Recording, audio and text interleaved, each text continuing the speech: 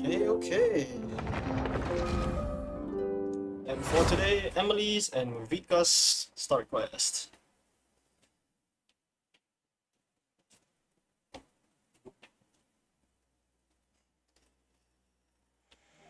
Still don't quite understand Emilie's whole spiel, but oh well. Before that, just like you. Okay. Port Ormos for some reason. Yeah, when she first came out, I definitely mistook her for a Sumeru unit, so... Well...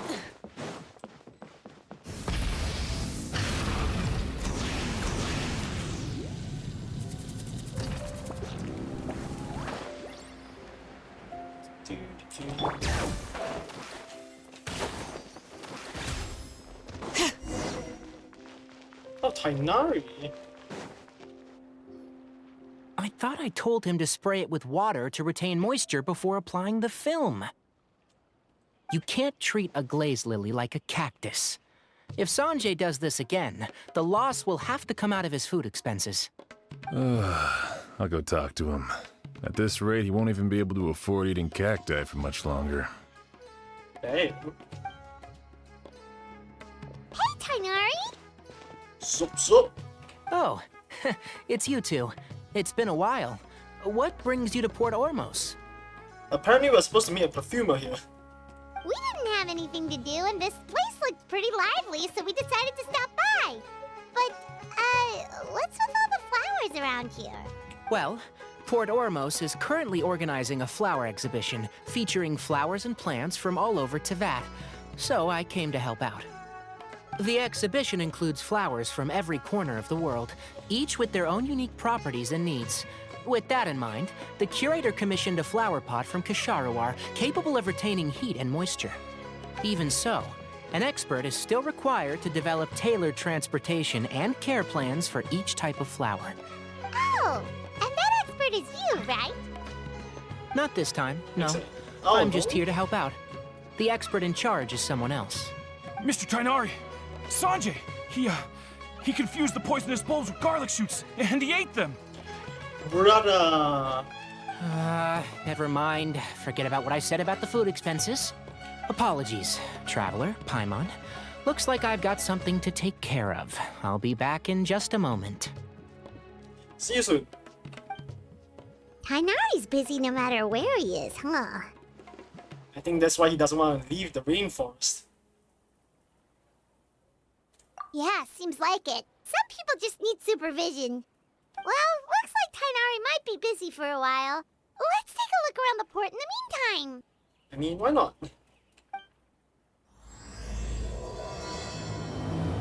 Damn, that's an ominous-ass title. Wow,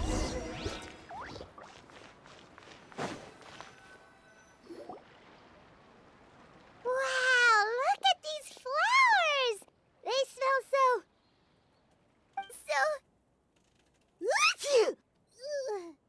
Allergic Paimon? Huh? That was not what I expected Emilie to sound like.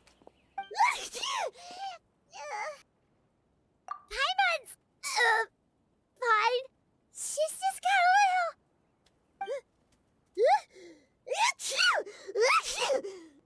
I think we should get out of here. For logical reasons. Rainbow roses, glaze lilies, and Cecilia's? No wonder. It's getting worse. Why?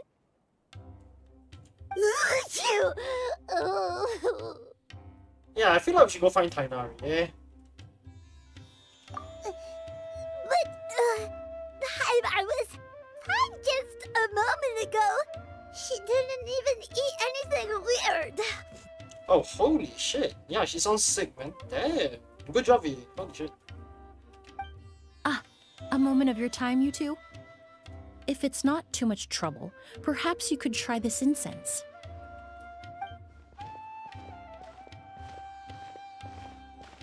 Incense? Oh, the scent is so nice! Wait! Hey! Whoa, that was fast! Paimon doesn't have to sneeze anymore! Think nothing of it. From your attire, I imagine you two aren't from Sumeru either. Aha. Seeing as we're both travelers from abroad, it's only right that we help each other out should the occasion arise. Oh, so you're here for the flower exhibition too? I suppose that's accurate. Oh, allow me to introduce myself. I'm Emilie, a perfumer from Fontaine. Paimon is Paimon. Thank you so much for your help just now. Oh, and this is... The Traveler, right? I've heard a lot about you from the Steambird. It's nice to finally put a face to the name. Have I? Have I heard a lot about Emilie? I feel like I haven't. What happened back there? Why did Paimon start sneezing all of a sudden? Have you ever heard of hay fever? Well, yeah. To put it simply, when inhaled, certain pollens can trigger abnormal physical reactions. Allergies? But Paimon has seen these kinds of flowers before and nothing weird happened then. Well, we're all different. The factors that can trigger a reaction to certain stimuli vary by person. In isolation, the effects of certain pollens may seem minimal, but inhaling various types at once can trigger a more overt reaction.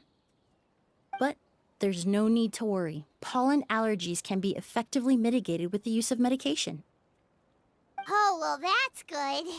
Traveler, Paimon, there you are. Is everything all right? Yeah, fine, I guess. I left in such a hurry, I forgot to warn you about all the pollen in the air. Hey, no problem. Emily? Ah, what a coincidence. Looks like my worry was misplaced then. The Traveler and Paimon are in good hands. It was nothing, really. We happened to run into each other shortly after my arrival, and I offered them a bit of help, that's all. I'm more curious as to why you thought the Traveler and Paimon were in danger. Allergies are highly unpredictable. If you were concerned the pollen might trigger a reaction, that must mean something similar has happened in the past. Oh, I remember this. Yeah, it's when we were going to the cave or something, right? Remember the first time we met? You fainted after inhaling Spirit Borneal. Yeah, remember that. So that was an allergic reaction. Aha. The Spirit Borneal didn't affect Paimon at all, and now she's the one suffering. It makes no sense. It's not really something you can make sense out of, Paimon. There are all kinds of allergies out there, caused by a variety of different factors. Some people are even allergic to almonds.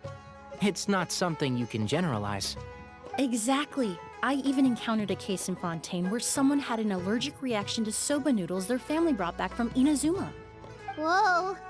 Good thing Paimon isn't allergic to anything delicious. In a manner of speaking, although you could say the patients I deal with are rather unusual. In addition to medicine, Emilie is also very knowledgeable about botany. She's taught me a lot about the native flora around Fontaine. And that's where my expertise ends, I'm afraid. When it comes to breadth of knowledge, Tighnari certainly comes out on top. Makes sense. A flower expert? Oh, Paimon's got it! You must be the expert Tighnari mentioned, the one in charge of the exhibition! Wrong again, I'm afraid. Well, I did come for the exhibition, but only to inquire about the Auguste variety. I'm not involved in any official capacity. Oh, interesting. Okay. Oh, Paimon was sure she got it right this time. A boost? It's a kind of flower that was once popular in Fontaine. The perfume made from it also bears the same name, Auguste. Auguste, huh? That's not a name you hear often nowadays. In an ancient language, the word is said to mean sacred or noble. It's sometimes used as a name for people as well. Ah, that reminds me. Are you familiar with a historical event in Fontaine known as Perfume Mania? What's that? Perfume Mania was an event that occurred in Fontaine nearly 20 years ago. It all started when several merchants released their own lines of high-end, expensive perfumes, marketing them as must-have luxury products, the very symbol of elegance itself. No one anticipated the absolute frenzy this would create on the market. causing the price of perfumes to skyrocket.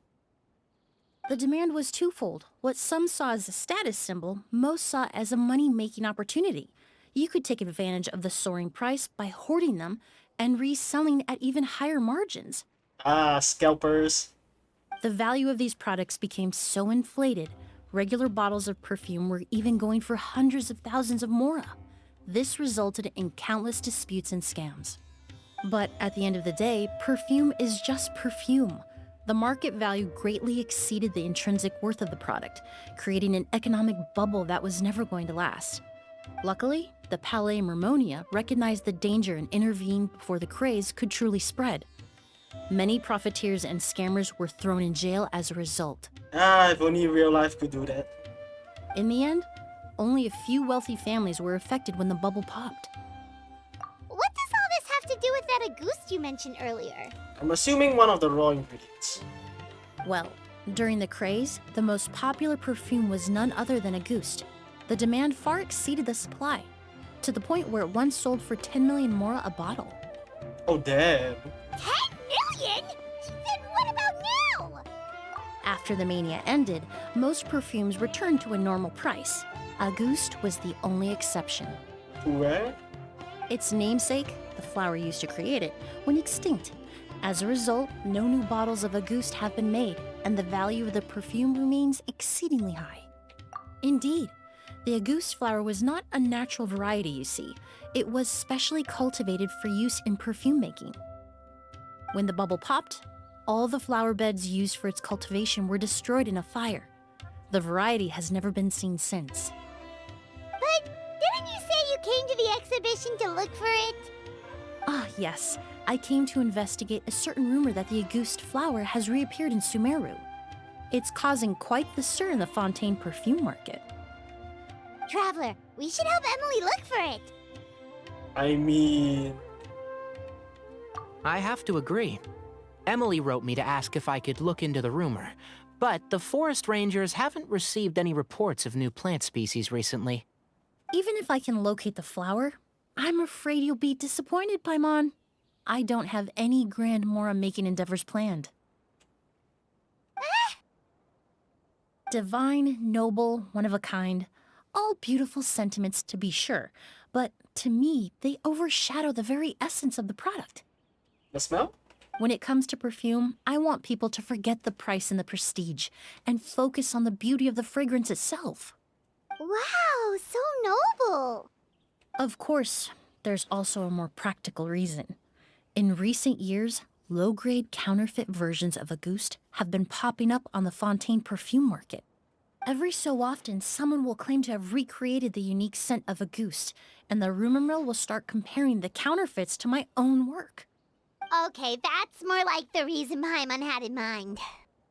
Wait, she said something in there. Auguste is her own work.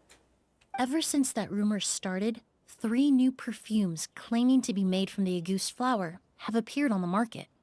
If I can dispel the fanaticism surrounding Auguste, even just by proving the rumor to be false, Fontaine's perfume market can finally start to get back to normal. Then I'll be free from all the stories and added meaning and just focus on making what I like. That makes sense.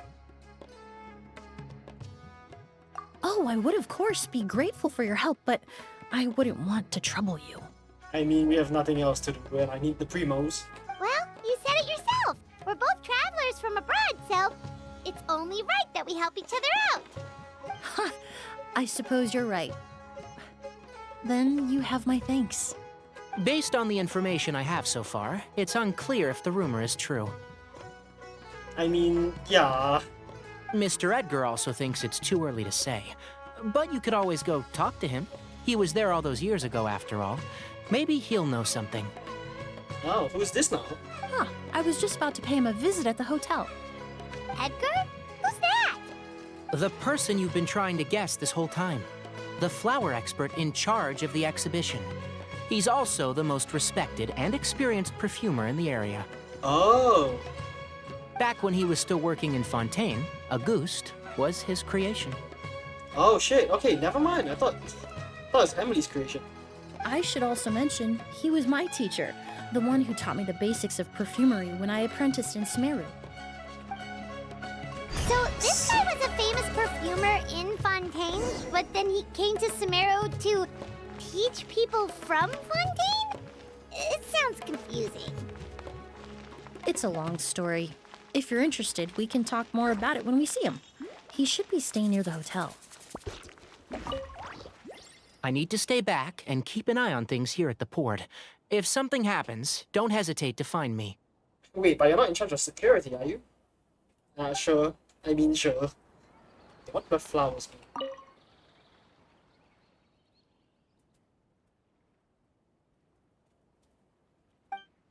mean? Okay. I mean... Let's go, yoink.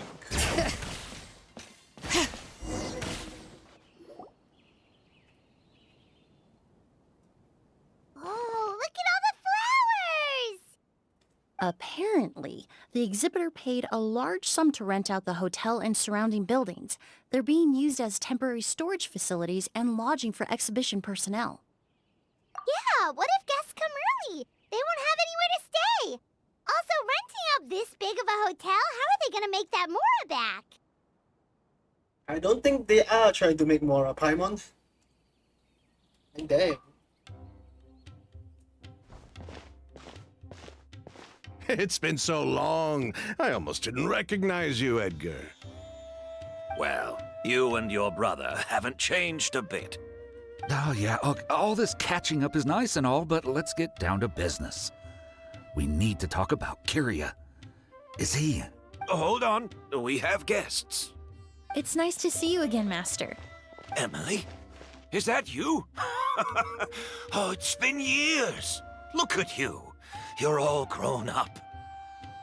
I've heard you've become quite the famous perfumer in Fontaine. It would seem the student has surpassed the master. Oh, well, it's all thanks to your mentorship. Ah, hardly. I taught you the basics. Hearing you call me master, well, I'm not sure I'm deserving of that title. I've taught many students here in Sumeru over the years, but I've yet to see one turn out quite as accomplished as you.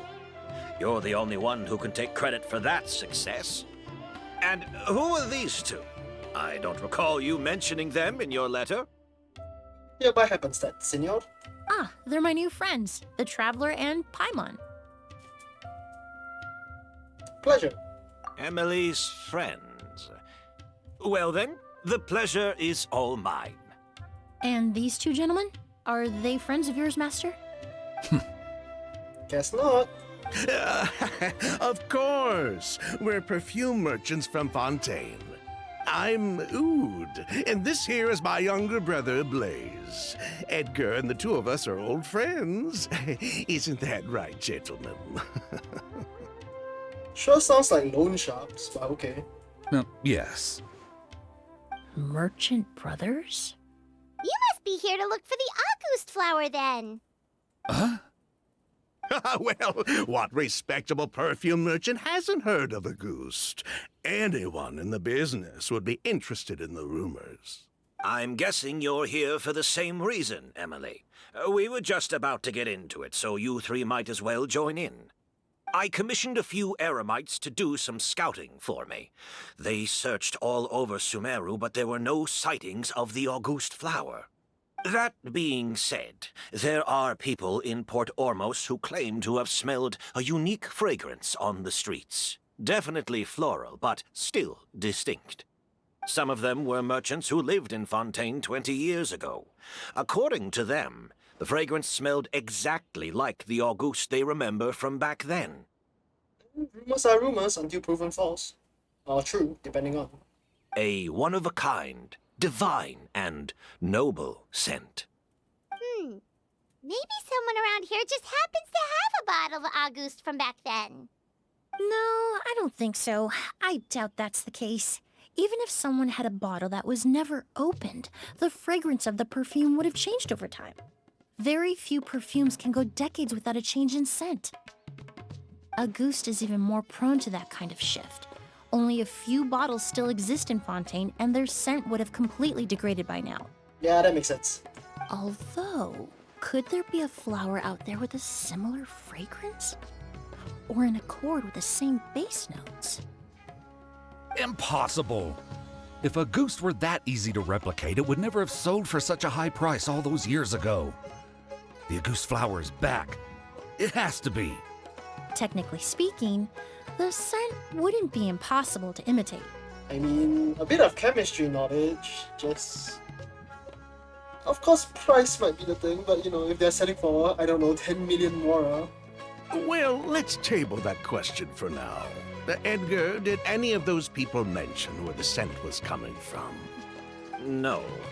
By the time they realized they had smelled something, the scent was already gone. If I hadn't asked about it, they probably wouldn't have given the experience a second thought. Compared to things we see and hear, smells can be much easier to overlook. It almost sounds like someone wearing their goose fragrance passed them on the street. Wait, are you saying... Just thinking out loud. Don't pay me any mind.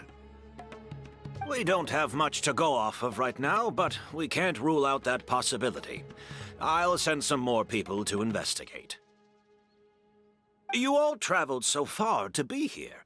Why don't you rest in the hotel for a bit? Oud, Blaze, this is the key to your room. Ooh, you've got the keys to the rooms? Do we get free lodging too? My apologies. All the rooms in the hotel are accounted for, I'm afraid. Most are being used for storage ahead of the exhibition, you see. I managed to tidy up one of the rooms for these two at the last minute, but by the time Emilie wrote to me, there was no more space left for her to stay. Aha. Oh, and we just showed up out of the blue. Guess that means there's definitely no space for us. I should have been more considerate. Here I am with an entire hotel at my disposal and no place to offer you to stay, even after you made the trip all the way to Sumeru. Don't worry, Master. I can sleep on the boat tonight. Or I could even camp in the wild. It would give me the opportunity to collect some plant specimens while I'm here in Sumeru. Even better. Although, would it be possible for me to leave some of my luggage here? It would be rather cumbersome to take it camping. It shouldn't take up too much space. Well, about that...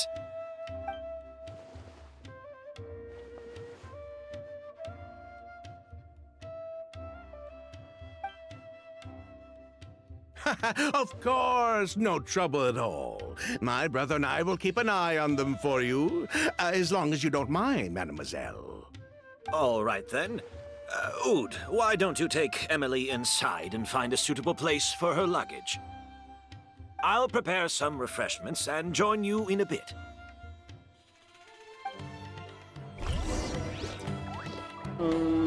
Sauce. I'm sorry I couldn't offer you a room. It's all right, Master. I know it was sudden. I'll be sure to make it up to you with a nice cup of tea. Cup of tea. Risley's best friend.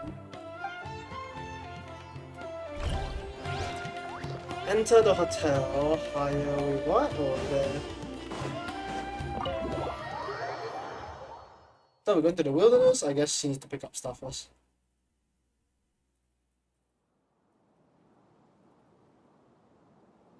Whoa, the smell of flowers is so strong. Didn't Edgar say he tidied up around here? There's still so many flowers. Hyman took a peek through the window earlier and his house was packed with flowers. Looks like this exhibition is gonna be huge. No, that's a florist thing. We work closely with the essential oils of various plants. But to maintain a sharp sense of smell, most perfumers prefer to keep their homes free of strong odors. Fair? Oh, guess there's just too much to store for the exhibition then.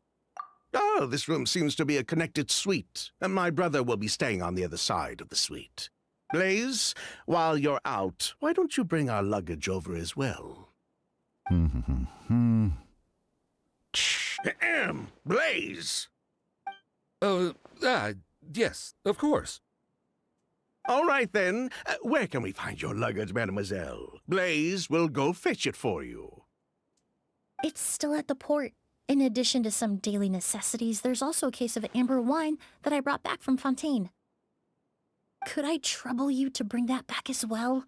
It would be the perfect way to repay you for your hospitality.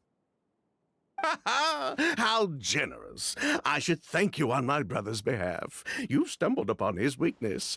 He's aloof about most things, but alcohol is his one true love.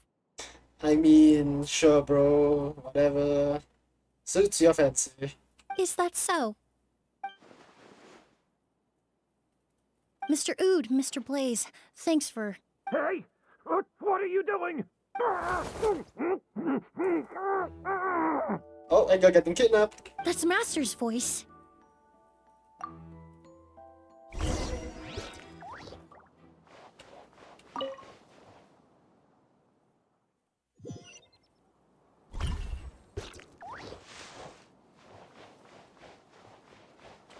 Nothing sus. Okay.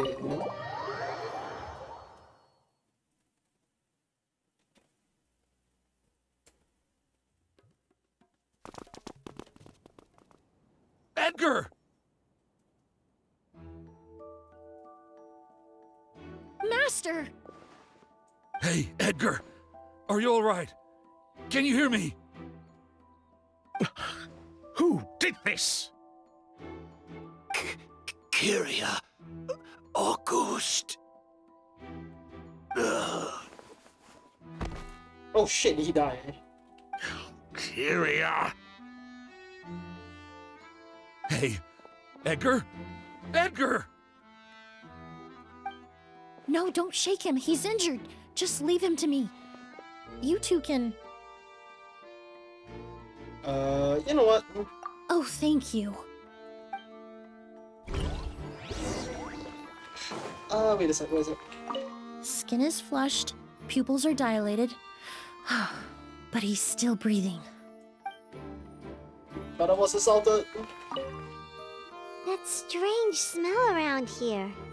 Is it coming from this bottle?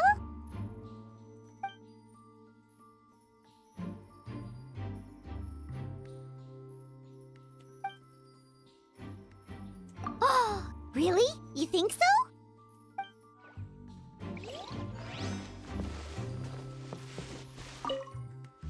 Do you think whoever did this was hiding in the flowers before they attacked Edgar?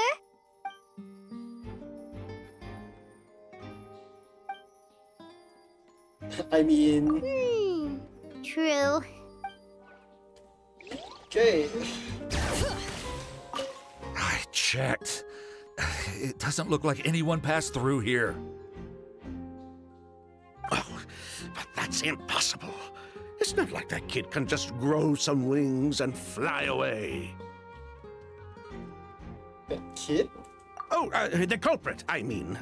It's not like the culprit could have just disappeared into thin air.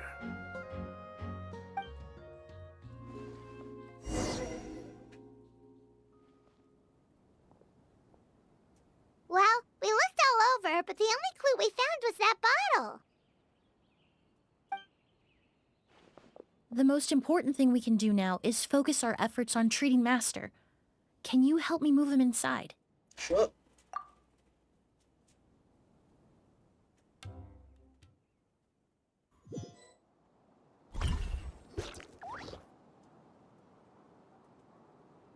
So, how's he doing? When I administered emergency treatment, I discovered a residue in his nose and mouth. Master was most likely forced to ingest a certain liquid. He's still unconscious, and inducing vomiting could obstruct his airways. We'll have to look into other clues for now. Ah, yes. The scent is the same, but the chemical composition is still unclear. We'll have to do further tests to determine if it's the same liquid, and how toxic it is to the human body. But first, I do believe there are two people who could shed some light on the situation. Mr. Sylvain, Mr. Lucien. Wait, you know... Hey! Were you talking to us, mademoiselle? I'm afraid we'd never heard of those names before. Before arriving in Sumeru, I asked a friend from the Special Patrol to look into the creators of Auguste. There were 4 people in total. The perfumer, Edgar, the one thrust into the limelight, and 3 others. A researcher from Sumeru responsible for cultivating the Auguste flower, and 2 merchant brothers responsible for promoting the product on the market. The 2 brothers capitalized on the mythos surrounding Auguste.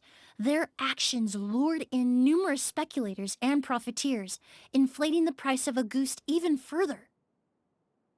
In the end, they were sent to the Fortress of Meripede for falsifying their accounts and destabilizing the market. If you do the math, they should be out of prison by now. Mean smart.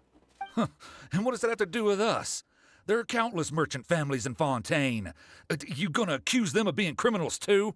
Every time your brother called you Blaze, it took you several seconds to respond. But when I called you Lucien just now, the name registered immediately.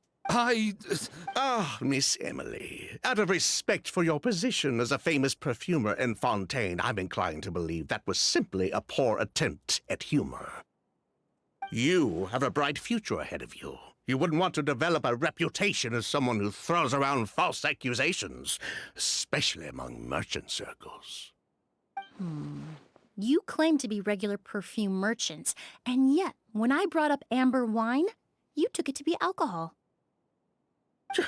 What? Uh-oh.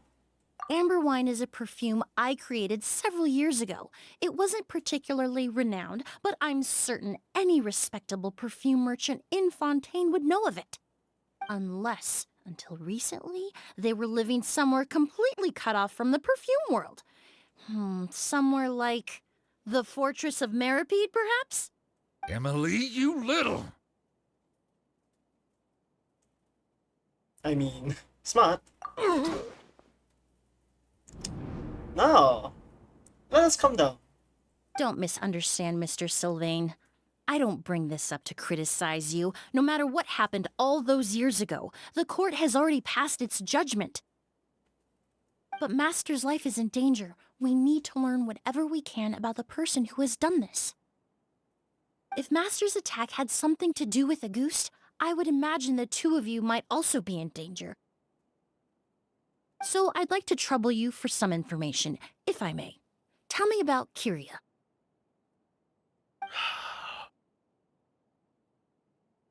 Fine, as you wish. Sylvain!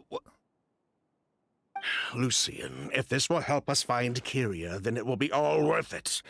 Besides, we've already told most of the stuff to the Maison Orderly anyway. You were right, Miss Emilie. There were 4 of us at the beginning. Myself, Lucien, Edgar, and the researcher from Sumeru in charge of flower cultivation, Vijava. Sometime down the road, the Marechaussee Phantom came knocking, saddled us with a list of accusations, and started looking into our books. Oh, they did their meddling, and my brother Edgar and I were forced to serve time in the fortress as a result. Sounds like he's still upset about that. Wait, then how did Edgar end up in Sumeru? Master was convicted as an accomplice, so he only had to serve a few years. He decided to move to Sumeru so that he could put those events behind him. Still, Master was depressed for a long time after that. He stopped making new perfumes and focused on introducing students to the craft instead.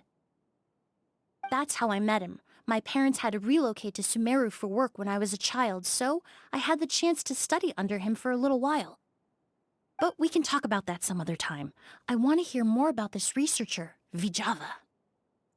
Java. I like that name, man. Sounds cool. Java.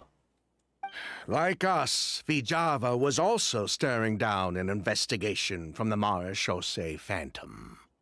But before the Phantom showed up at her door, she set all the flower beds on fire, along with much of the mora we managed to earn.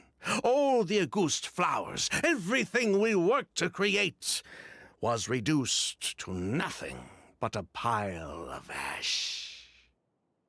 But destroying all that evidence, wouldn't that make things worse for her? It didn't matter at that point, because she died in the fire as well.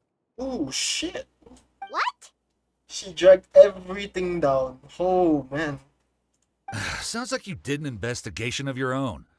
Why even ask us if you knew all of this already? The name wasn't mentioned in any of the files I reviewed either, but you two seem quite familiar with him.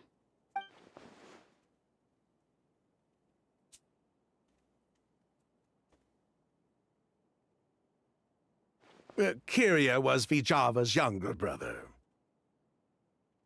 He was just a clueless kid back then. Somewhere in his teens, I think. He helped his sister with her work sometimes, but that was pretty much it.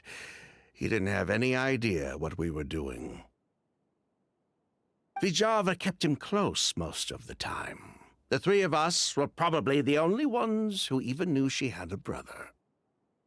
After our operation was compromised, he disappeared. There were no signs of him until recently, when people started saying the August flower had reappeared in Sumeru. So, you think Kyria took something with him back then? Something that allowed him to reproduce the August flower? Vijava doted on the kid like you wouldn't believe. She even told us to give her cut to her brother if anything happened to her. If she left something behind before she died, believe me, Kyria's the one that has it. And judging by the liquid in that bottle, the August flower wasn't the only thing he reproduced. He managed to replicate the perfume itself. But I'm assuming only the fragrance, because it looked like Edgar fainted because he tried it. Might be toxic. So the liquid Edgar was forced to ingest really was August. Wait, does that mean August is poison? Poison? No. Of course not. No perfume is meant to be ingested. Even small amounts can be dangerous, let alone ingesting a whole bottle at once. If August could be considered a poison, we wouldn't have even sold half a bottle back then. Edgar fell unconscious because Kyria forced him to drink perfume. It just happened to be August.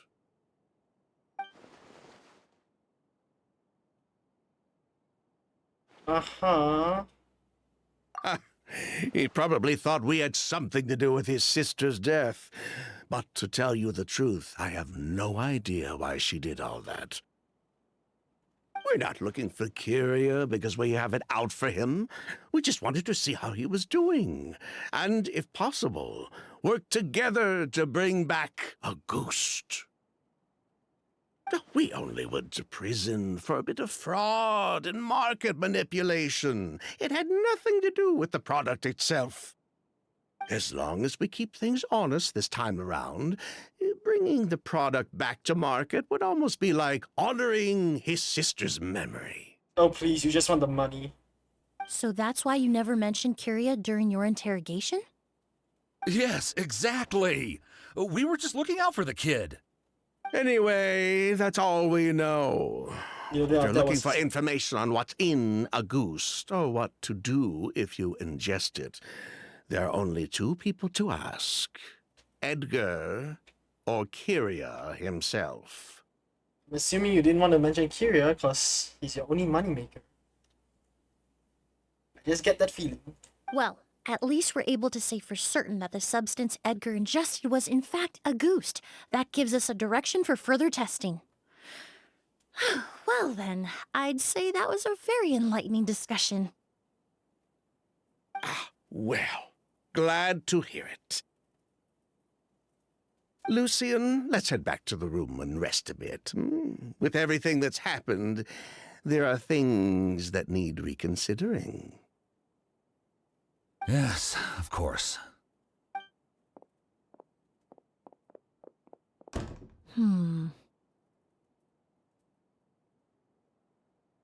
They're still hiding something, obviously. You think so too? That does seem to be the case. Pity we don't have more evidence. But based on Sylvain's tone of voice just now, I suspect further questioning will only result in more made-up answers. The way you exposed them like that, just based on a hunch, that was genius! Oh, right! Earlier you said you were only sort of a doctor, and that your patients were unusual. Oh yes, that's because most of the patients I encounter are already dead. What? So you're a forensic doctor?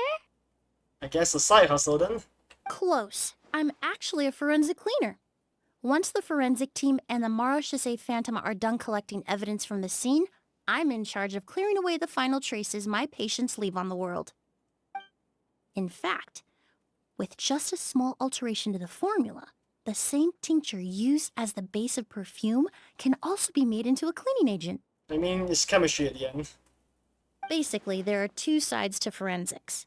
Those who collect evidence to expose the truth, and those who clean up the smells, bloodstains, and other substances left behind at the scene. I've learned a lot in my line of work, and I've witnessed a lot of death. But this time, we may still save the patient. Actually, Traveler, could I trouble you to report back to Tainari and the officers at Port Ormos? We should update them on the situation. Will do. I'll stay here and continue to look after Master. Now that we have a sample of Auguste, I'm hoping further analysis won't be too difficult. Yeah, it will never be easy though. Master looks a lot older than when I last saw him. I just hope he can hold on. Talk to Tainari. Okay, exit first.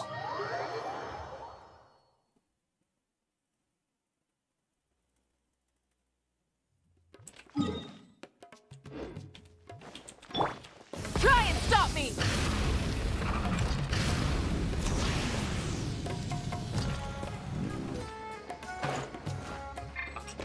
Bring it! Hey. Whoa, why the rush? Yes, something happened. What? Edgar was attacked?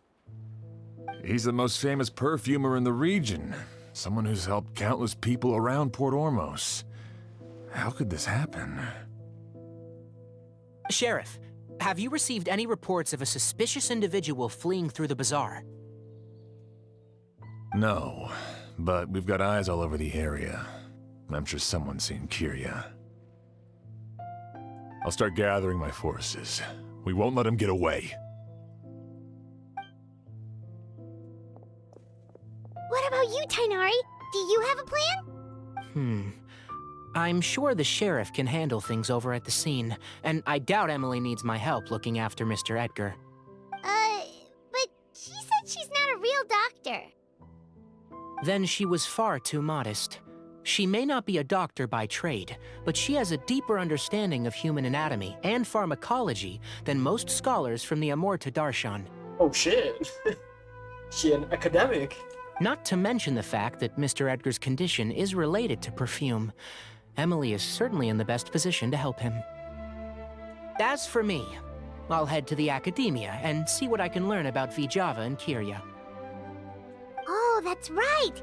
Vijava was supposed to be a scholar from Sumeru. Do you recognize the name? From Emilie's letter, certainly, but that was the first time I'd heard of it. The academia produces a lot of scholars, and there are plenty of graduates who choose to pursue a career outside their darshan. I didn't have time to look into it earlier, but now it seems like Vijava's past could be critical to getting to the bottom of what happened to Mr. Edgar. I have friends in Sumeru City that can help me investigate. With any luck, we'll have news to share by tomorrow. I'm assuming Sino? I'll leave you and Emilie to watch over things here in Port Ormos. Okay then. Let's wait till tomorrow, I guess. 2-7.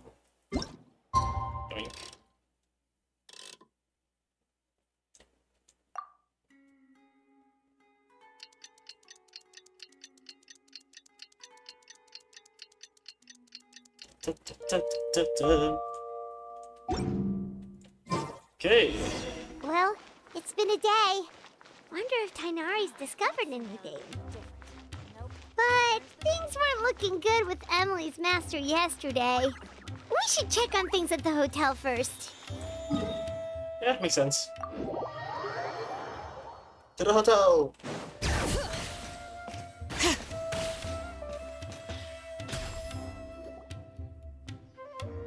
Emily. Emily! How's that going? No longer in critical condition, thankfully. He's still very weak, but with a bit more rest, he should regain consciousness soon. My chemical analysis of a goose also went smoothly, although it certainly raised some questions. Explain. I was able to identify the components that give the substance its fragrance, but I also noticed an abnormal trace of elemental energy in the sample. Oh. Elemental energy? Hard to say. It was such a minute amount, proportionally speaking, like mixing a single drop of perfume into the ocean. I had to use one of the newest tests developed in recent years to even detect the traces present in the sample. Unless you were abnormally sensitive to elemental energy, I doubt it would have any effect, even if you use the product every day for 10 years. As for whether Master's condition was caused by the elemental energy present in the sample or some other component of the perfume, it's still too early to say. I mean, yeah. Oh, that reminds Paimon. Did Tighnari come and find you? Maybe we... I received a message from him last night, but I haven't heard anything since. The message said he was looking into some information at the academia. Oh yeah, he told us about that too. Oh, Paimon thought he might have stopped by to see you first. Excuse me? Is Miss Emily here? Oh, Connie! Oh, perfect! Familiar faces! Traveler, Paimon, you're here too! Indeed we are.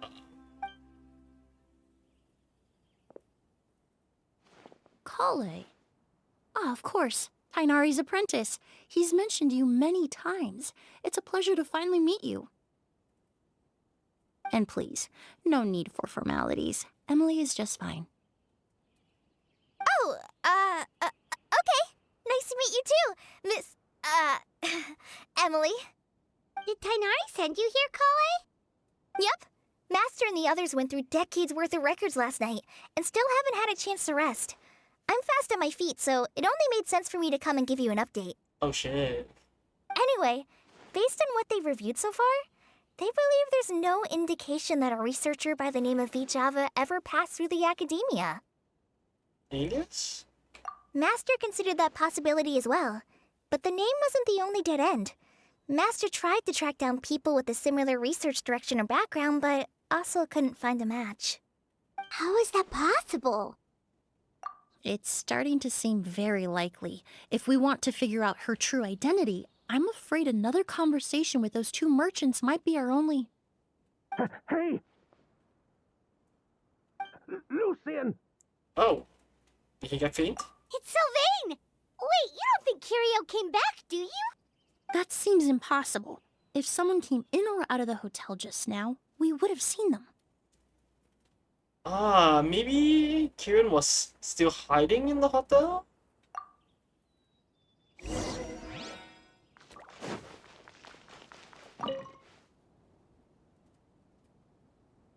It's locked?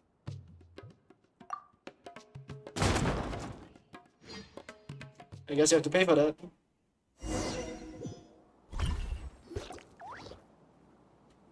Lucian! Lucian! Come on! Wake up! Is this another death that will happen?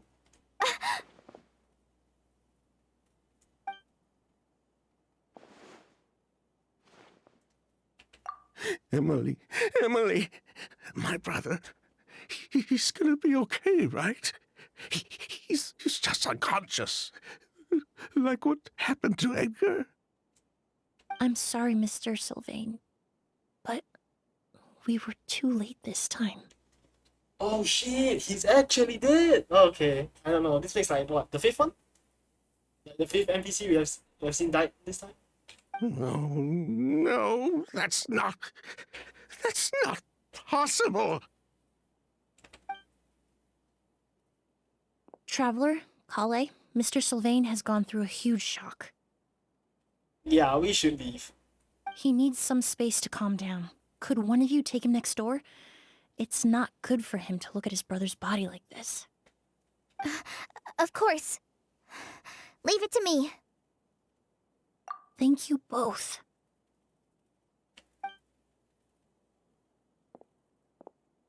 Mr. Sylvain, let's get you up. Here, take my hand.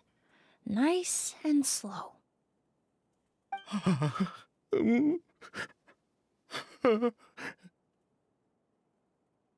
We'll take things from here. Just focus on getting some rest. Here, this way.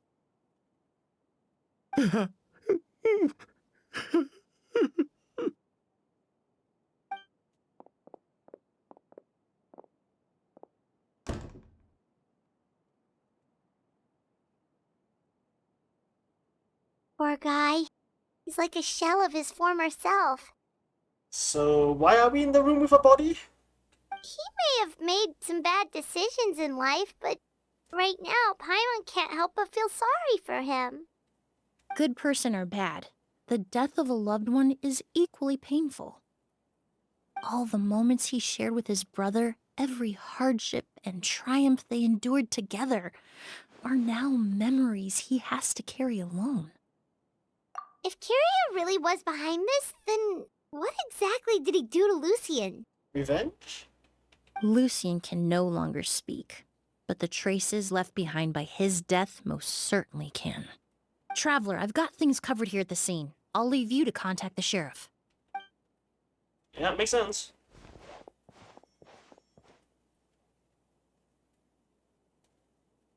Who would have thought? Yesterday's case is still up in the air, and now this happens. Miss Emilie, I heard you're an experienced forensic doctor. Have you been able to discover anything? Oh, I'm not actually a forensic doctor. I just happen to have some relevant knowledge. I did take a look, though. Judging by the temperature and rigidity of the body, it appears the time of death was sometime last night. I'd have to do a more thorough investigation to find out more. Then, would you mind helping us investigate? Before he left, Tainari said we could trust your judgment if something like this were to happen. Wait, Tainari expected a death? Of course, I appreciate your trust. Many of the traces left behind at the scene will fade with time, so the sooner we investigate, the better. We'll help too. We don't know much about dead bodies, but you can leave the other clues to us. I mean...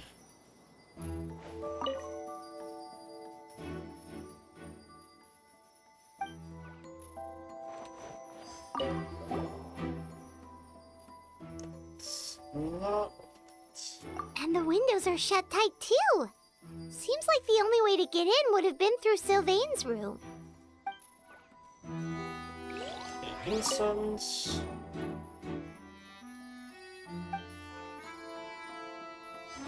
The incense is suspicious.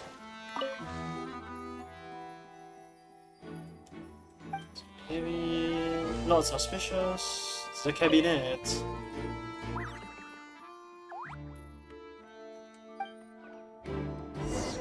Well, looks like we've investigated as much as we can. Let's go report back to Emilie and Shiam.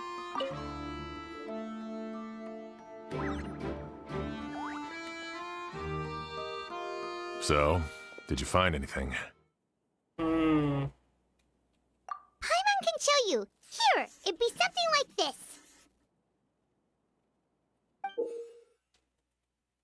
But entering through the room next door without alerting Sylvain... Wait, you don't think Sylvain could have been the one who... Well, can't rule him out as a suspect, I guess. No, his reaction to the loss of his brother seemed genuine, and he doesn't have a motive. Then, what could have happened last night? I know Sylvain is still in shock, but he's our only available witness. We have to take his statement. Huh. He might be poisoned. I agree. Also, I've made some new discoveries, so we might as well head next door and go through everything together. A locked murder mystery.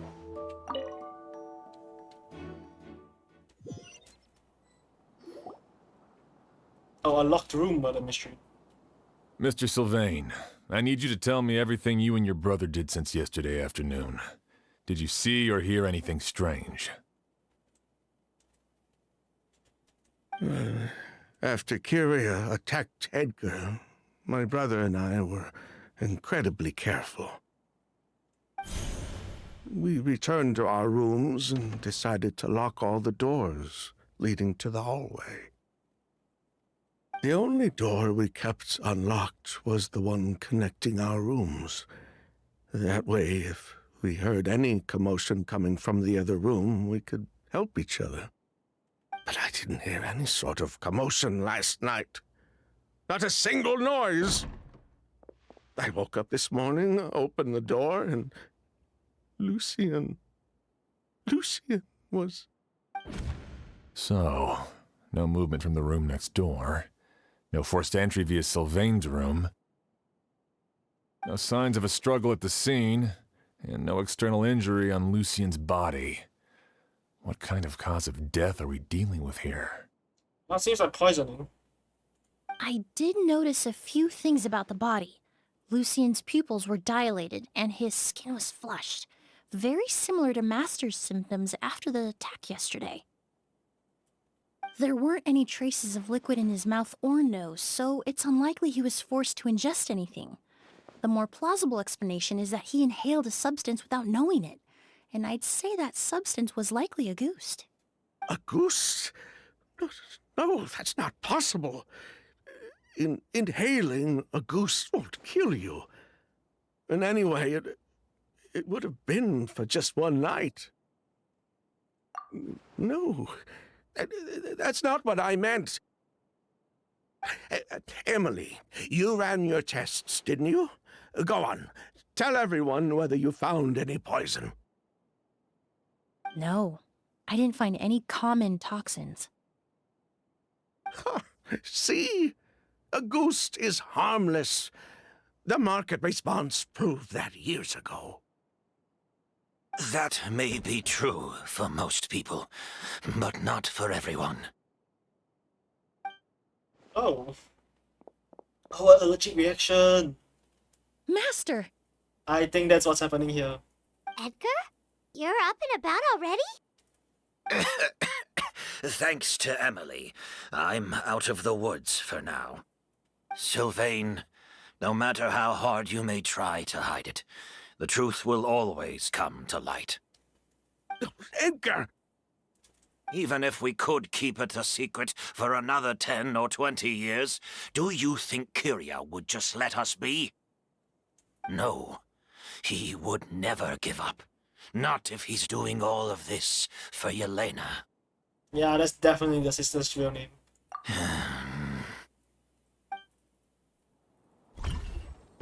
That's Vijava's real name.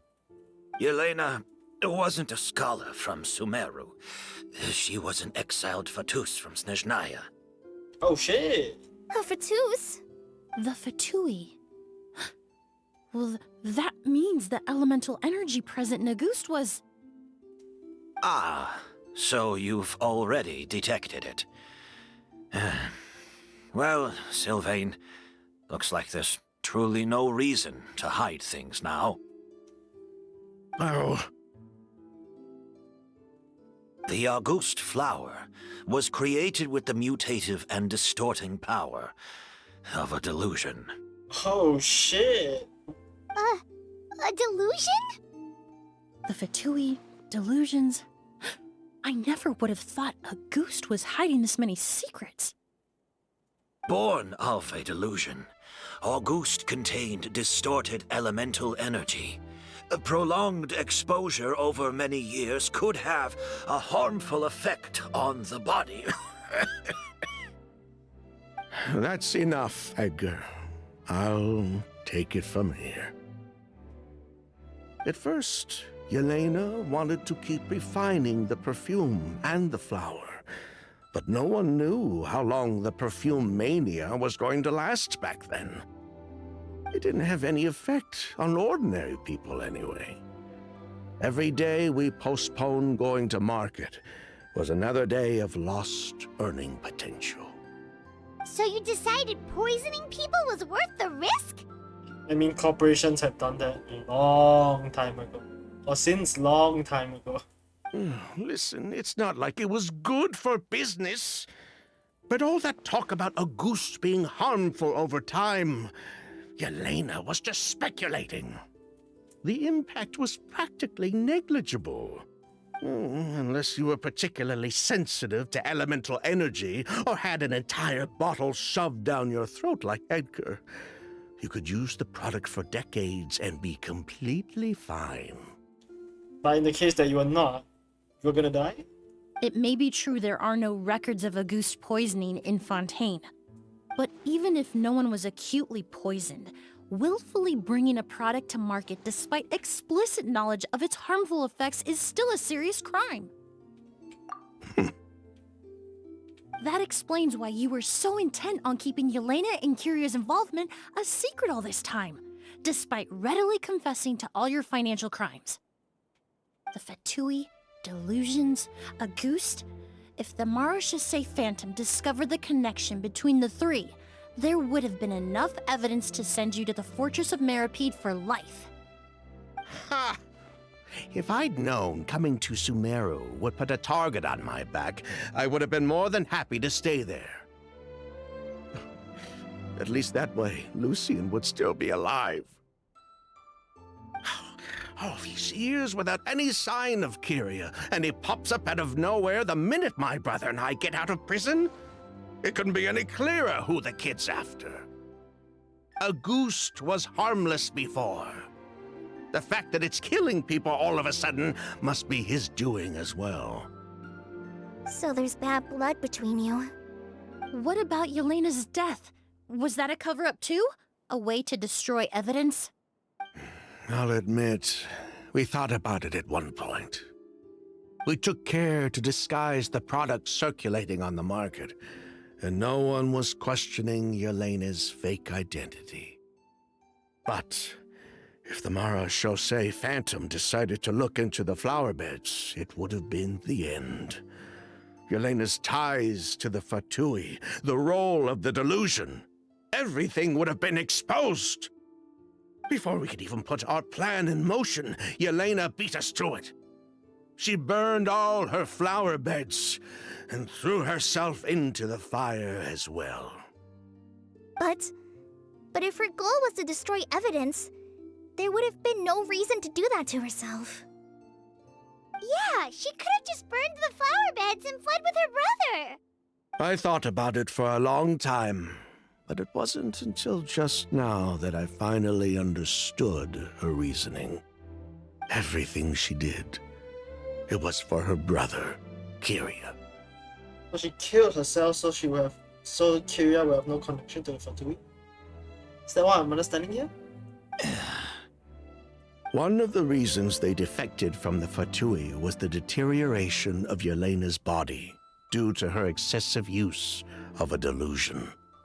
She didn't want her brother to follow in her footsteps after her death. After arriving in Fontaine, Yelena continued using the delusion to cultivate the Auguste flower, weakening her body even further. There were times when she couldn't even walk. So she couldn't flee with her brother because she was afraid of holding him back. If her true identity was exposed, she and her brother would face pressure from both Snezhnaya and Fontaine. Yeah, fair. The Auguste flower and Yelena's own corroded body both bore the mark of a delusion. There would have been no way to avoid suspicion. So, in the end, she burnt it all to ash, including herself. With all the evidence erased, Kyria was free to take the Mora and run. So the wealth you earned from Auguste, it wasn't destroyed in the fire. Yelena gave it to her brother? Most likely. Before Yelena died, she said if anything happened to her, she was going to leave everything to her brother. We just didn't realize she meant our cut as well. That's why Lucian and I were searching for Kyria, to take back Armora and the August flower. We just didn't realize Kyria was baiting us the whole time.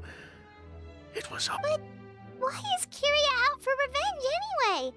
Doesn't he know about Yelena's decision to sacrifice herself? I don't think he knew his sister was nearing death. Yelena always wore heavy makeup around him to conceal her deteriorating appearance. She kept herself busy with work to keep out of sight. That way her brother wouldn't notice how she could barely walk. Then all I'll need to do is tell Kyria what really happened, and then he'll give up on his revenge. Really? You think that will help? I'm not so sure. Even if he knew the truth, he'd still find someone to blame.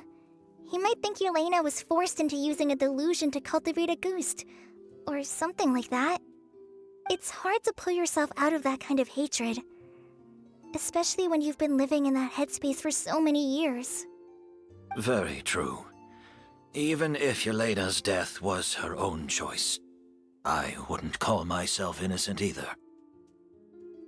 Edgar, what are you talking about? Think about it, Sylvain.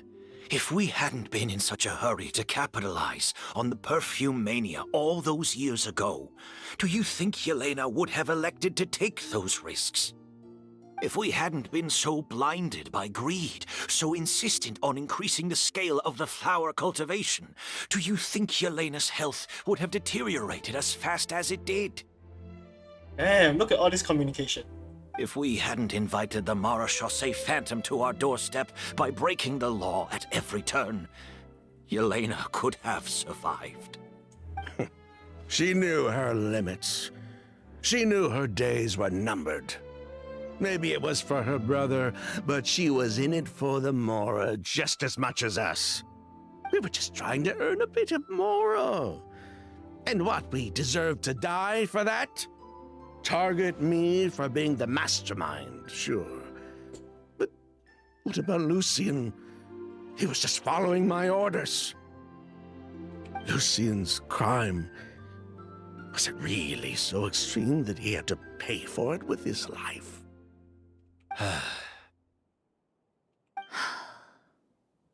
The only person that can answer that question is a judge. I don't find what's so funny. Fine. I've said my piece anyway. Drag me back to Fontaine to stand trial. I don't care.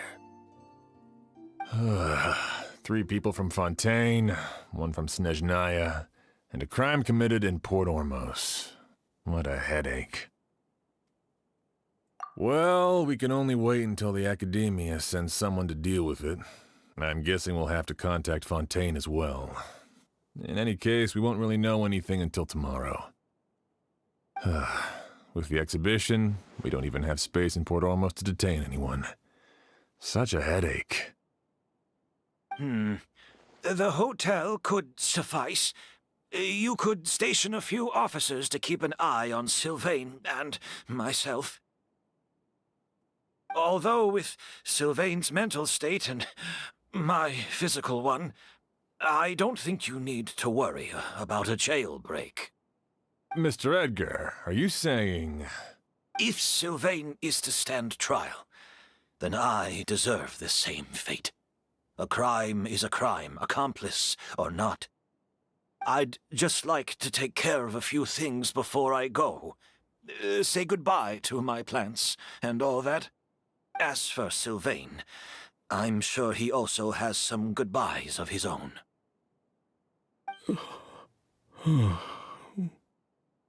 He's still grieving. Yeah, obviously. Would you be willing to grant that request, Sheriff? Well, all right. I'll talk to the Academia. No matter who you were in Fontaine or what crimes you committed.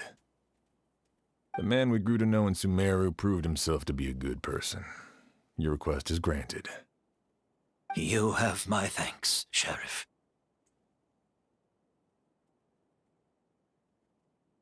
happen tonight? Oh, you mean the possibility that Kyria might try to finish what he started? Oh, definitely, bro. Yeah, all we know is that he uses a goose to poison people, but we still have no idea how to catch him in the act. If he targets Sylvain or Edgar again, we might not be able to stop him. That may be true, but what if we can take advantage of his desperation? Explain.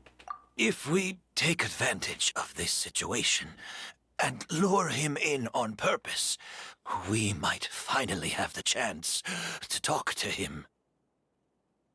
Master, no. That's too dangerous. Ha!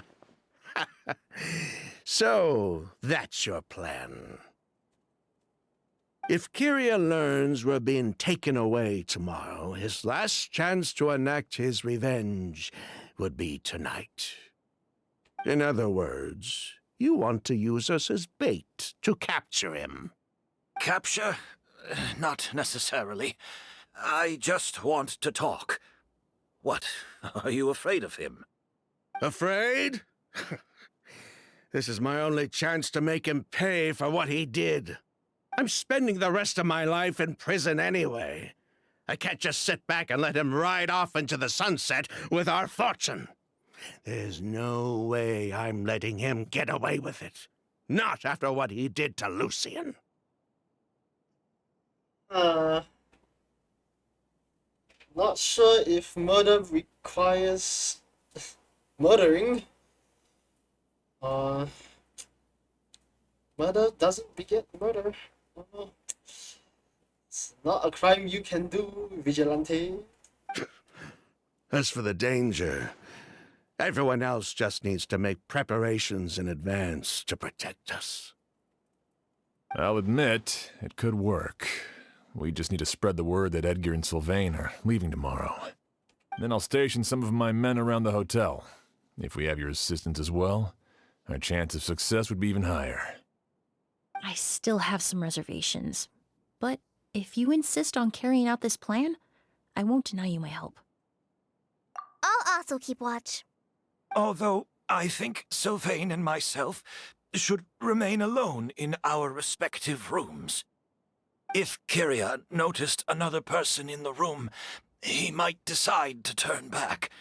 And besides, it's possible he's already transformed Auguste into a potent toxic gas. You mean if he doesn't see a way to get his hands on the two of you, he might get so desperate that he'll just start using Auguste on everybody? Oh, shit. If that were to happen, everyone standing guard, even the innocent citizens in Port Ormos would all be in danger. Damn, that's terrorism. That's why everyone else needs to keep to the shadows. I don't think Edgar is making pass today. You're still recovering. You need to rest. You sound like you're dying, sir. This old pack of bones doesn't bounce back like it used to. I suppose I'll just have to leave the rest to you. All right, we can figure out a plan to keep watch later. Right now, I say we split up, start spreading that information before it's too late.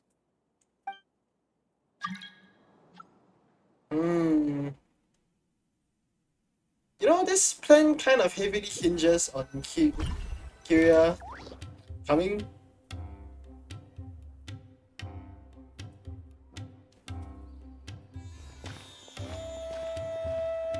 You know, he might not come. Have you heard? Mr. Edgar's been detained. He's being taken away tomorrow.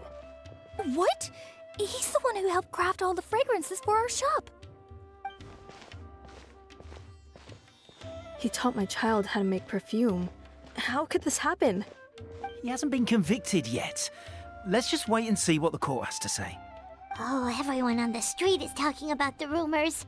No matter where Kyria is hiding, he must have heard them by now. Let's head back to the hotel and take a break. We can see how the other preparations are going while we're at it.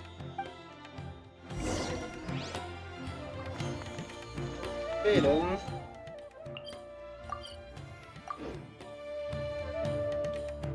What's the name of this quest? Middle note, blood due.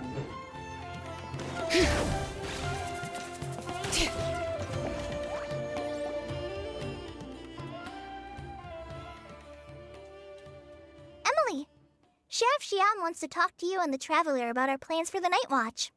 Thank you, Kale. But first, here, I prepared a kind of herbal tea that helps calm the spirit. Why don't you have some? Oh, that's very kind of you, but I'm okay. Oh, it's not good to be so tense, especially when we've got a long night ahead of us. I don't mean to put you on the spot, but I couldn't help but notice that something seems to be on your mind. Was it that obvious? You seem very preoccupied with Kiria's revenge. If there's anything you want to talk about, I'm happy to listen. Oh,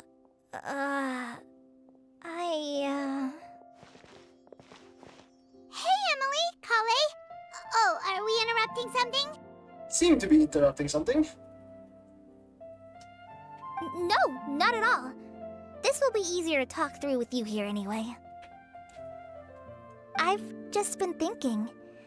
If Kiria has the capacity to commit murder while remaining completely undetected, why didn't he target Sylvain along with Lucien last night?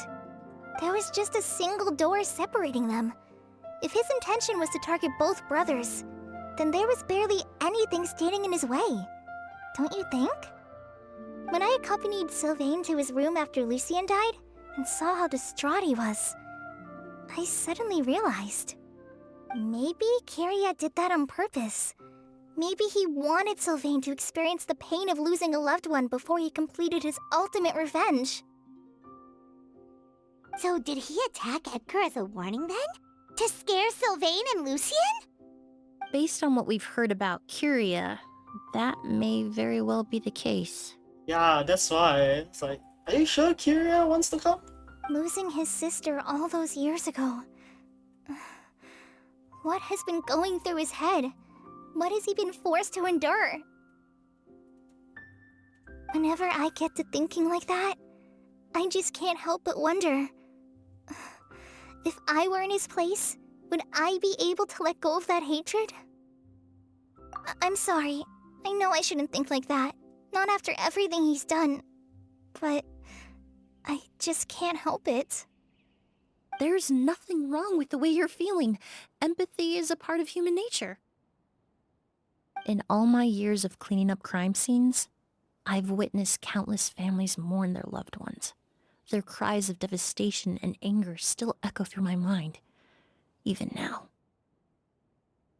Some of them even try to stop me, begging me not to erase the last remnants of their loved ones. But getting swept up in those emotions will corrupt your judgment. Surround yourself with fragrance for too long, and your sense of smell will become dull. Allow yourself to be consumed by your emotions, and you lose the ability to think rationally. So while you hold on to that sense of empathy, you also need to ask yourself, do Sylvain and Lucien really deserve to die? How much did they truly know about the Fatui and the delusion? Did they force Yelena to make those decisions?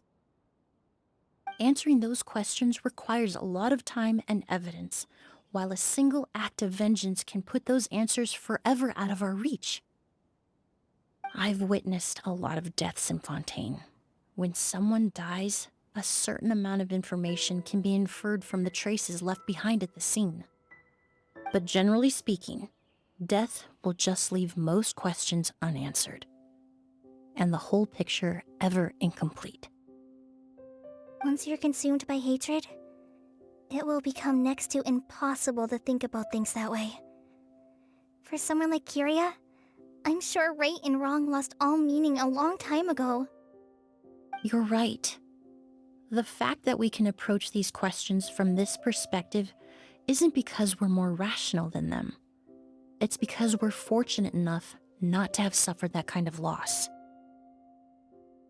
But that also makes us perfectly positioned to stand on the outside and try to pull them back from the brink before it's too late. I understand Kiria's decision, but I still want to stop him. Master, Sylvain, and Kyria. They all deserve to survive. Huh. The fortunate and the unfortunate.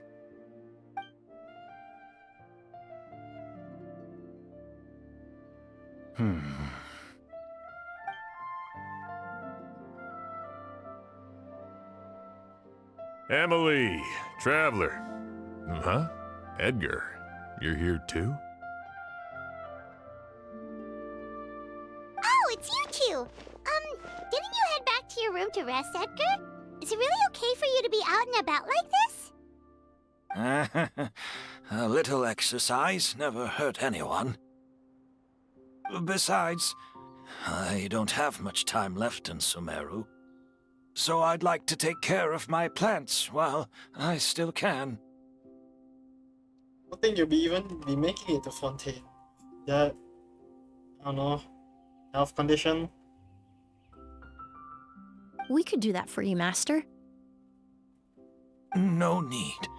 I've grown attached to these flowers, and this is my last chance to say goodbye. Come tomorrow, I'll be happy to entrust their care to you. I would imagine Sheriff Sham is here for a more important reason. The Night Watch! You mentioned earlier that we still need to confirm our plans. That's right. I've stationed some of my men around the surrounding area, but we still don't have anyone standing guard next to Sylvain's room. Exactly. After some discussion, we concluded that Sylvain has the highest risk of being attacked next. You're the most skilled fighter here, Traveler.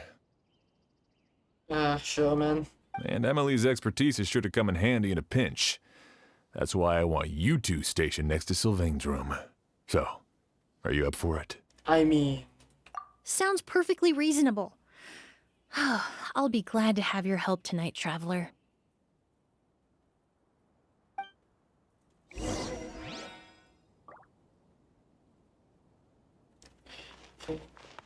Over there, I guess. Well then. See. Does he arrive? Shouldn't you be standing guard in the room next door? I would hate for Kyria to notice you here, an abandoned ship.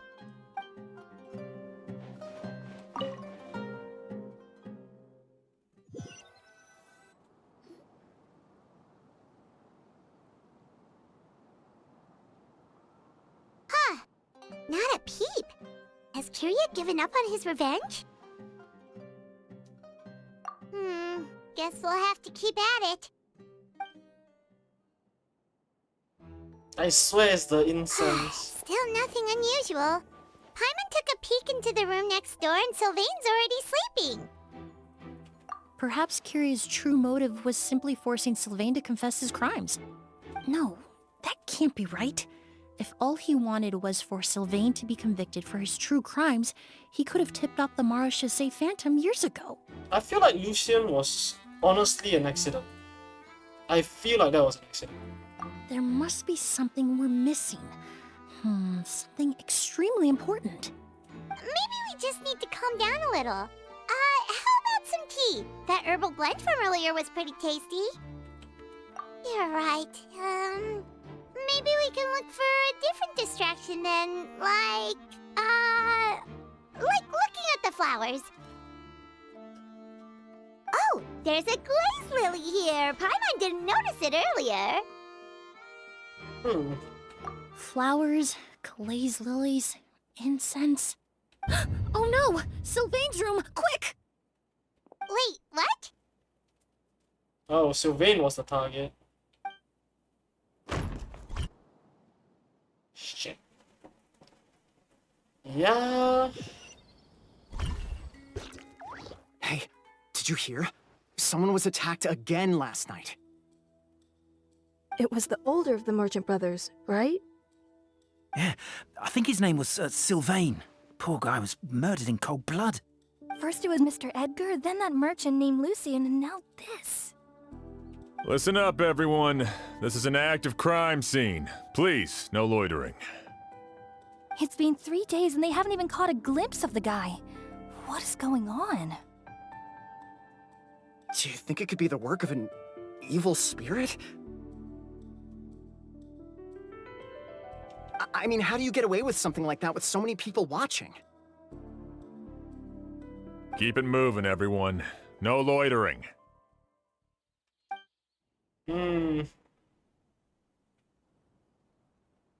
So Vin died.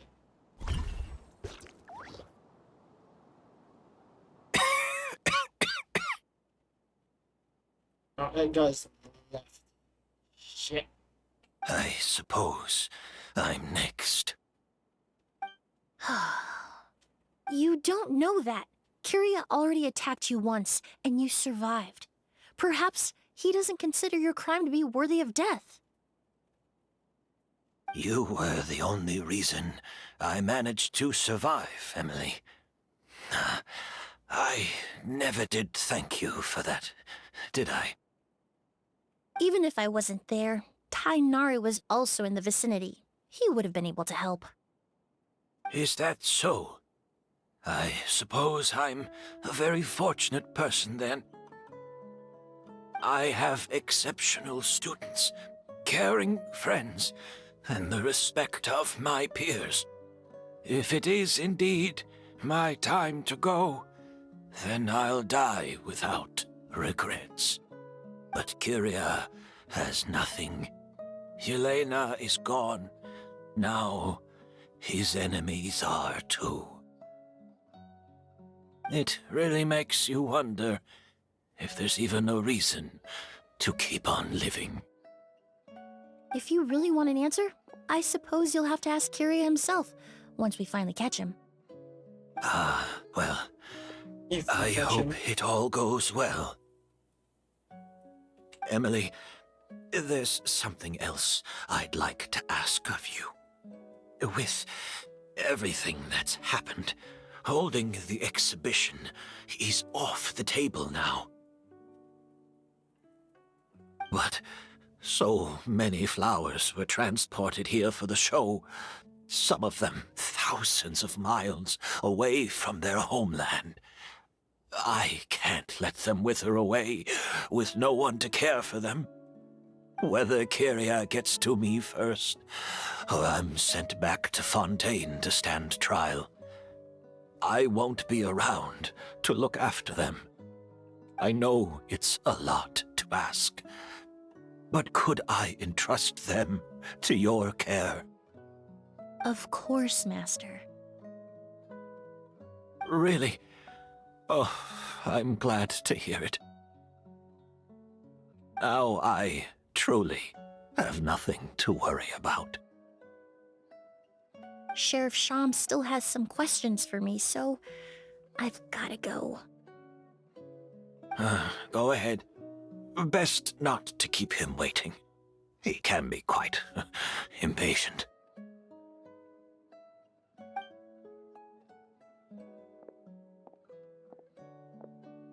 I'm sorry, Master.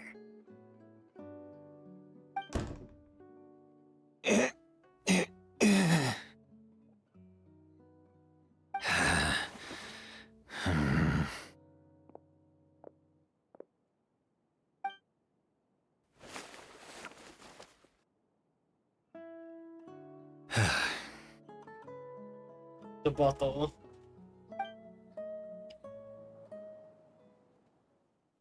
Wow, another all-nighter. Paimon sure hopes Emily's plan will go well. Oh, Oh, wait. No. Emily still isn't back. I hope she didn't run into any trouble. Yeah, that's true. Traveler, I had my men start spreading the information you requested. The crowd is gone now too, but I have to admit, I'm not really sure what's going on. After listening to Emily's plan, I started getting the materials together and arranging personnel. I barely had a second to spare last night. Thank you, man. To be honest, I'm still not sure how the crime was committed that night. The key clue was right in front of us the entire time! Let's go! We'll show you where the culprit hid a goose.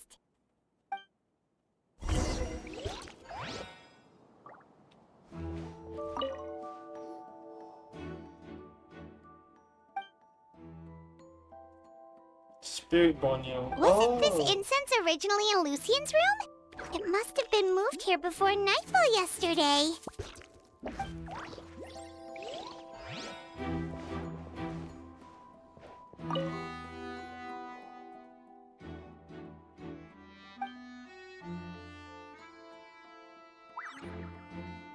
This is it! The flowers. The glazed lily, huh? I think I've heard of it before. It's a flower from Liyue, right? Indeed. Well, did you know it only blooms at night? Emilie, you're back! Exactly as expected. A flower that only blooms at night. Ah, like the Neelatpala lotus. Exactly. Although the Neelatpala lotus wouldn't be a good substitute in this scenario. When it's closed, the gaps between the petals are too large. That's why Kyria chose the glaze lily as his mechanism. He would start by preparing an agouti sample. If applied to the outside, you would still be able to smell a goose, even in the daytime. I mean, it's soaked around the petals, right? There's a sticky substance on the edge of the flower petals. It's one I recognize. Yeah, sealed inside, but If you stick the petals together with slime condensate, then, in the daytime, the glaze lily would act almost like a hidden container. That's right! He applied a diluted form of slime condensate to the petals to stick them together and enclosed a sample of agouti in the center. That way, the agouti would remain trapped inside during the daytime, unable to seep between the petals and evaporate into the air. This also allowed the culprit to plant the poison well in advance while his targets remained oblivious. However, the diluted slime condensate wouldn't be viscous enough to prevent the petals of the glaze lily from opening at night. So by nightfall, the flower would bloom, thereby forcing the target to inhale the agouti trapped inside. And Kyria could execute his revenge without having to step foot inside the room during the night. By the next morning, the sample of agouti would have nearly fully evaporated. The glaze lily would have already closed its petals, and any lingering odor would be concealed by the fragrance of the other flowers in the room. Wait a second. You're telling me this version of a goose is so toxic, inhaling the minute amount trapped inside a flower is enough to kill a grown man? And how did Edgar even survive ingesting a whole bottle of the stuff? That's because agouti is just as dangerous now as it was all those years ago. The level of toxicity has never changed. Only a small subset of people are truly at risk. Ah, you mean people who are sensitive to elemental energy. So it's just some sort of happy coincidence that Sylvain and Lucien are allergic to the stuff? I wouldn't call it a happy accident or coincidence. That can't be right. They were involved in the operation all those years ago. If the stuff gave them a bad reaction, they would have known from the very start. I wouldn't use the word allergic necessarily. It's more like they're susceptible to its effects. But that distinction isn't important right now. You can think of it this way. It's not that Sylvain and Lucien are innately sensitive to elemental energy, but that Kyria found a way to ensure that they would be.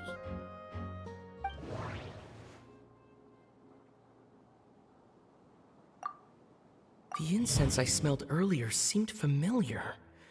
Thinking back on it, I'm almost certain it was the scent of Spirit Borneal. In Sumeru, scholars use Spirit Borneal to aid meditation and stimulate their connection to the Dendro Archon. Alchemically produced essential oils, the primordial seawater that caused unrest in Fontaine not too long ago. All of those are substances that can heighten your sensitivity to elemental energy. That stuff gave us a lot of trouble when we first came to Sumeru. Ah, yes. I definitely remember that. In Sumeru, it's not uncommon to use incense indoors, so its presence wouldn't arouse suspicion. The flowers in the room could also serve to mask the scent. Flowers were pretty important to this plan, huh? The glazed lily is native to Liyue. It would be completely unnatural to have one here in Sumeru if it weren't for the exhibition. What a coincidence. Actually, it's not a coincidence at all. No wonder he was willing to pay a small fortune to rent out the hotel. He probably used the mora Yelena left him, don't you think? That money was supposed to set him free. But in the end, it was just a tool for his revenge. There's a saying among forensic doctors in Fontaine. Every step you take leaves a mark. But up until this point, we haven't been able to detect any trace of Kiria's activities. That's not because he was coming and going undetected, or because he's some kind of evil spirit. Thought this out for a very long time. But because he's been disguised as someone else this entire time. Oh, is it the sheriff? Creating such an intricate mechanism out of a glaze lily. Setting up the spirit Borneal in advance. And arranging for Sylvain and Lucien to stay at the hotel. It all points to one person. Oh. The expert in charge of the entire exhibition. Yeah, wait, the sheriff is dumb. The mora spent to rent out the hotel. The way the Auguste flower was cultivated. The method used to disguise his appearance. It all points to one person. The boy who inherited Yelena's legacy.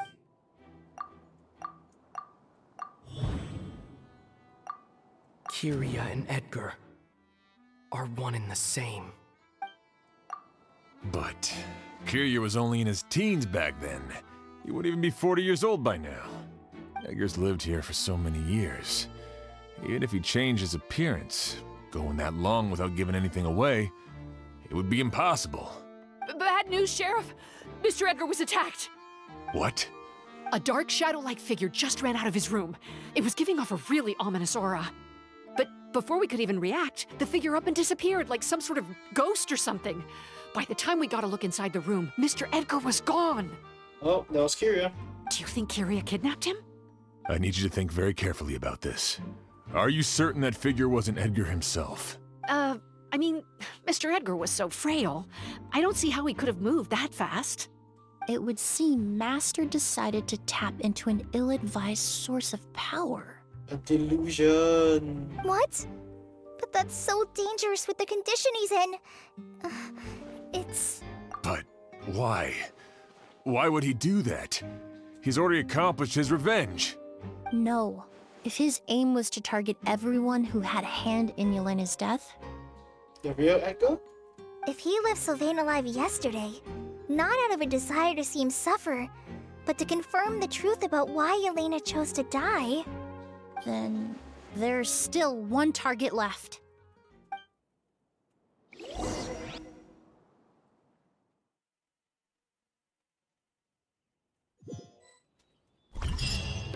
The shadow-like figure ran in the direction of the elevator, and my partner immediately chased after them. We should hurry before they're forced to confront each other. Where in the world did he go? Let's ask the merchants nearby. Ghost! It's a ghost! It's all right. Please, calm down and take a deep breath. Can you tell us what you saw? I saw a black shadow. It ran right past me. How could something like that happen in broad daylight? And you're not scared anymore? Okay. How could... Hey, sure, bro. This is terrifying.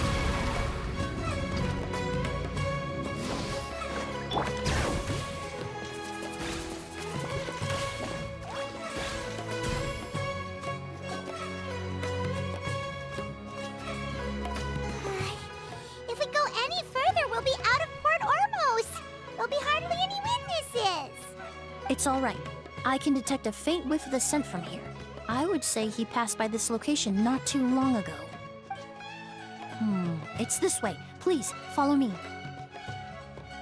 Ooh, jump pad.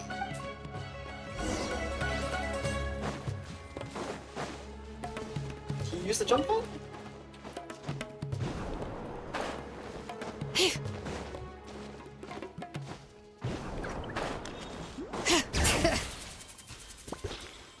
The scent is getting stronger. This must be the place.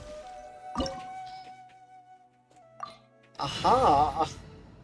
I mean, probably get Emilie as Troll, yeah? That made the most sense.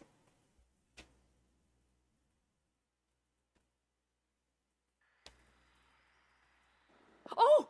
O's!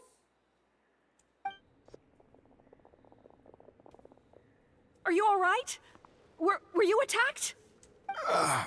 No, I'm all right. I was just chasing after that figure, and then all of a sudden, I didn't feel so hot. Let me take a look. A goose poisoning? The air definitely feels heavy. It smells nice, but for some reason, it's hard to breathe. This feeling, I've encountered it before. Everything looks all right. It was probably just the stress of the chase, combined with the impact of the environment. A bit of rest would do you some good. I can't rest. Mr. Edgar is still in there. He taught my sister how to make perfume. He's a good man. I can't just abandon him to die by Curia's hand. Oz, you need to calm down and listen to me. Edgar is the one we're after. He and Curia are the same person. But how is that possible? I thought you said Curia was in his 30s. Mr. Edgar is 70-something. Changing your appearance to look decades older, that doesn't seem possible. That's precisely why he had to resort to extraordinary measures to age himself. Curia used a delusion to bring back the Auguste flower, corroding his body in the process, just like his older sister. No. He couldn't have. Mr. Edgar has been in Port Ormos for years. If someone started impersonating him all of a sudden, we would have noticed. And what if the impersonation started before he ever set foot in Sumeru? I've yet to confirm it, but I suspect Curia killed the real Edgar in Fontaine not long after his release from prison. Oh, then who's the other person? While Edgar was incarcerated, Curia started making preparations to replace him, including forcefully aging his body, studying perfumery, and planning the real Edgar's demise. The new Edgar then decided to relocate to Sumeru, seemingly out of an innocuous desire to let go of the past. He even left perfume making in favor of mentoring students. But these decisions were all for a specific purpose: the need to distance himself from anyone who might see through the facade. And Sumeru fit the bill to a T, with no one around to question his identity. All he had to do was grow a beard, don a pair of glasses, make a few minor alterations to his appearance, and everyone would believe he was exactly who he claimed: Edgar, a perfumer from Fontaine. As the years went by, he removed his disguise little by little and continued to refine his skills. It would have been a gradual process, one that ensured no one around him would notice anything unusual. That explains why Sylvain said he barely recognized Edgar back at the hotel! He aged himself decades beyond his years just so he could accomplish his revenge! Is that even worth it? I need to find Mr. Edgar. He's not that kind of person. He can't be. What you really need is to get out of here and rest. No, I can keep going. Wait! This environment is likely being influenced by the delusion. Any discomfort, no matter how slight, should not be treated lightly. I know how to relieve your symptoms, Mr. Ooze. Please come with me and rest. Guess we're not using Collie. Which makes sense. I'm sure Kyria... No, Edgar wouldn't want any more innocent people implicated in all this. Yeah, fair. Kale's right. The Traveler and I will take things from here. From our brief exposure to a goose, it would seem the substance has little effect on us.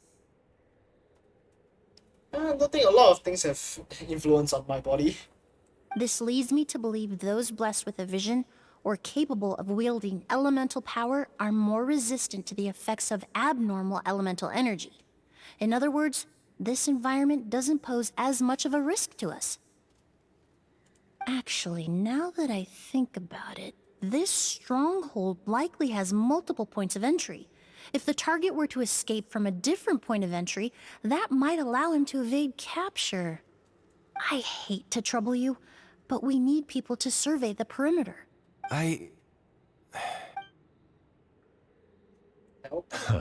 Thanks. Hear that? We're heading out. There's work to be done. Ooze, head back to Port Ormos and start gathering reinforcements. Got it.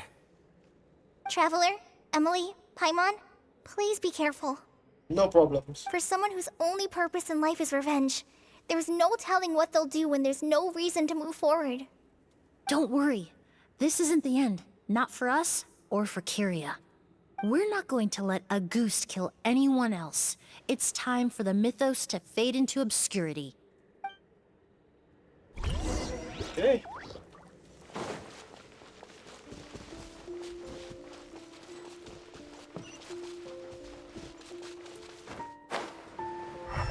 Monsters? Perhaps they were attracted here by the increased level of elemental energy. Extract! Show no mercy!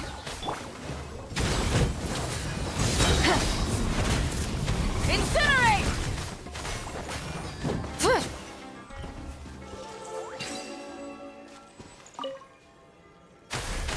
I've never seen these seeds before. They must also have been created with the power of a delusion. It seems to be avoiding us, and there's no other way forward. Perhaps we could try luring it to the edge of the cliff. I don't know how that works, but okay. Grab the engines! Chest. Stuff.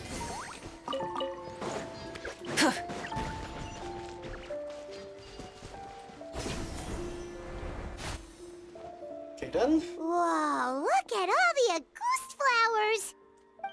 Hey, how do you There's know so what many of these them. flowers look like? I can't believe a single person did all this. Must have taken a lot of time. I fear that statement is truer than you know, Paimon.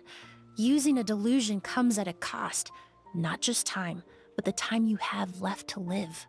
But why would Kyria need this many Auguste flowers? He only needed a few bottles of Auguste to carry out his plan, right? But I think much more he needed is a way to make it toxic, so I'm assuming these are all experimentation. Perhaps hatred wasn't the only emotion fueling his obsession with Auguste. Not long ago, he told me he didn't want all the flowers transported to Sumeru to wither away in a foreign land. But Kyria betrayed Snezhnaya, abandoned Fontaine, and lived his entire life in Sumeru under the guise of someone else. For someone with nowhere to call home, perhaps dying among a bed of Auguste flowers just like his sister is the best homecoming he could ask for.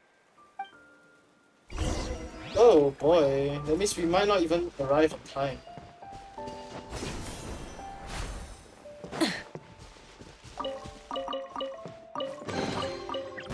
I'm just robbing guy's hideout now.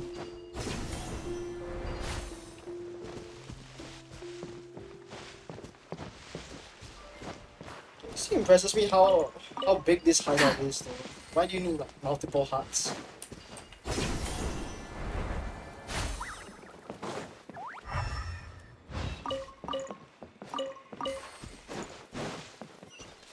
Okay, let's see.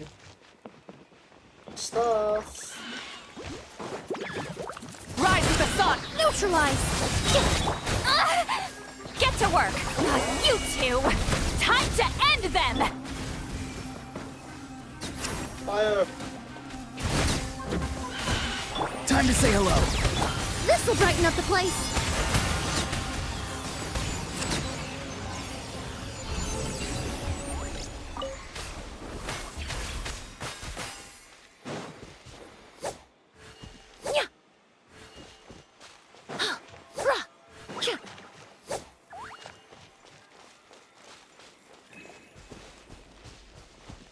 What is this?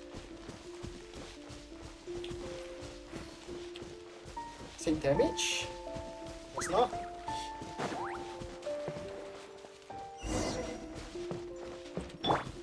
Try and stop me! More important. The scent of flowers is getting stronger. We're almost at the end.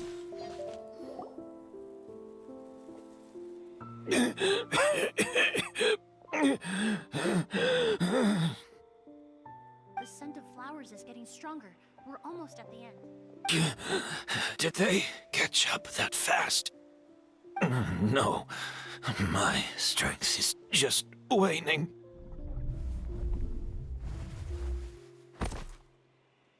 Seems like we didn't make it on time.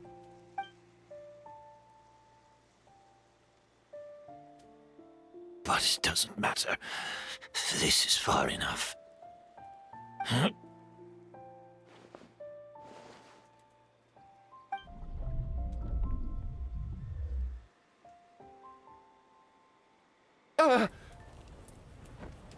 This is a garden of Auguste flowers. But it's not mine. It's the one that was set on fire all those years ago in Fontaine. Yelena? Yelena!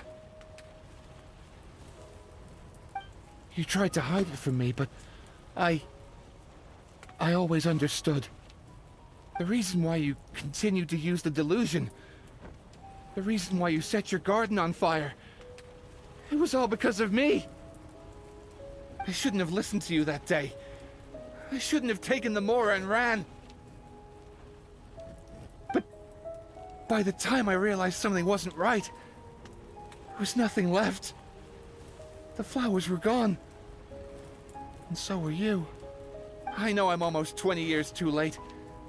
I should have come looking for you earlier. I should have died with you that day. Yelena?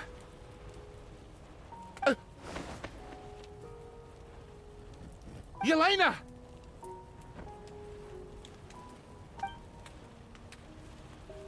No! Don't leave me! Please! Yelena!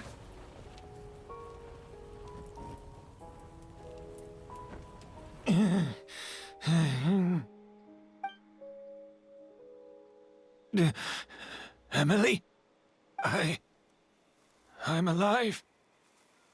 No, that's not possible. I saw her. Yelena, we were together.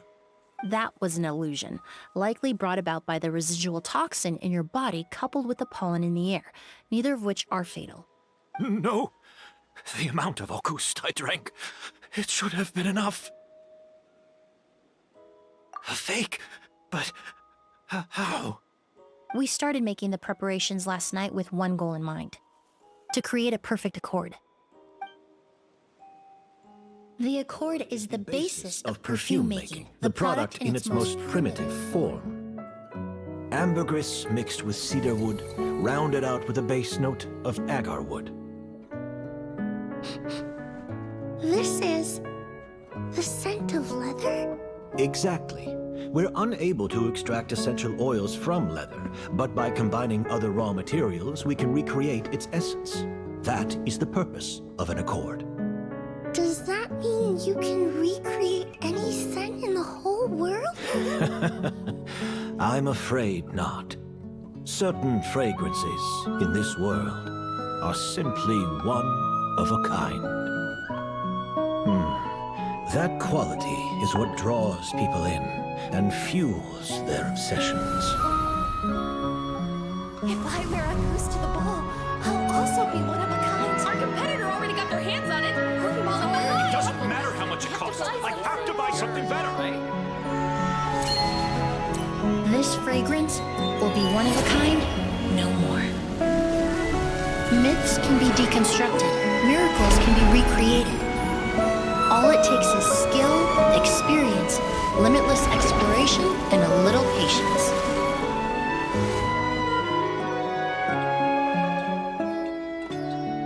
The only thing left is determining where the real Auguste is hidden. Pretending to be attacked means he's not free to move around. Auguste must be hidden within reach. Paimon took a peek through the window earlier and his house was packed with flowers. The curator commissioned a flower pot from Kasharawar capable of retaining heat and moisture. Perfumes are as beautiful as flowers, and equally as delicate. When stored, you must take care to control the temperature and keep them away from direct sunlight. Did you get all that, Emilie? I got it.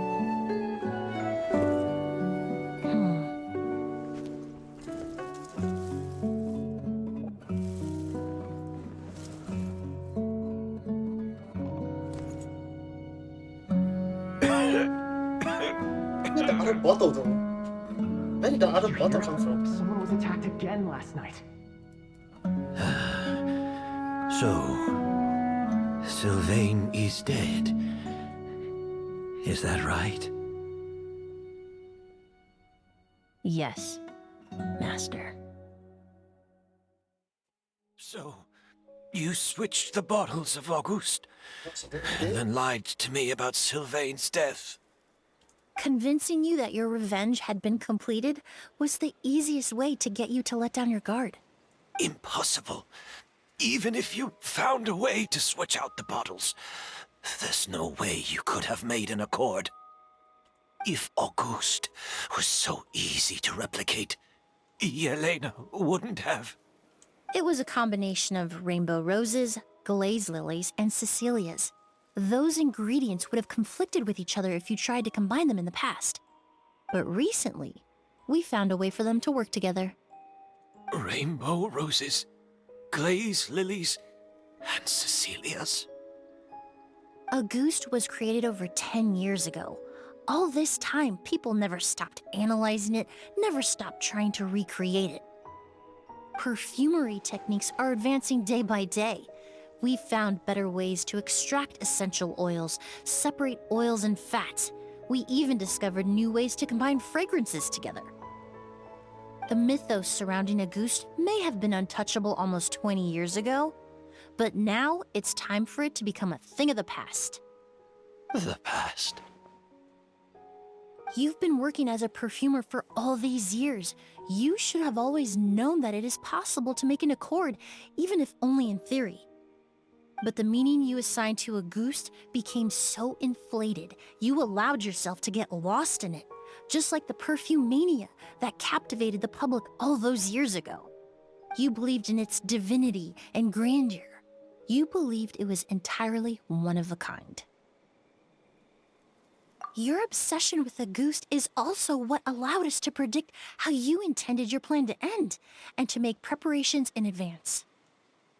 We just didn't expect it to happen so fast. Well, you hit the nail on the head now, didn't you? So, Sylvain isn't dead. Since you've been preparing your accord since last night, I assume you've also figured out my method, then. That means the news of Sylvain's death. The crowd gathered outside the hotel this morning. It was all an act you put on with the sheriff? Yes. If we hadn't, you might have resorted to the delusion out of desperation, or continued to use your Spirit Borneal and Auguste combination to wreak havoc. Who knows? Maybe I would have just offed myself then and there. I know if you had things your way, you would carry the truth of Edgar's demise and the secrets of this garden to the grave, but I'm sorry, Master. I don't want to see any more death.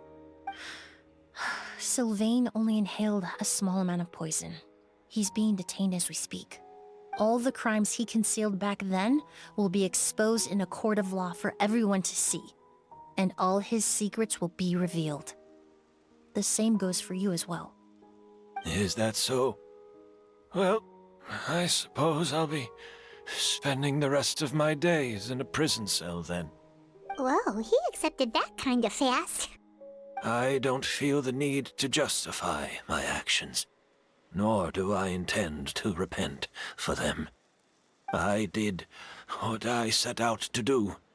I may have lost in the end, but it was my choice every step of the way. And if I could do it all over again... But there's no going back, is there? Careful, everyone. This environment is dangerous. I'll lead the way. To stick close and hurry up. We can't let Edgar die. Looks like I'm almost out of time. Although, I do have one final question, Emilie. Of course, Master. The combination you used to make your accord. How did you figure it out? The scent of Auguste is complex and varied, yet the main ingredient consists of a single variety of flower. So, as I was analyzing the sample yesterday, I got to thinking, what if the scent of the Auguste flower was already imbued with that complexity during its cultivation? You're saying Yelena designed Auguste to have the scent of multiple flowers? Rainbow roses, glaze lilies, Cecilias. The perfumers of the past knew that if you combine their essential oils directly, they would just cancel each other out. It was a conundrum they could never solve. But if you cultivate a new flower species that intrinsically carries the unique features of those three scents, you can bypass that issue entirely. It goes without saying that for that time, this idea was a stroke of genius. Rainbow roses, glaze lilies, and Cecilias. Those really do seem like flowers you would choose. Yelena.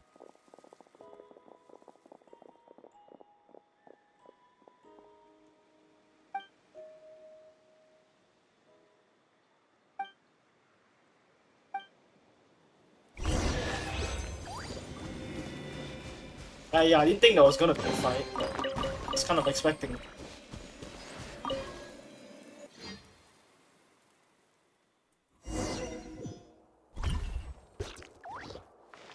Oh, we're in Fontaine. Bring it! Did you know? Miss Emily's releasing a new perfume! Right, I heard about that. I think it's called Yelena. Oh, to Seems immortalize like everyone in Fontaine is talking about the new perfume you're releasing. I was hoping to release it without such a fuss, but the news spread way faster than I expected. I just hope it won't become the source of some new myth, especially after all the work we did to demystify Auguste. I did, although I made a few modifications to the formula to make the scent more pleasant and long-lasting. I actually brought a few samples with me today. I hope they're to your liking. Also, I was hoping you could try out the fragrance before I officially release it and tell me your thoughts. Of course! A good sense of taste and sense of smell go hand in hand, you know? Just leave it to Paimon!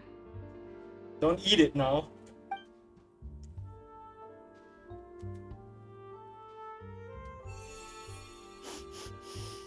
Oh, it smells great!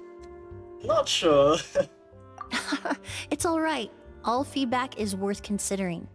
Besides, when it comes to perfume, commenting on whether it smells good is the most straightforward assessment you can ask for. There doesn't always have to be a deeper meaning. Right! Do those flowers have some special meaning? Hearing their names seemed to have an effect on him. If I had to guess, I'd say it probably has something to do with the language of flowers. The language of flowers? Oh, we've heard of that before! Paimon remembers hearing something like, the Cecilia represents the true feelings of the prodigal son? What each flower is said to represent varies by person and across different moments in history. The same is true for the flowers that make up the scent of Auguste. After returning to Fontaine, I did some research, and it turns out the meanings of those three flowers can be reassembled to form a single phrase. Forget the past and keep on living. Perhaps that's the legacy Yelena always intended, not the nobility and grandeur most people associate with Auguste. Do you think Kyria knew about that? I paid him a visit before his trial and explained what I found, but he didn't seem to care. Who knows? Maybe she didn't mean anything by it at all. That was his response. Yelena is gone. We'll never know what she was thinking. We can look for meaning all we want, but it'll never be anything but conjecture. Which is true. Even if that is what she was trying to say, I would never be able to forget her. Avenging her death? That was the meaning I chose for my life. Kiria cultivated his revenge like a flower. He was committed to making it bloom, even if in the end, it didn't bear the fruit he was hoping for. In any case, he did want me to pass along his thanks. Thank you for saving my life, for giving me the chance to learn that a goose could have carried a very different meaning. Love and hatred are a privilege of the living. When someone dies, their thoughts, feelings, and intentions die with them. In that sense, what a goose truly represents in the language of flowers will forever remain a mystery. But even if it's only a conjecture, I would like to believe my own interpretation.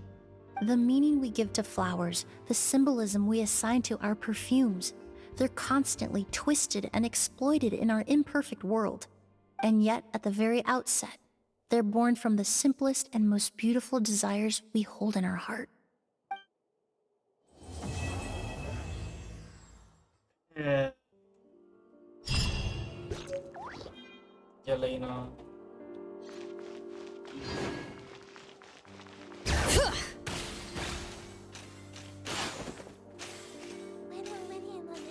Yeah, she's not here anymore. Okay then. Just grab something real quick. Okay.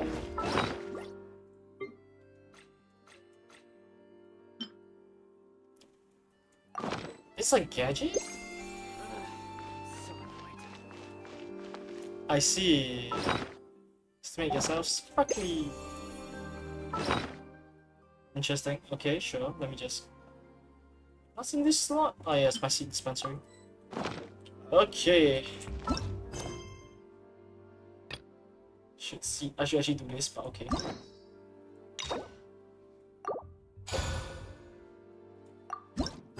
Okay.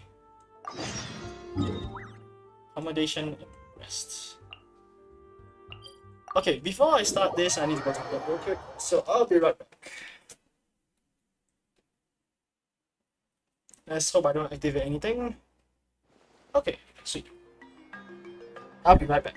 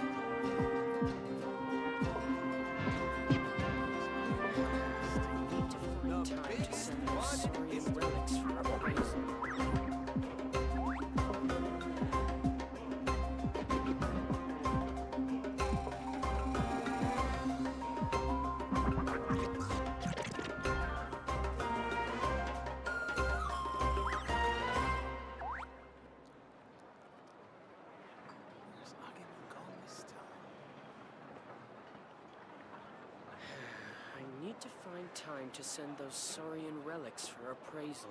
The biggest one in history. My potted plant on the porch has died again. I was watering it every day. Ugh, don't tell me I overdid it this time.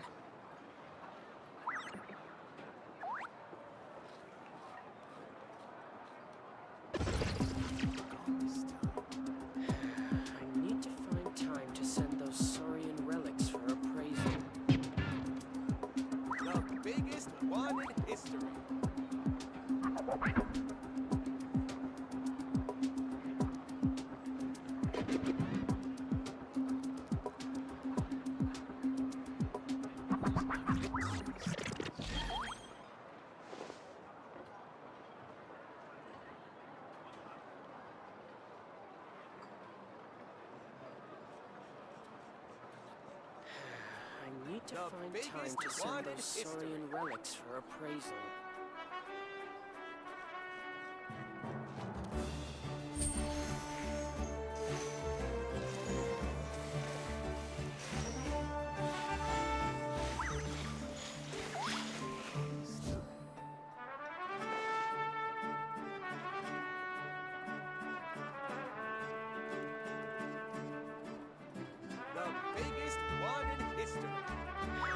I need to find time to send those saurian relics for appraisal.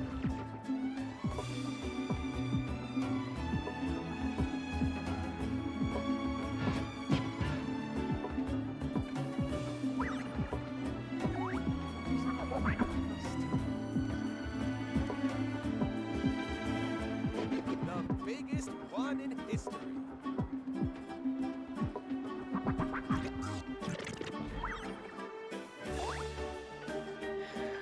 I need to find time to send those saurian relics for appraisal.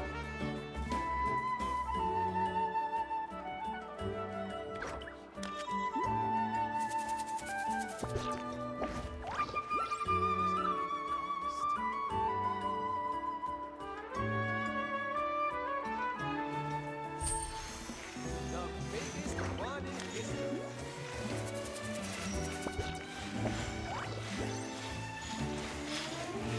I need to find time to send those saurian relics for appraisal. Okay. Let's begin Mavuika's story quest.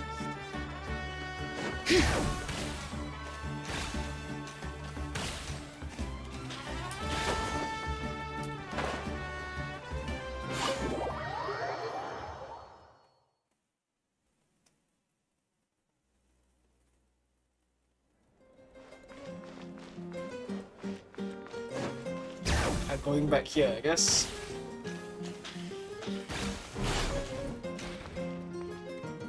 And we're back.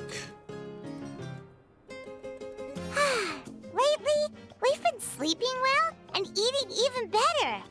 Now this is the life. Exactly! Look, Paimon's tummy is so stuffed. It's all round and plump now. And now it's time for some rest.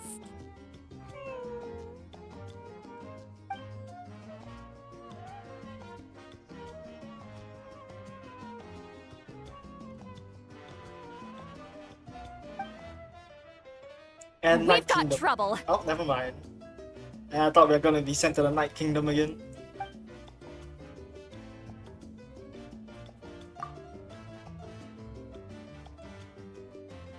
Cut that out, it's serious. What are you doing sleeping this late? Who are you, me? Come see us in the speaker's chamber once you've cleaned yourselves up. We're waiting for you here. Got it.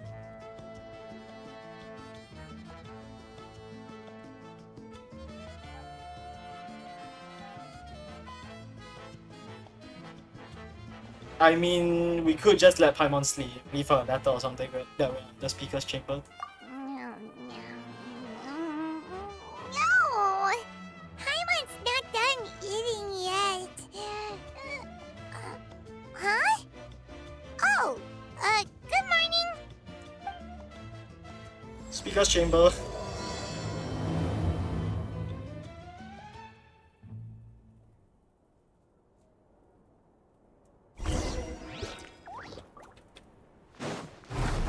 I mean, teleporting there will be much faster.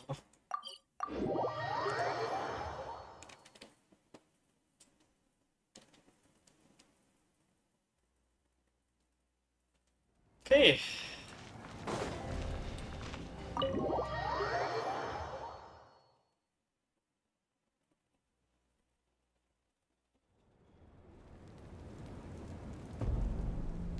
I wonder if they've eaten. Or if they've even gotten up. Maybe I should buy some snacks? Oh, don't tell me something came up on their way here. Relax. I'm sure they're fine. Ah, there they are. Yeah. See? Just like I said. Mavuika, see Lolly! We came running as Thank you for coming all this way. Here, have some water and catch your breath first. Okay, what happened? Well, you could certainly say that. I'll let Lali explain. Strictly speaking, I'm just passing on something I heard as well. Basically, the Wyab passed a truly shocking piece of news to me through the smoke last night. You're aware that Mavuika's not the first Pyro Archon, yes? On occasion, there were those who lived longer than an ordinary human. Not unlike my situation. But all in all, the title has changed hands many times. And now, the Wyab have sensed a special surge within the ley lines.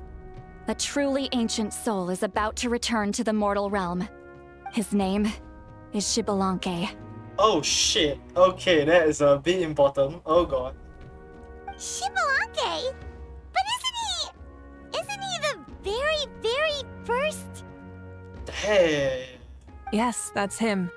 The first That's Pyro Pyro. Archon. Isn't he the one that also attacked us in the... We got absorbed, I'm not sure how that happened, but hey. According to legend, he was the greatest of heroes and leaders, and the one who made a deal with the ruler of death, thereby creating the rules that saved Natlan's ley lines. Hasn't he been dead like a really long time? How can he be resurrected? Even in Natlan, it's impossible for someone as ancient as him to ever return. Still, nothing's off the table when Xbalanque is concerned. Fair. He created, like, basically the rules. Hence why this really is something major. Let me be clear about this. I did not mishear, nor is the Wyab mistaken. We would never jest about something like this. Fair enough. Don't worry. Both the Traveler and I have complete faith in your abilities. Whose interpretation of the Wyab's will could we trust if not yours? Yeah, that's the one thing I'll never be modest about. But the fact I'm not wrong about this only further begs the question. Just why is Lord Xbalanque suddenly about to be resurrected now? As you can see, Lali's even more concerned about this than I am. Still, it's understandable. Waiting to find out the whole truth must be torture for a great shaman who can only peep at the outcomes without knowing the causes. Mavuika, I hope you'll approach this with a measure of caution. Depending on how things go, everything could change or nothing at all. Well, I think you know what I mean. I do. Xbalanque's arrival will shake our nation. After all, we still don't know if he's satisfied with the outcome of this war. Wait! Do you think he'll come and find you? Huh!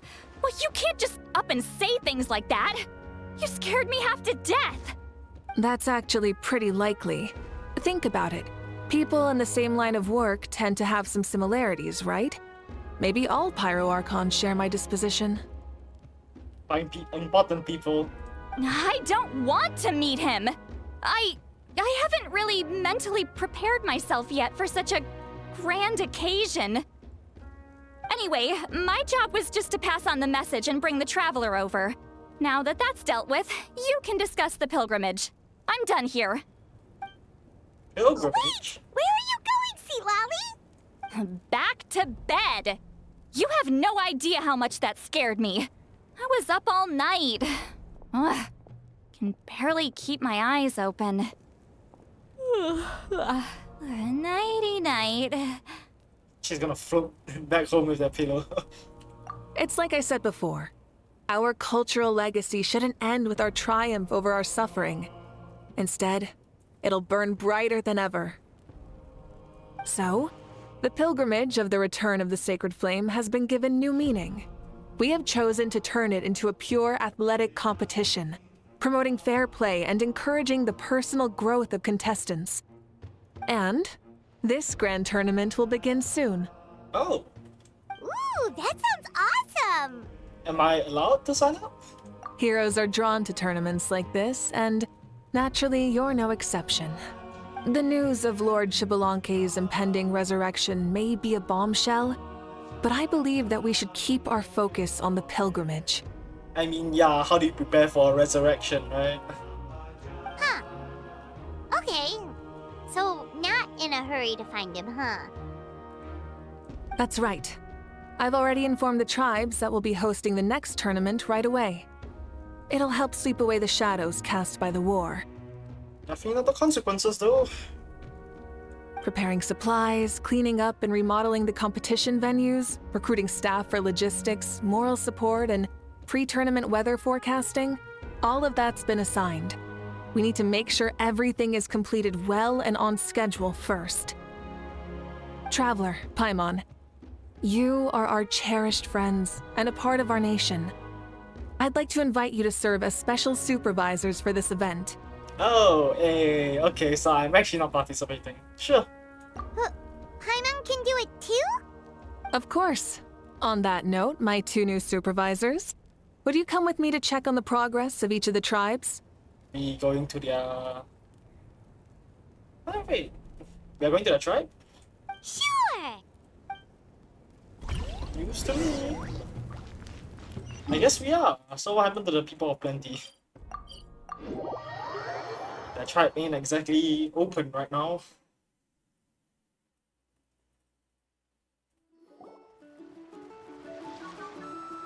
We're here! This is our first stop! Looks like someone's in a good mood. Of course! Paimon's here as a special supervisor this time! It's only been a few days, but Paimon's back and cooler than ever! It's nothing. We've got a long road ahead, so it's good that she's so motivated. Pretty much all we need to do is talk to everyone and confirm how the preparations for the pilgrimage are going. Hold on a sec. Take a look over there. See that? Someone's fishing. Ah, It's them! the iconic trio. It's a quartet, you insolent ignoramuses! A quartet! How dare you treat the almighty Dragon Lord like a subhuman! If anything, I'm superhuman! Wait, no! Draconian! Why, hello there, Ahau. And you 3? What are you up to? We're fishing, Archon. Mualani says if we're lucky, we might catch someone really special. Someone? Yeah, like that punk Shibalanke. He's such a pathetic little... Take you to see the sun. Lowly servant! How dare you beat up the almighty Dragon Lord for some ancient fogey that you only know by name? You'll pay for this! I'll start with some chili in your water skin. Ah, so you've heard about his impending return. Did Seatlali mention that to you? And how the road, fall asleep, do something. Oh no! Why is Shibalanke coming back now? Did we screw something up? We couldn't have, right? But what else could have alarmed him so much? Wow, that sounds just like her. Yeah, let's go. Damn! Kanich, that was impressive. 6 skips? Damn, bro. To be honest, it's been bothering me quite a lot. Under normal circumstances, it shouldn't be possible for us to meet Lord Shibalanke, right? So, does this mean something's wrong? Oh no, the boss was the doggy sex. Yeah, that was. Hey, we've got a bite! Oh, Help! Help! Something's pulling on me! It's what's going to save your life. Are you having leg cramps? Help! Hold your breath for now. We'll get you out right away. oh shit. Drowning people. Oh, more than one.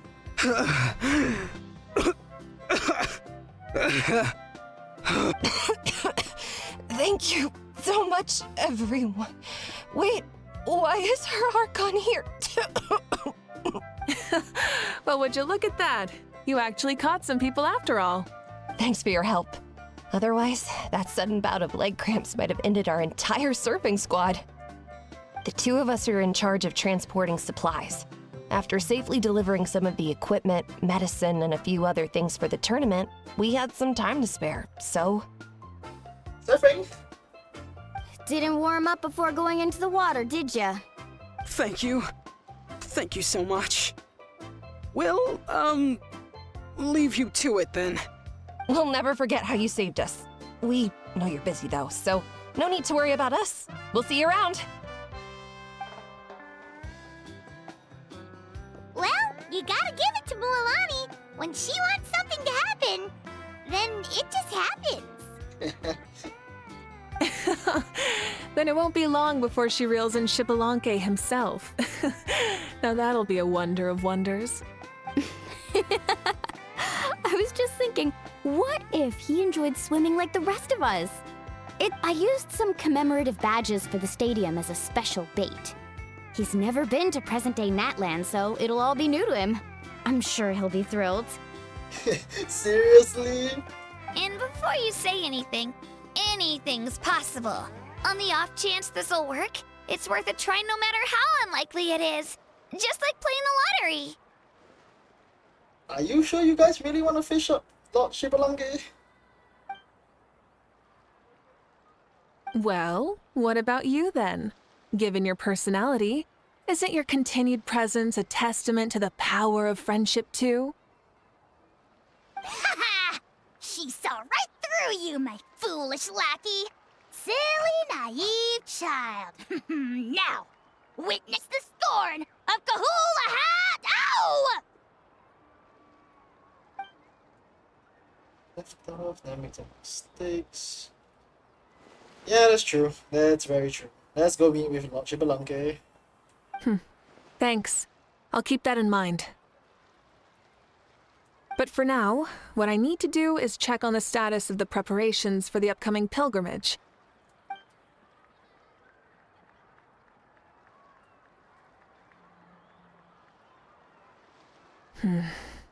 Seems like the people of the Springs have done a great job. Yep, don't worry. We only came here to fish after finishing all of our work. We're all done, all three of us. Everyone at the Children of Echoes has been hard at work too. I only came here after finishing my tasks for today. It looked like everyone else was about finished too. Some canopy as well. Okay. Now that's efficiency. I trust you. Well, looks like we won't have to make the trip to your tribes then. Everyone, this iteration of the pilgrimage holds great importance to Natlan as it is now.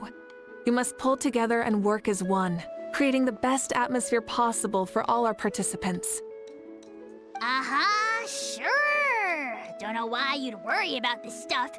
You're always so ready to pounce on and fight just about anything. Why, you even dare to disrespect the almighty Dragon Lord! Remind me again, has Ahau done anything besides talk? What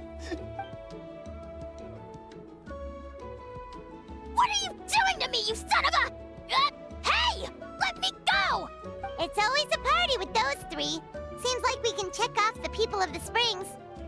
And a mental asylum with 4. Oh, wait, 4! No, sorry, 4. Crazy. But how being the only patient, of course.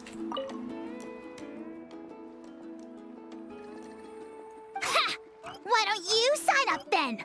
Maybe someone will manage to knock some sense through your thick skull. Why don't we all join? It'd be a great chance to kick back and relax. Not sure if relaxing is the right word, but sure. Relax? You find the idea of a tournament relaxing? This girl is crazy. Ugh. Mualani's right. Let's all sign up together. Huh? Even you? Children, think you're all grown up, don't you? In the eyes of the great Kahulahau, you're still... What? You little... Okay.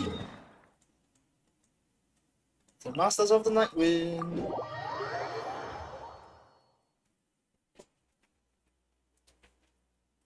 Okay.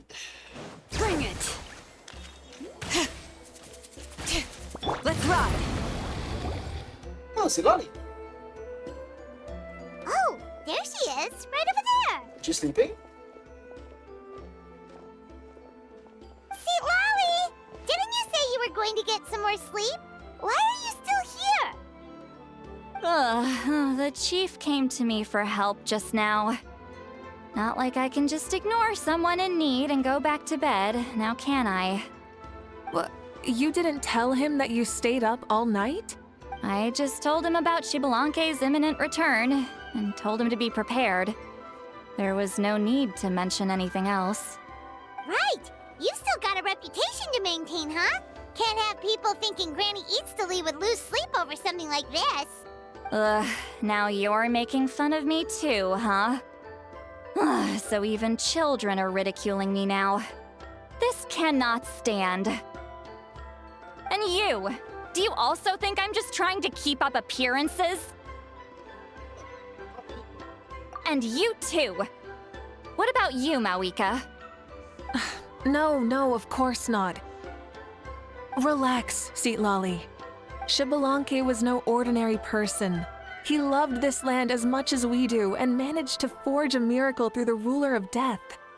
I don't think he'll give us too hard a time.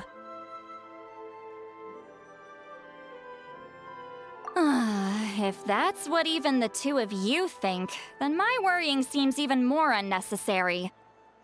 All right, I get it.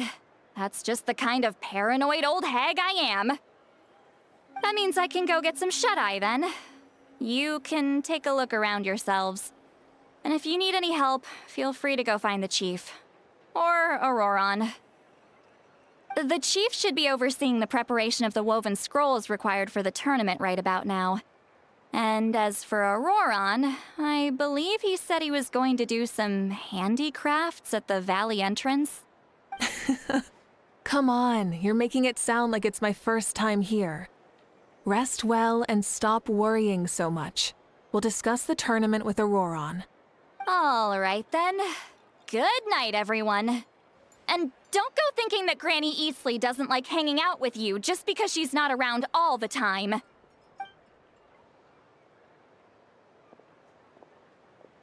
There she goes. Okay. Alright. So we aren't going to the Foul Feather or the Collective of Plenty? What if I put this piece of rope here? Oh, and this wooden dummy. Oh, what is this cute thing? I want one. No? Then what about this? What? That voice. Sounds like Auroron's talking to someone. Let's go see what he's up to.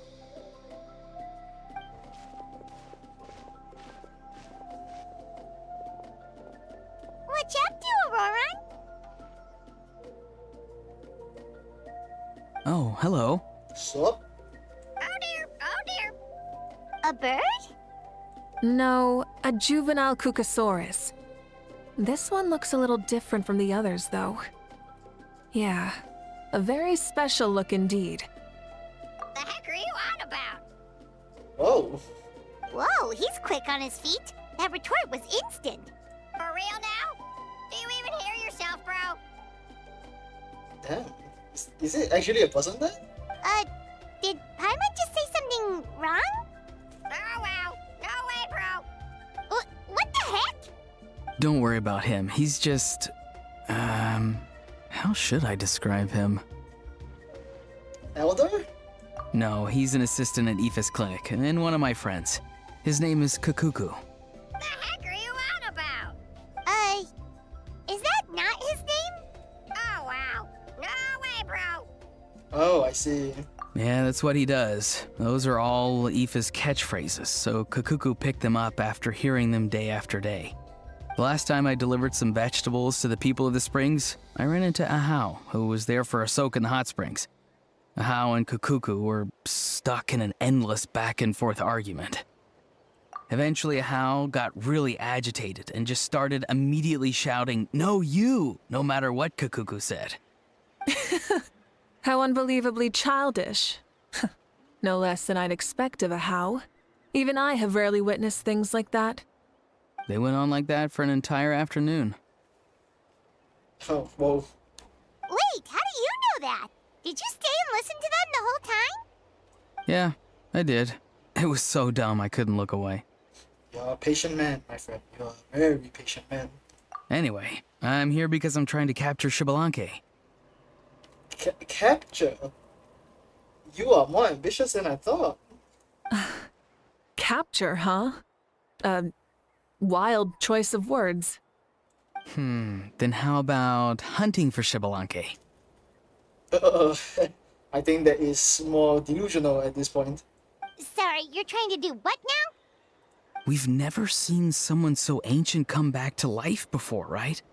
So I wanted to see if I could intercept him. See, this is the trap that I made. I've used it before. It's quite good at catching wild animals. Don't worry though. I've already told everyone that there's a trap here, so they won't get too close. What are you doing, bro? See, I've even made a notice board. And Xbalanque won't be able to read that? Good luck catching anyone with this. And what are you planning on doing with the poor guy when you catch him anyways? Stick him in a stew? No. I just want to see what he looks like, and then I'll probably invite him to our tribe as a guest. I'll admit, I didn't take you for the actively hospitable sort. Well, a chance like this doesn't come every day. I wanted to give it a try, so I also made these little handicrafts. Oh, yay! He says that, yet all of these look like a hunter's lethal handiwork. Lethal? I see. In that case, I wish you success. If you do manage to catch a wild Xbalanque, please let me know. I'd love to come and watch the fun. By fun, she means carnage. Hey, not you too! If the real Xbalanque does show up, a trap like that won't hurt him. We all have faith in him. After all, he was the first Archon of this land. That's right. That's also why I stuffed several layers of cushions and hay in there. If he really triggers the trap, he can just sprawl out and take a nap. You've thought this through, which makes me question your mindset. For real now? Do you even hear yourself, bro? Bro, stop! You're driving Paimon insane over here! It is like in How number 2. Just even more annoying and lack of vocabulary. Oh, wow. No way, bro. Well, if you got time for this, then you finished prepping for the tournament, right? Most likely. You took the words right out of my mouth, Paimon. Ah, so that's it. Sorry, I didn't know that's what you wanted to ask about. We Masters of the Nightwind are broadly responsible for the woven scrolls and mental support. I have expertise in exactly neither of those, so I joined the logistics team. To supply vegetables to the stadium? I provided some amazing supplies. The others even praised me for the quality of my produce and even asked me about how to grow such great fruits and vegetables. I was very happy. You don't disappoint. You've gotten quite good at dealing with people. Yes. I think I've rediscovered a bit of that feeling I had in my childhood. Seems like things here are going smoothly. In that case, we'll check on how things are going elsewhere. See you later, Auroron. Bye, Auroron! Good luck with the... capturing Xbalanque. That's funny. See you later! Oh, at least you know how to say goodbye. So he also knows how to say goodbye. See you later then, bros. Huh? Alright. See you later, my bros. It's so awkward. Adios, months.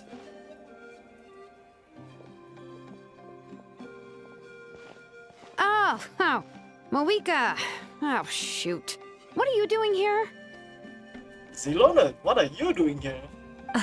Shilonen? What a coincidence. Oh, hey there, Shilonen. Did you come here for work? I mean... Auroron. Did he sell me out? I thought I asked him to not tell anyone that I was here. Nope. He didn't mention you at all. That's so. She's avoiding me. There are a few big pieces of equipment we need for the tournament, and I've been wanting to ask her to make them. Oh, there. I went straight to her place because I was worried she might refuse, but each time there was nobody home, and the neighbors said that she was busy. Turns out, she was here. Amazing. Wow, she literally ran away from home just to avoid taking work from you. Seems like an unavoidable responsibility, no? Okay, that's enough about me. What are you here for? Checking on pilgrimage prep progress? Hey, you know her well. Yes, and to see how everyone's doing while we're at it. Still, most everyone we've talked to so far has been pretty interested in Xbalanque. I can. There's no way Zilona will give a red ass about Xbalanque, bro. Oh, Xbalanque? Did you just say Xbalanque? Oh, never mind. Guess I'm wrong. Wait, have you been so busy running away that you missed the whole memo about him?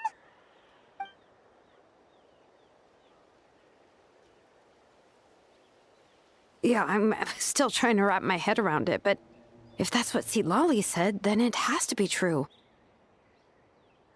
Everyone's reaction makes sense too. Who wouldn't want to see the first Archon? This isn't a bad time for it to happen either.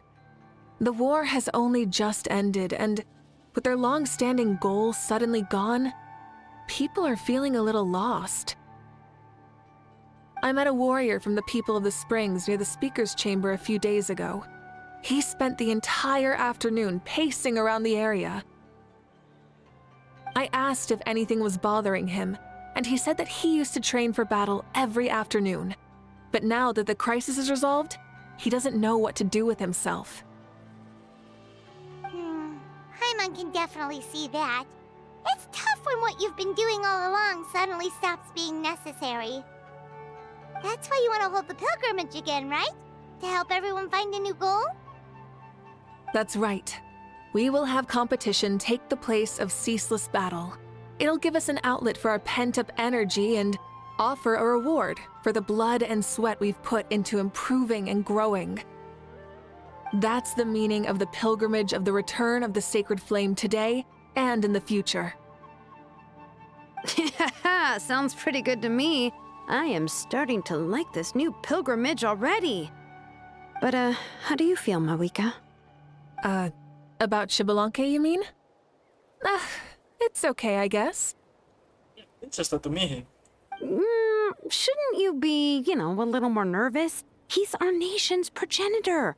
You sure he's not coming to just supervise your work? I mean, that's like the founder looking at the CEO, man.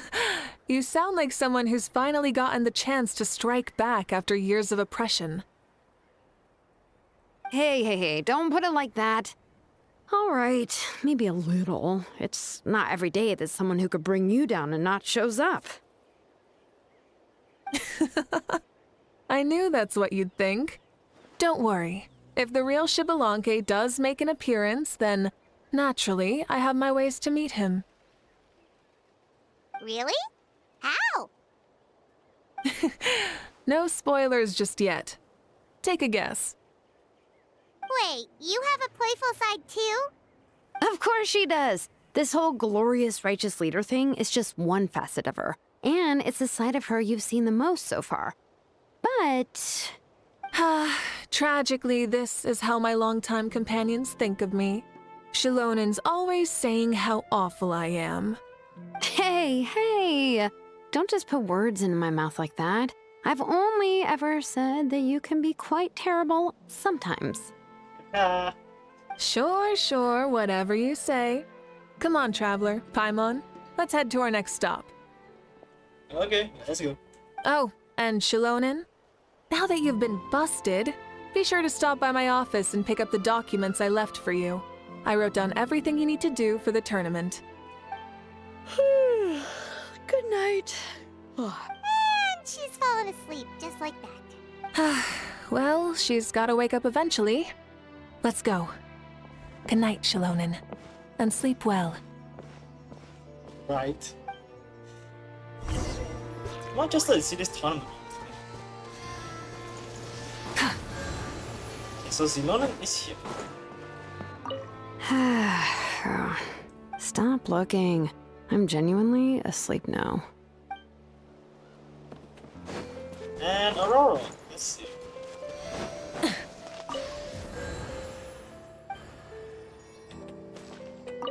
What is it? Do you want to talk about something else? You gotta find someone who understands Saurian tongue to translate for you then. No way, bro. Or transform into a Saurian so they can talk to you. On that note, I'd love to try that one day, bro.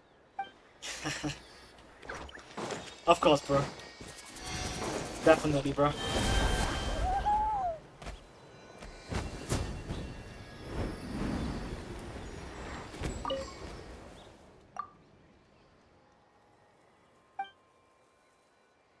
Cool, pick up those lines. If I repeat them before.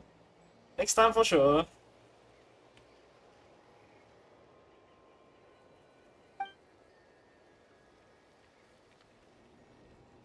Watch it make that long chair.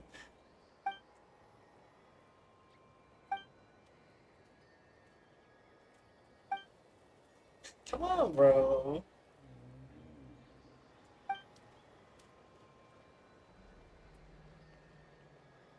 Damn, this guy is well learned.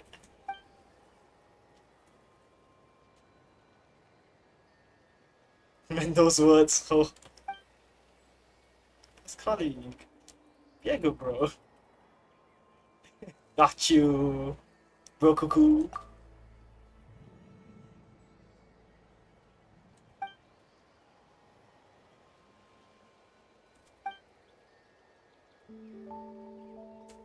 Can he start a canopy?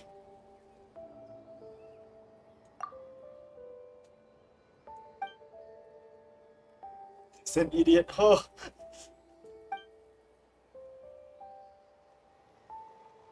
Can leave, can each.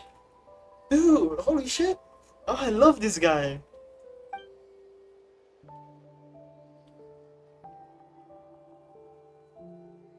That's how you live, man.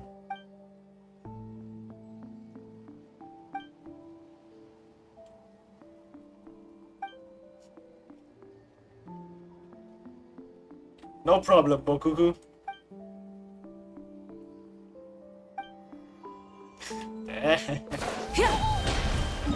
Okay, Flower Feather Clan. Oh god. Flower Feather Clan. Oh my god, I can't say that fast. Flower Feather Clan. Light it up!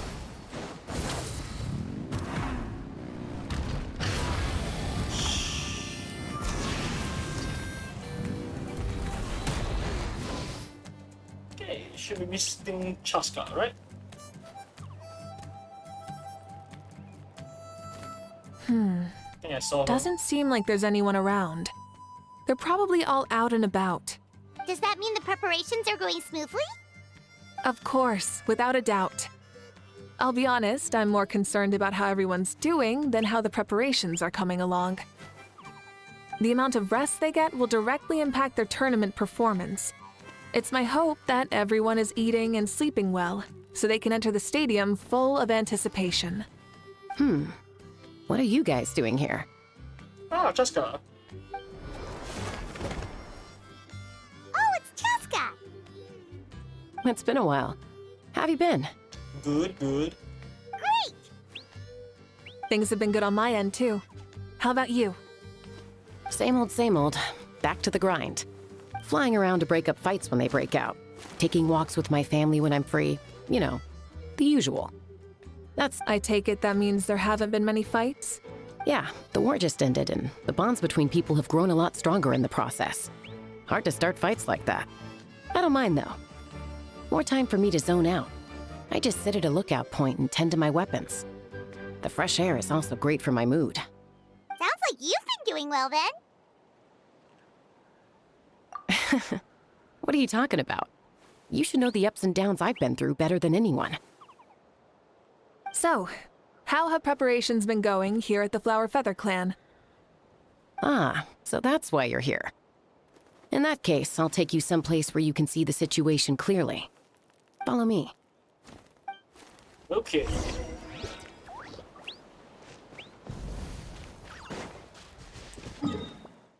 Some place up high. We have to try something. Rev the engines! No. Guess I can't. Okay, never mind. That's fine, that's fine. Try and stop me!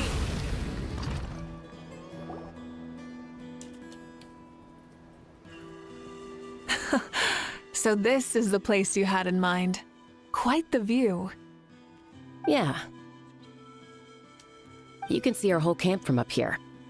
We trained like this back when we were fighting against the Abyss, too. You can see people talking and laughing, some holding boxes, others pushing carts. Even some who are using some kind of special equipment to scan the skies. It's you, Pyro Archon, and the heroes of Natlan too. Oh, I forgot we're kind of popular. Ah, shucks. Heroes of Natlan? Paimon's feeling kinda shy now. What brings you to the Flower Feather clan? Are you here to check on our work for the pilgrimage? Indeed, indeed. That's right. Everything going well? Please, rest assured, everything is going off without a hitch. Everyone is in good spirits as well. Coach and her students are also here, so they've been helping out. Coach? Oh, is Ian-san here too? Oh. Hi, Yan-san. I really should switch the language to Japanese. Or the voiceovers to Japanese or some other language. Just to hear. Oh well. A bit too late for that.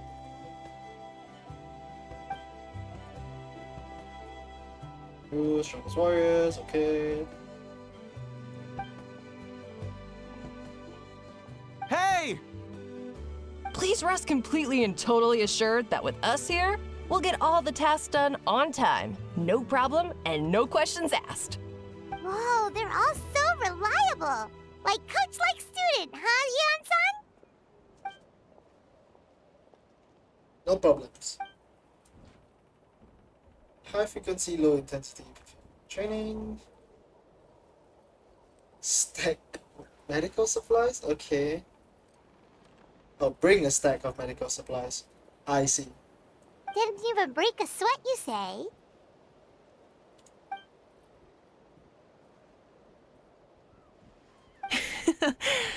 Especially not compared to the toughest coach in all Natlan. And that's why they call you tough. I respect it, though. I doubt I can think of anything that you can't do. Paimon agrees. In fact, after staying in Natlan for so long, even we've begun to feel like there's nothing we can't do. So you think it's something about this place? Yeah, exactly. Now Paimon often finds herself thinking, compared to those super tough battles we fought and won, this is nothing at all. I'm glad you feel that way. It's not often that people can focus on the silver lining after everything that's happened.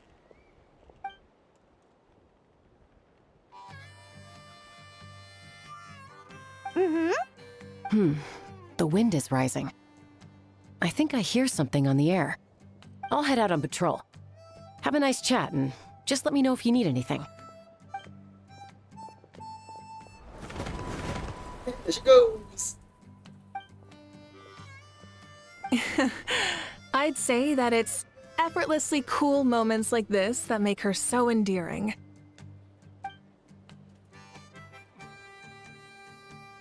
We've already checked up on each of the tribe's progress, and everything is going smoothly. Well, we didn't quite get around to the Children of Echoes, but from what Kachina says and seeing how Shilonen's doing, it seems they're fine. No need to check up on them. Casting, collecting of plenty. Well, we have a representative right here, obviously. So, that's it for the day. The only thing left to do for the next couple of days is persuade Shilonen to finish her part of the work.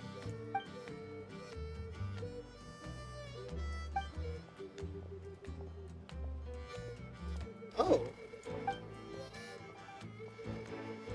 Wait, so you mean we can get a sneak peek at what the competition will be like?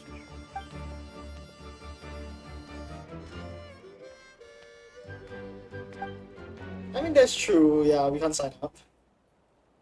Say no more, or my hair might spontaneously combust. Come on, just show us the course already. Okay, let's go. To the stadium. Oh, to the side of the stadium.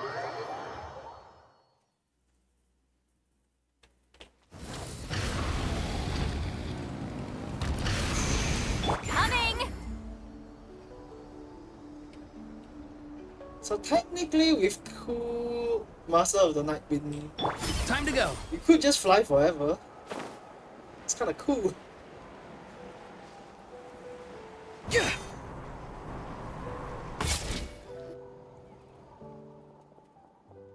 I'll cut off the claws. You mean this entire thing? Wait, I've seen that seed before. If it's for the pilgrimage, it's gotta be grand. Fair enough, fair enough. Kindling. It's a snitch. Yup, this round counts as a knockout round. There'll be other events as well, and the 8 contestants with the highest total scores will move on to the final individual battles. Oh, you're keeping those? Yeah, everyone loves a good duel. It really gets the adrenaline pumping and allows people to go all out with their skills. A warrior should always feel fortunate to meet their match on the battlefield, even if it only happens once in their life. No? That's the most Natland thing Paimon's ever heard. This tournament, too. It's just so... you. What does that mean? Well, the competition's all about chasing the kindling, and you're all chasing something too, right? Oh, I guess not wrong. Well, I'm glad you found this helpful.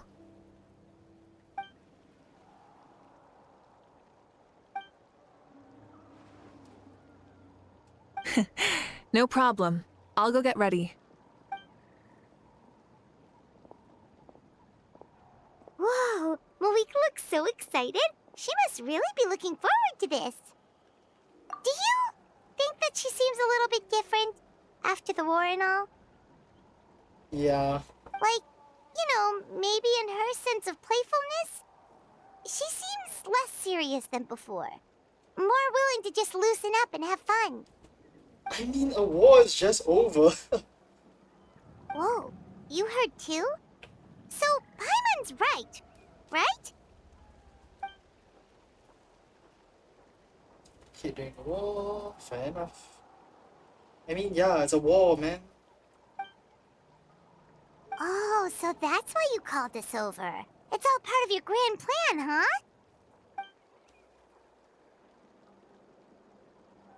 Oh, hey! Wait, Coach, what about Paimon? Does she not even get to be a substitute? Oh, no one will take you as a substitute, Paimon.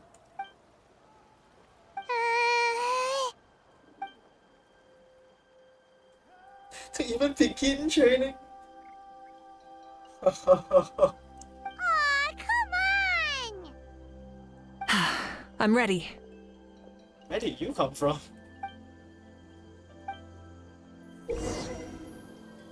Oh, elemental skill, right, the flame strider.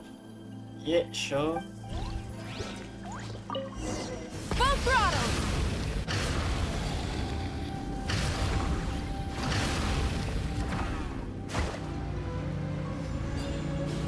Live commentary, huh? Very nice.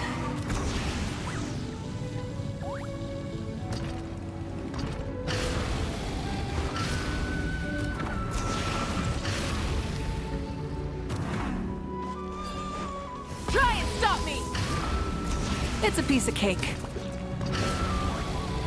Huh? Did you hear that? Ah! Enemies incoming! Be careful! Oh.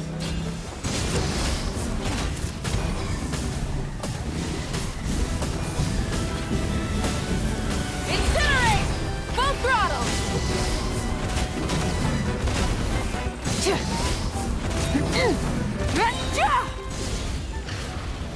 Onward! I gotta say, this is pretty interesting. Impossible. Come on, you said you wanted to challenge people, so let them rise to the challenge. Oh well. Good job, contestant. Here, have some water. You're too kind. Thank you, my dear audience. And thank you, Coach.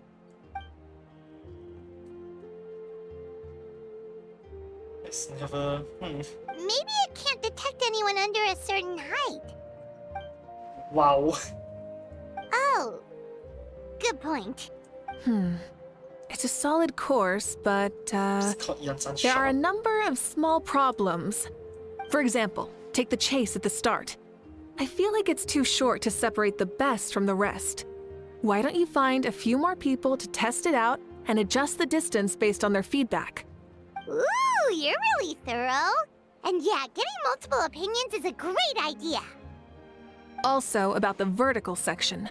It's only so-so, and contestants might get dizzy from the sudden change of direction, which might cause some of them to fall if they get motion sickness.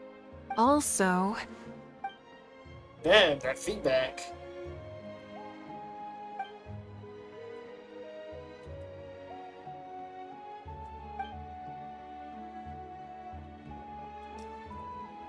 Okay. Ball launcher, okay. A ball launcher? Let's go.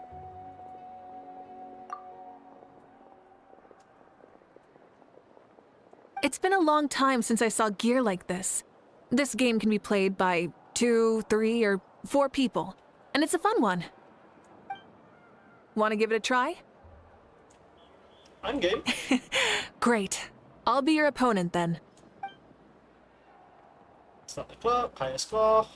How do I play? Come on, Traveler! You can beat her! How do I play? How does this work? Normal attack, repel balls, get the timing down. Ah. Terrible.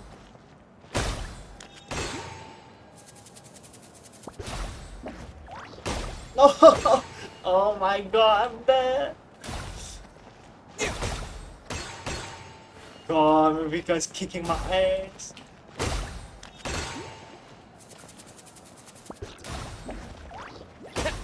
God, I suck! Ah.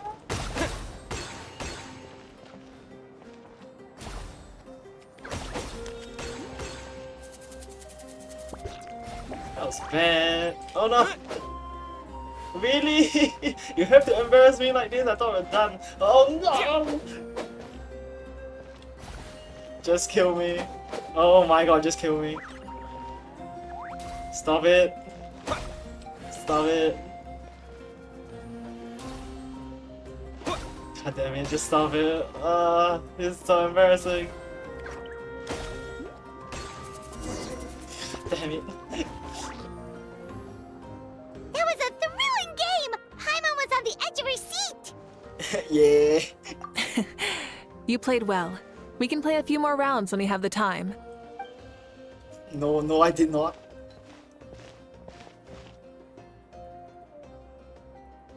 No, we should be thanking you. Both the mock course and the ball launcher were fantastic.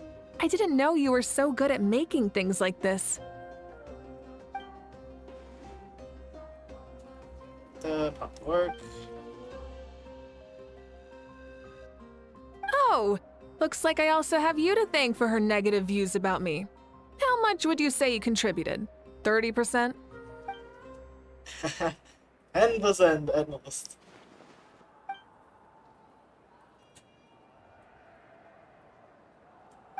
You know what they say, embrace the unexpected.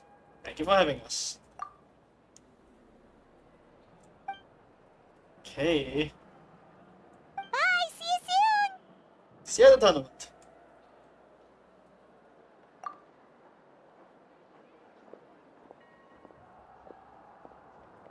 See you soon, Coach. Don't say that. Don't do that. It's not every day I get to call Yansan that. Did you see the look on her face? She almost jumped out of her own skin. You kinda enjoy messing with people, don't you? Obviously. Really? I never noticed. Anyway, we've been out and about for so long. You must be hungry. Come on, let's go get some grub. My treat. Well, okay, Paimon takes it all back. You're the best person ever. Of course. I'm on getting bribed with food again. Okay, the science of the canopy then. Let's go! Vroom, vroom.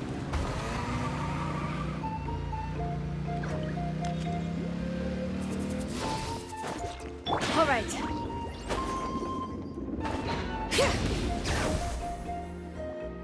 Hey there, boss. I'm here with some guests.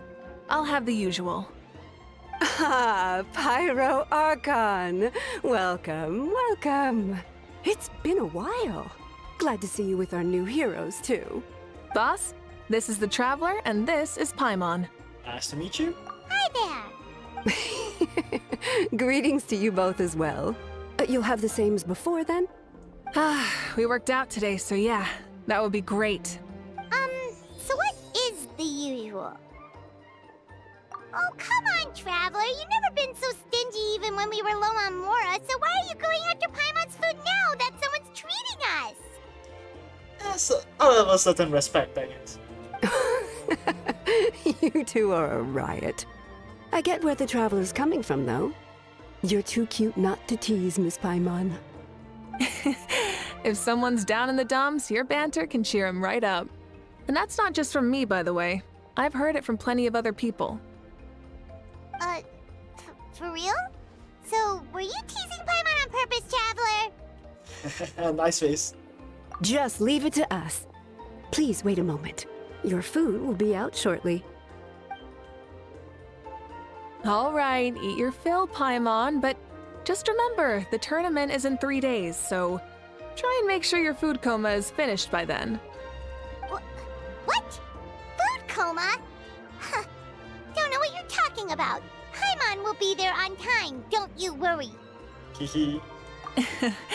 Don't worry, in the event that you do oversleep a bit, I have my ways of waking you up. Pyroclastic, sir! Really? You do? Speaking of your ways, Mavuika, you still haven't told us about how you plan to find Xbalanque. I mean... Isn't the pilgrimage? Pilgrimage? Yes, so isn't the pilgrimage, you know, the plan? Oh, that? It's actually quite simple. It's called bait. Xbalanque is a native of Natlan. The records speak of him as a wise, brave, and upright man, and refer to him as the first son. People like that tend to be like me, passionate about competition. The more they disdain dishonest ways of winning, the more they'll celebrate a fair victory. You could call that a trait shared by all the heroes of Natlan. They're full of energy and passion, and despise victories born of deceit. Conversely, they're constantly drawn to things that are full of hope and excitement. You mean Xbalanque might want to take part in this upcoming pilgrimage? It's not a matter of might. He will. It's precisely because such an important figure will be participating that we must prepare the best tournament possible. Checking in on the various tribes was also to ensure that we'll be prepared to give him a warm welcome. Damn. So, all we need to do is to look for him in the stadium on that day. As the first Pyro Archon, he should have no problem running away with the whole competition. That makes sense. But isn't it a bit unfair for the Pyro Archon themselves to participate in such a tournament? After all, everyone else is just an ordinary human. I mean, wasn't he once an ordinary human as well? When Xbalanque ascended to Archonhood, he did so as a human. I see no problem in allowing him to participate in this event as a human from ancient times. Also, my ineligibility for this event is not due to being Archon, but due to my obligation to serve as host and judge. Huh. That's kind of like your life as Archon. You haven't lost your human side, you're just too busy to indulge it. Oh, another good summary. I'll be sure to write it down and include it in my autobiography. You're working on an autobiography? No, I was joking. Even Xbalanque didn't write one, so why would I? Still, if on the off chance I ever did write one, you two definitely be in it. Hey, thank you. Then, can Paimon have a super long title? Paimon, the gluttonous... the gluttonous fool. Sure, as long as you want.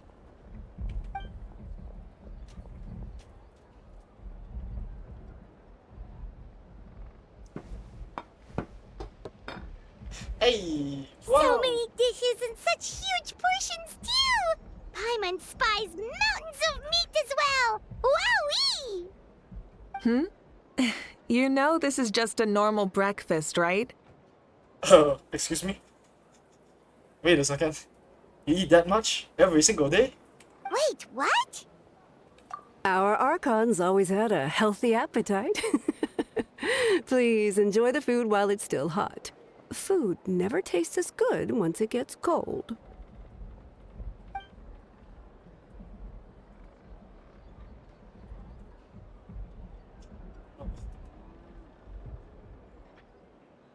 How? This miracle of life.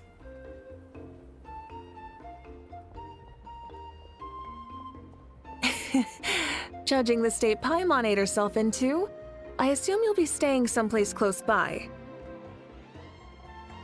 Is that okay?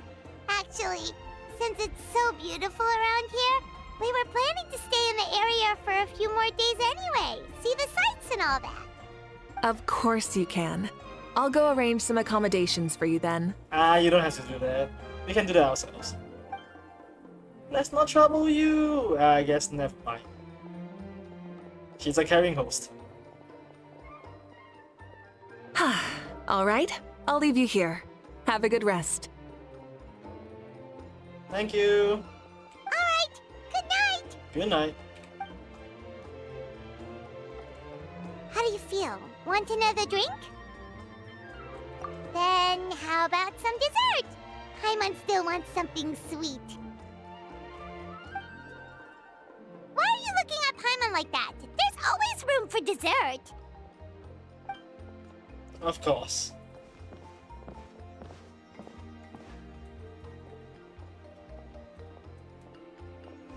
Lord Xbalanque is coming back, huh? Well, I didn't see that coming. Wait, what's that look on your face? Don't tell me you don't even know who Xbalanque is! What kind of idiot do you take me for? I was just thinking about it. I mean, we just managed to defeat the Abyss for good and fulfill the wish of all the citizens of Natlan, past and present, so why is it coming back now of all times? To see the result, maybe?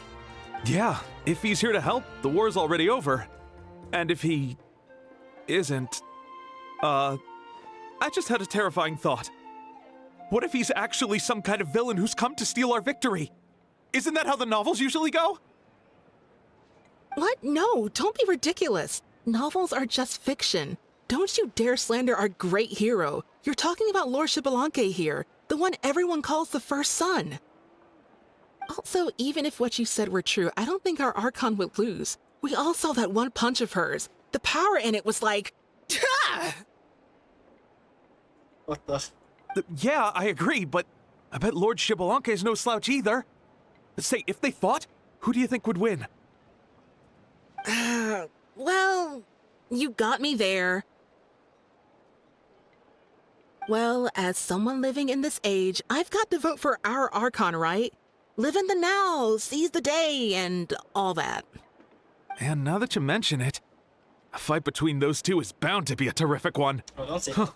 What I wouldn't give to watch. I feel like you wouldn't want to watch. All right, enough with that nonsense. It's already super late. If we keep hyping ourselves up, neither of us are going to get any sleep tonight. The way they're talking about the Archons dueling each other almost makes it sound like a beetle battle. I mean... Yeah, They really do love their contests of strength here in Natlan. Nation of War, I guess, before it became the Nation of Peace, I guess. Okay.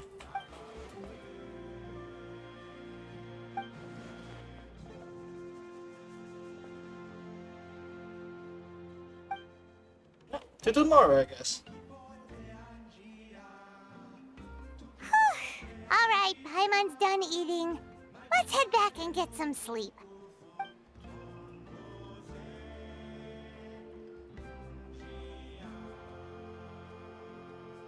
Time sure flies, huh? The tournament's taking place tomorrow morning, so let's get some sleep while we can. Accommodation is here, I guess. Cool.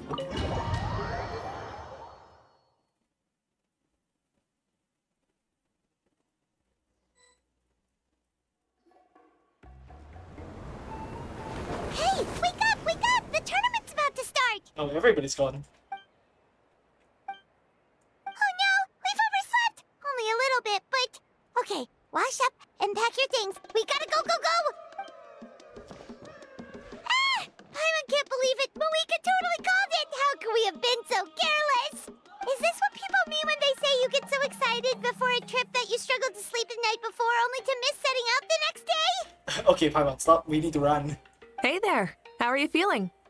I'm feeling fine. Mavuika, why are you here? Isn't the tournament about to begin? Our special guest on there. Yeah, we're about to start. I'm here to pick you up. Hey, thank you. Put on your helmets and get on the bike. Let's go. Huh? Can we make it in time? I mean... We'll take a shortcut. Spirit Sit Way. down and sit tight. You can hold on to my waist if you get scared. Rev the engines! We're speeding, right? We have to be speeding! Oh, come on! If this counts as speeding, Mualani would have been arrested a long time ago. Paimon's entrusted her life to you for so long, but only today has she realized just how unhinged the two of you are! Can you realize this now? Full throttle! So much air! And Paimon's stomach! Oh, knowing Barbados, he'd probably crack up if he heard that! Huh? Barbados? Right, I almost forgot that you're friends with him. And the other Archons, too. Introduce me when we get the chance, would you? Never hurts to make some new friends. Sure! Our friends are yours, too! Don't open your mouth so wide. The venue is just up ahead. Sit tight. Oops. Almost fell off. Amazing.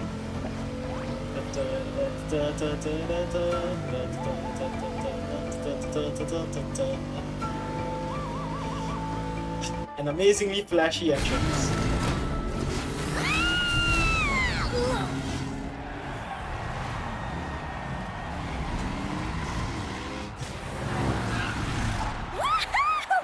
And safe! Just in time, too. We won the bet! We won the bet! That's right. Pay up a how. Yeah! Pay up a how! Ah, yes! Getting Kachina to bed. Let's go. Darn it! How do you like that? A short Flame Strider show to start us off, and to introduce and welcome Natlan's great friend Tumaini. Your boss. Sure pulled off that stunt pretty neatly. How can you call that a stunt? Wait, what do you mean, pulled it off? That wasn't supposed to be part of the show?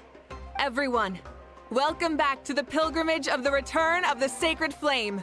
Once more, I will say a few words before we begin. Bored? Heard it all before? Not to worry. We're doing things differently from now on. The Abyss no longer threatens us day and night as it once did. My comrades, my friends, thank you for your hard work and sacrifice. We have achieved a lasting victory. A new day has dawned on Natlan. Yeah! All right! From now on, the pilgrimage will no longer serve as the prelude to a war waged to defend our land. However, many aspects of it will remain the same. It remains a trial to determine the strongest among us, as well as a stage upon which to showcase your individual growth. Today marks the beginning of yet another legendary saga, one written in the triumphs of the victors. So without further ado, let the tournament begin! Yeah! Heck yeah! Who's gonna be the new champion? Now then, you two. You'll be the mobile supervisors, moving with the contestants as they progress, and making sure that everything is proceeding fairly and in good order. Leave it to us! We're the best adventurer and travel guide duo you'll ever meet! Oh, and one more thing. I believe I've mentioned this already, but if you find any leads on Lord Xbalanque, please pass them on to me. Will do. Thanks. I'm counting on you. Onwards. Let's go check on everyone and see if we can find any leads on Xbalanque before things kick off. Ian-san! Oh! Hi there, Ian-san! Are you gonna participate in the tournament? Designer, of course, yeah. It'll be a bit bullshit.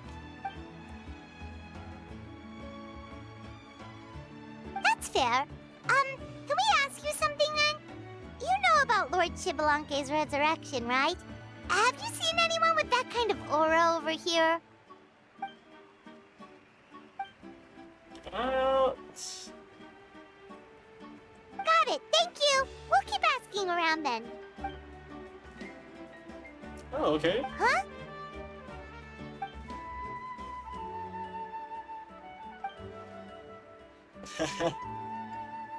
And a stretch, and lower, and good, and again.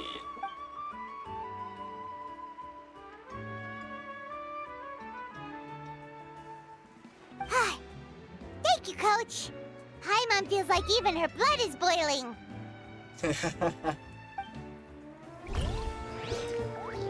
Thank you, Anson.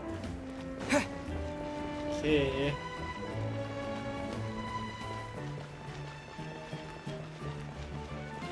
Lolly. Ha!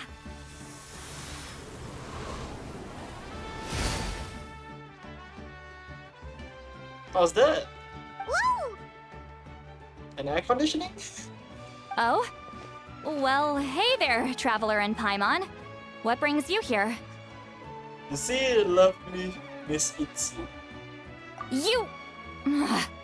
I'm not buying what you're selling. The Traveler means it! Still, Paimon didn't think you'd be taking part, Sweet Lolly. Given who you are you sure it isn't against the rules? Though not a violation per se, what it will be is an unpleasant surprise for the youngsters. Normally I stay out of this kind of event. Don't want to put too much pressure on everyone else. But we're celebrating the end of the war here, so I'll give the occasion the respect it deserves. Fair. Good luck then! Make sure you show off your super majestic side, alright? Well, aren't you the sweet talker today? Too much syrup on your pancakes this morning? Anyway, thank you both. I'll remember your words of encouragement and do my best. So, what was that? Ha! Thing all about? Some kind of strange ritual? Aircon. Of course not. I was using my power to search for Lord Xbalanque. Oh, I see. To be more precise, I was trying to look for him in the world of souls. After all, I also have no idea what he might look like. Still, nothing so far. But why? He is the first Pyro Archon after all. Isn't it a given that he'll be revived with an unimaginably large amount of power? Yeah, we don't have any leads yet. We'll check for leads somewhere else. Good luck, Granny, and take care! Something tells me it might be the bird. I don't know. Feels like the bird. Be on your way now. Oh, and take care of yourselves too. Granny Eatsley will display her dashing self on the competition grounds soon enough. Good luck. This'll be a walk in the park.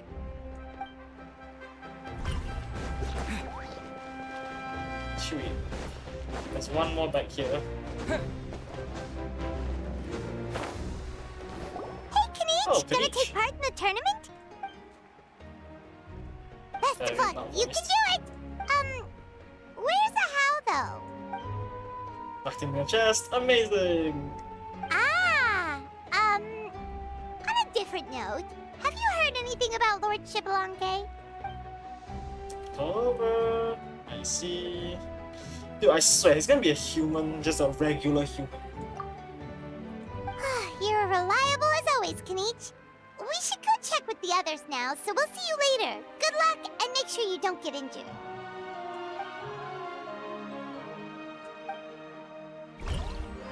This voice line was short. I agree. I should probably hear Ian-san's voice line before. You know what? Let's go hear Ian-san's voice line first. I know I'm taking a lot of time, but almost. Should be fine, right? Let's despawn.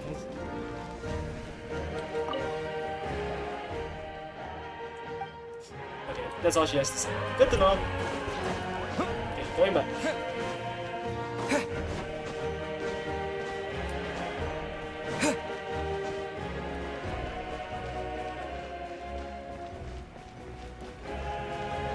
And this should be Kachina, and this should be Barney up here, yeah? Kachina, okay. 1, 2, 3, 4, 2, 2, 3, 4. How's the warm-up going, Kachina? Feeling good? Oh, hey you two. Yeah, I'm feeling great. Ready to get out there and show 'em who's boss. I'll give it my all. I mean, I don't know if I'll be able to win again, but as long as I learn something from the experience, that's enough of a win for me. Yeah, having the right mindset is everything.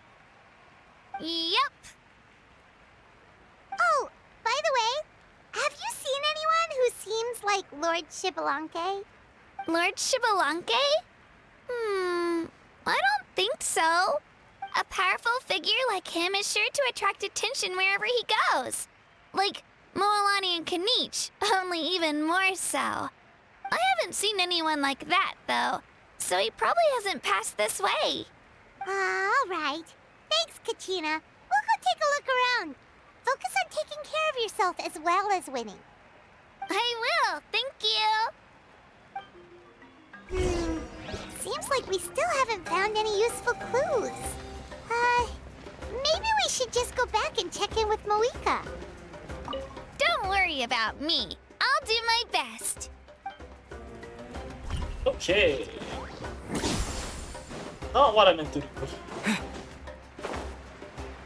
Mavuika lower 2. Over here.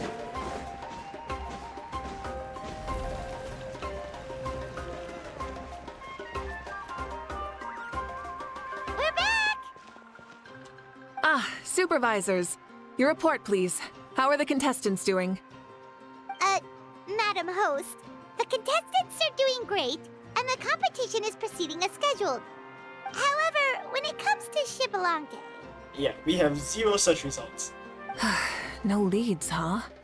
The competition is almost about to begin and there's still no sign of him? Not what you expected?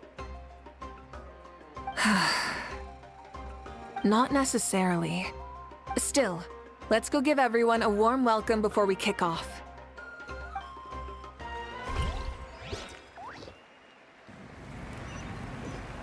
Hey then. I believe we're all warmed up. Now, take your positions. This iteration of the pilgrimage is the perfect chance for us to bid farewell to the past. Now go forth and soar. Faster, higher, stronger. Become a better version of yourself. Remember what brought you here and keep pushing forward. This tournament begins now! All right. Ready or not, here I come! There's Mualani, a natural sports star. She's not gonna stop scoring anytime soon. I've got this. This round's in the bag. Of course, Kanich. Kanich is coming up to the trickiest parts of the course here. But is he slowing down? No! He's speeding up! Amazing! How's he so fast? The gap between our competitors has increased significantly. Could this mean? Oh! Contestant Kachina has suddenly appeared from the side. This part's rough, but I won't give up. So annoying. The competition has entered its final phase. Who will emerge victorious? We're about to find out.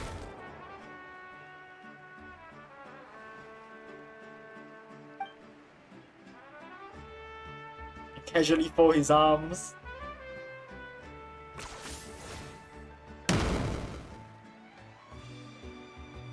Damn.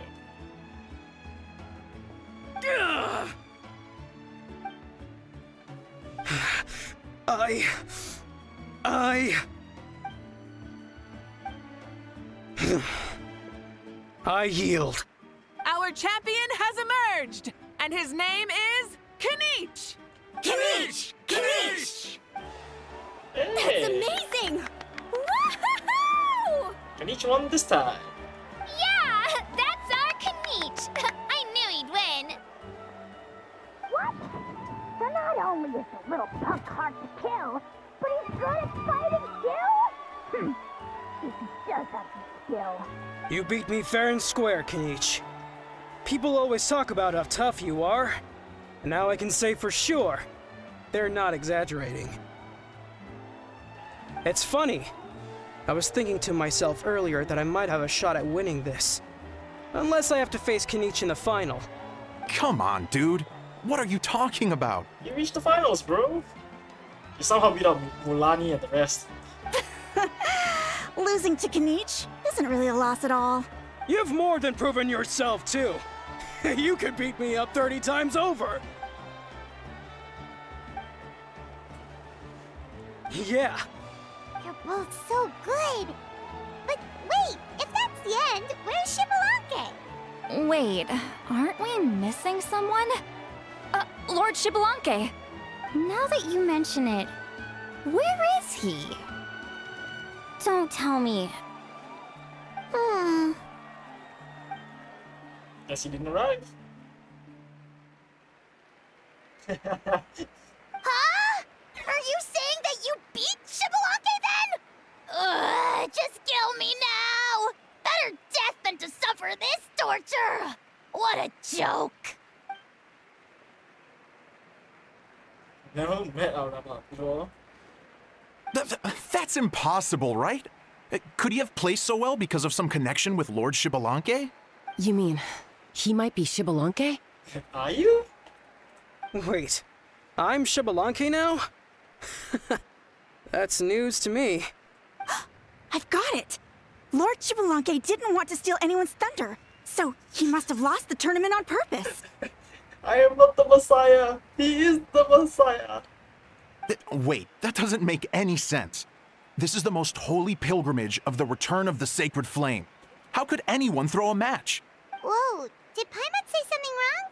Now everyone's talking about Shibalanke. Still, that guy was almost too good, wasn't he? We've never heard of him before, but he was still going toe-to-toe with Kanich. Could he really be?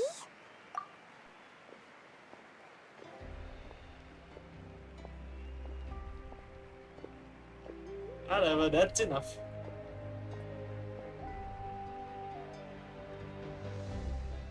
Huh? What are you looking at, Mavuika? I felt that something was off since the tournament began. Reflecting back on it, it wasn't because I could sense Shibalanke's power, but rather that I could not.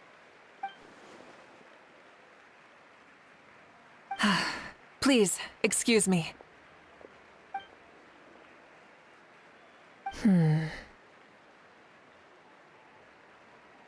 Assuming he's the guy behind.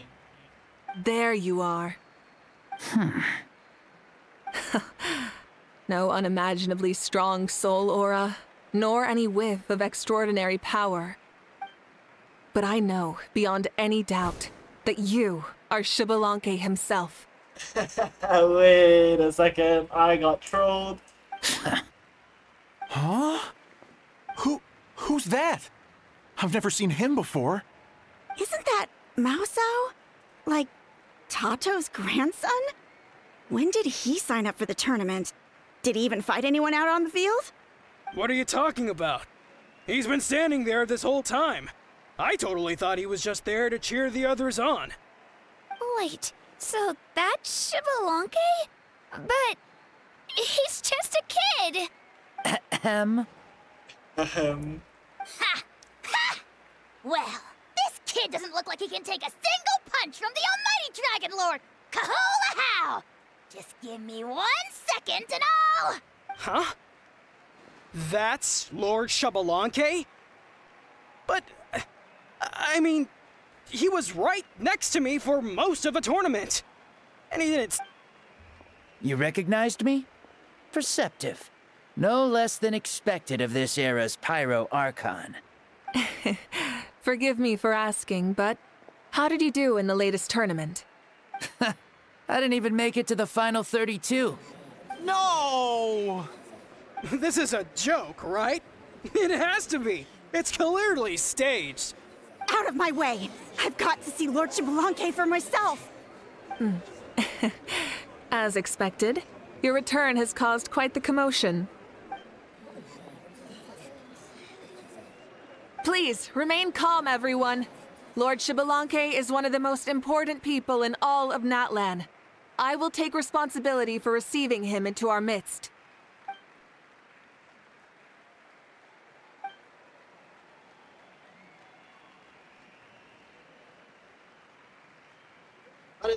Let's go.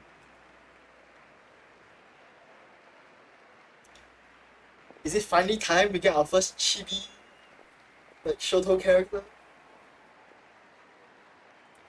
She's calling us! Quick, let's go! I mean, why aren't we already going there? Hey, wait up!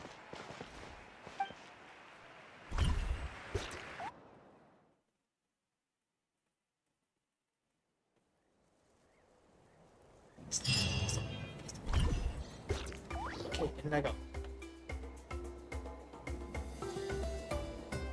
Okay, this should be far enough. Sorry for making you walk all this way. I am Natlan's current leader and Pyro Archon Mavuika. Lord Xbalanque, I said I was inviting you for a chat, but to be perfectly honest, this is also my first time doing something like this, so I don't even know where to begin. Oh? Oh no. He doesn't sound too impressed. I mean, like, bro, if your, like, ancestor came back and, like, said hello, what's the first thing you want to ask? There's so many questions. You mean you've never hosted a long dead guy on his first trip home before? No worries. It's a first for me, too. I didn't realize you also had a sense of humor. Wait, really? Hang on, I think I just realized something. You're telling me that neither you nor your companions know that I, Xbalanque, was totally hilarious? I guess not. All the woven scrolls regarding your life depict you as a wise and upright person. According to legends, you also use the Divine Throne to negotiate with the Ruler of Death, establishing the set of rules unique to Natlan. As for your sense of humor, no sources have ever touched upon it. Maybe it's better to say that we know even less about you than we expected. I see. In that case, allow me to reintroduce myself. I am the first Pyro Archon, Xbalanque. You may call me dear beloved son, or just Lanque for short. Wow, talk about being overly familiar. Shut up. And these two are? Travelers. Allow me to introduce the Traveler and Paimon. They're important friends of Natlan and our companions. Great heroes who helped us defeat the Abyss for good. Ah, I see. I was about to say, why did a child follow us all the way here? Though you could say the same for me. And judging by your expression, that's exactly what you're saying.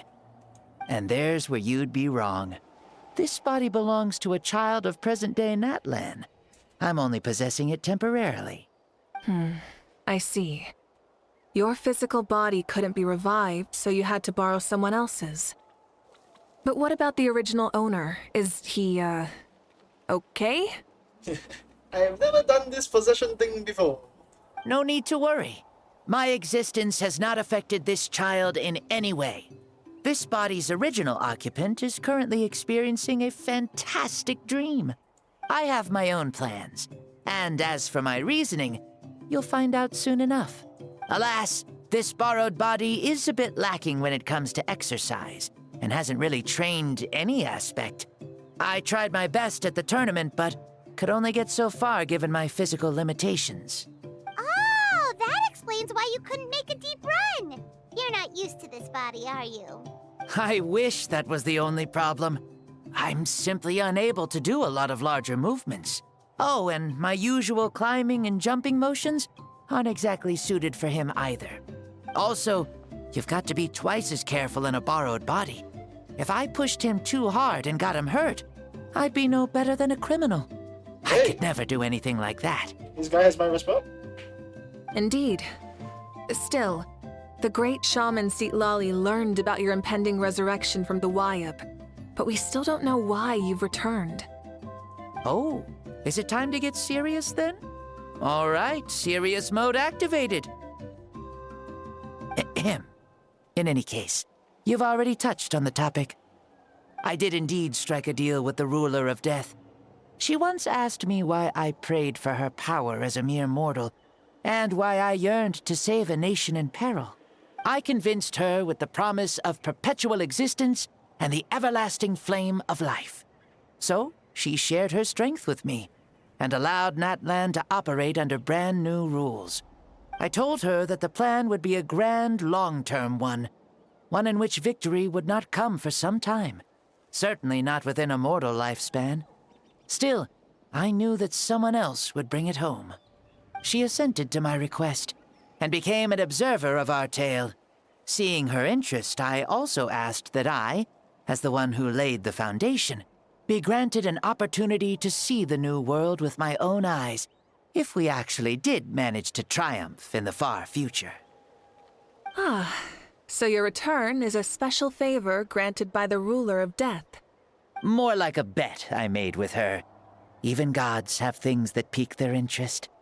I bet correctly on the outcome of this war, so this trip is my reward. How do you feel about the Natlan of today? Does it meet your expectations? Oh, I like it a lot. Could you tell me more, by the way? I'd love to know how you managed to win the war. As you know, ours was an exceedingly grand, long-term plan. I'll skip over the most ancient parts and start with what I know. The battle from 500 years ago. The disaster struck suddenly, and Natlan was engulfed in darkness. Our land and faith were both shattered, and everyone believed that our nation's end was nigh. But even when thrust into battle against the abyss, fate, and the passage of time, our heroes did not give up hope of victory. We each shouldered our heavy duty using the power that you left behind. All the Pyro Archons in the last 500 years have devoted their lives to banishing the abyss, rebuilding our tribes and faith, and uniting the people as one. As for me, I decided to head 500 years into the future, that is, the present, so I might finally bring together our people's resolve, which has stood firm for thousands of years, and fight for our final victory. Of course, I had prepared for the worst. That I would awaken to naught but monsters, corpses, and ruins where our nation once stood. Had that happened, there would have only been one thing left for me to do. Fulfill my final duty as a warrior, and then witness the end of the world helplessly. Still, the outcome proved that our faith was not misplaced.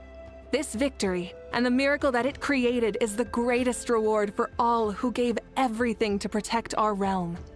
Yeah, Had anything gone wrong, whether in the past or in the now? I have always believed you to be shrewd. Surely, such a quality was needed to bargain with the ruler of death, and win so much for us in the process. Natlan was only able to overcome this crisis with your help. All these millennia later, and the people of Natlan have finally achieved victory over fate.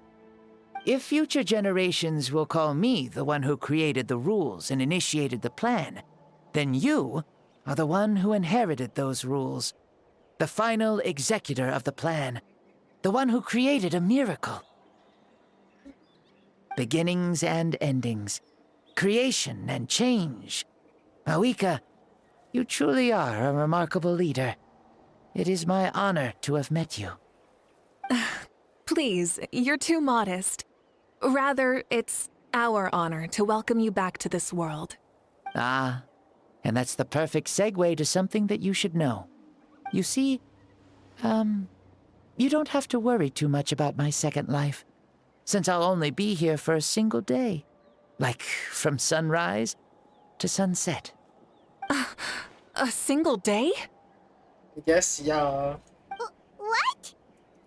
His trip was only to see a whole day. It has become nothing more. That's why I said you won't have to worry too much about the boy this body actually belongs to. I'll be long gone by this time tomorrow. Besides, no one ever said I was actually going to return and stick around for years and years, right? This is just a short little outing back home, so I can see some of my compatriots again. Still, I've got to say, it has not been an easy trip. After being resurrected, I woke up in the home of a normal boy and wanted to take a quick dip to relax, only to have my trouser legs snagged by a fishing line that came out of nowhere. Mulani actually caught him! And once I finally made it to shore, I decided to take a stroll and see the sights, only to step into a trap along the way. Beats me who'd put a trap out there, and there wasn't even anybody around to check it. Oh my god, he actually stepped into every single one of it. Thankfully, the bottom was pretty soft, so I lay down and took a nap before getting up to continue on my merry way. No way. This is so embarrassing. Who needs enemies? After countless trials and tribulations, I finally managed to sign up for the tournament. But then, I ran into a girl who claimed to be a fitness coach. She insisted that my muscles weren't up to snuff, and made me do twice as many warm-up exercises as everyone else. Oof, you guys in the future sure have it rough. No. Oh god. Well then, what's next for you? Oh, what a great question. I was just about to get to that. You're a pretty considerate gal. So, I do have a small wish that I haven't been able to fulfill. I managed to participate in the pilgrimage, but alas, my potential is restricted by this form. It sure would be nice if I could show everyone what I can actually do. I see. So who do you want to possess? Pyro Archon or me? Why is he stealing glances at us like that? It is. Well, now that I've said it, care to help an old man out, hero? Ahem. See, I was also quite the formidable warrior in my time. Surely a match for Mavuika. I mean, I was the first Pyro Archon after all. I could shake the cliffs with a single punch, scale mountains with a single leap. Very formidable indeed. So, you'd like to spar with me? Yes. Using your current body? Will he be able to handle it? Not the charts one. Don't worry. I'll find a suitable location for our duel, and a way to keep this body safe. The first sun. The ardent sun. This star is a flame, burning with a passion that will consume all. From the moment I first saw you, I knew you to be a true warrior, just like me.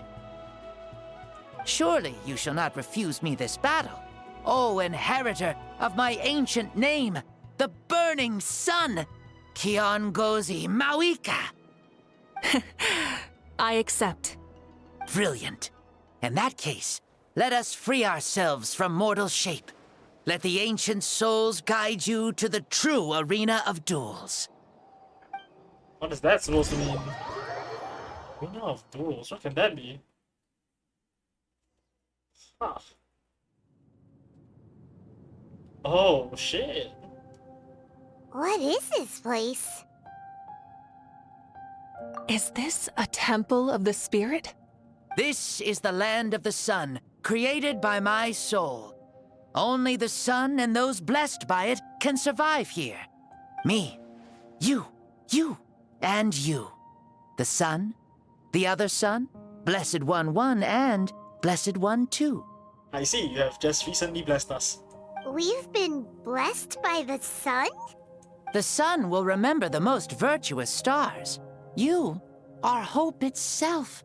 The most radiant, most important friends we could have. We have invited you here, so you may witness the clash of suns. Huh, I see. We've manifested in an almost fully spiritual, consciousness-like form, removing the limits of our flesh. That's right. As I said, I knew you to be a born warrior the moment I laid eyes on you. But there are two forms of human strength, that of the body and of the spirit. The great Xbalanque, impressed upon a child's body, found less than a third of his original strength available to him.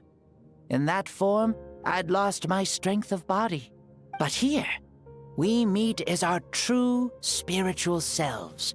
In this place, even a child may shake heaven and earth due to the great soul within. What makes a true hero? Someone strong of body, or strong of mind, or must one be strong in both to surpass human limits? Which of these are you, Mavuika? Well said, Xbalanque. Let us prove our mastery of both strengths through this battle. To Natlan, to each other, and to the rest of the world. You and I both know we'll never meet a better matched opponent. Indeed, that's exactly what I've always wanted. As a citizen of Natlan, as the Pyro Archon, as an opponent from across the millennia, and a friend whom you never had the chance to meet. Let us have a fair and honorable duel. Why am I on this side? I'm supposed to be a spectator? Playing favorites, traveler. Which makes sense.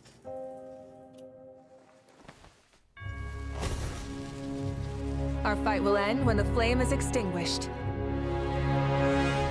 Fine. You ready?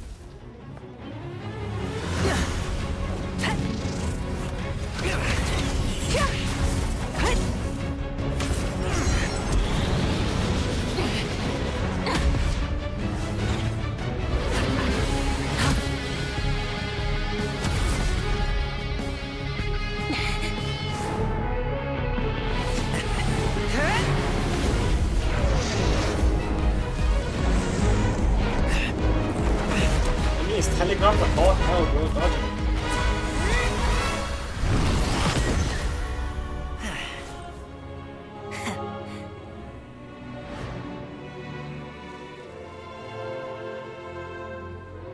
No.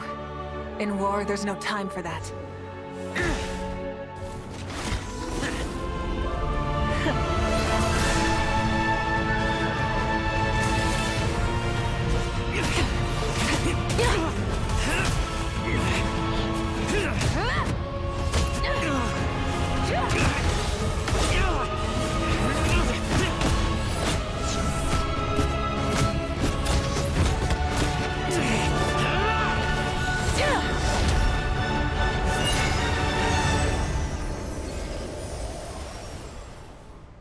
Attack the flame!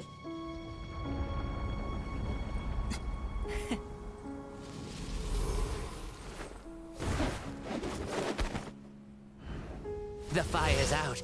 Let's stop here.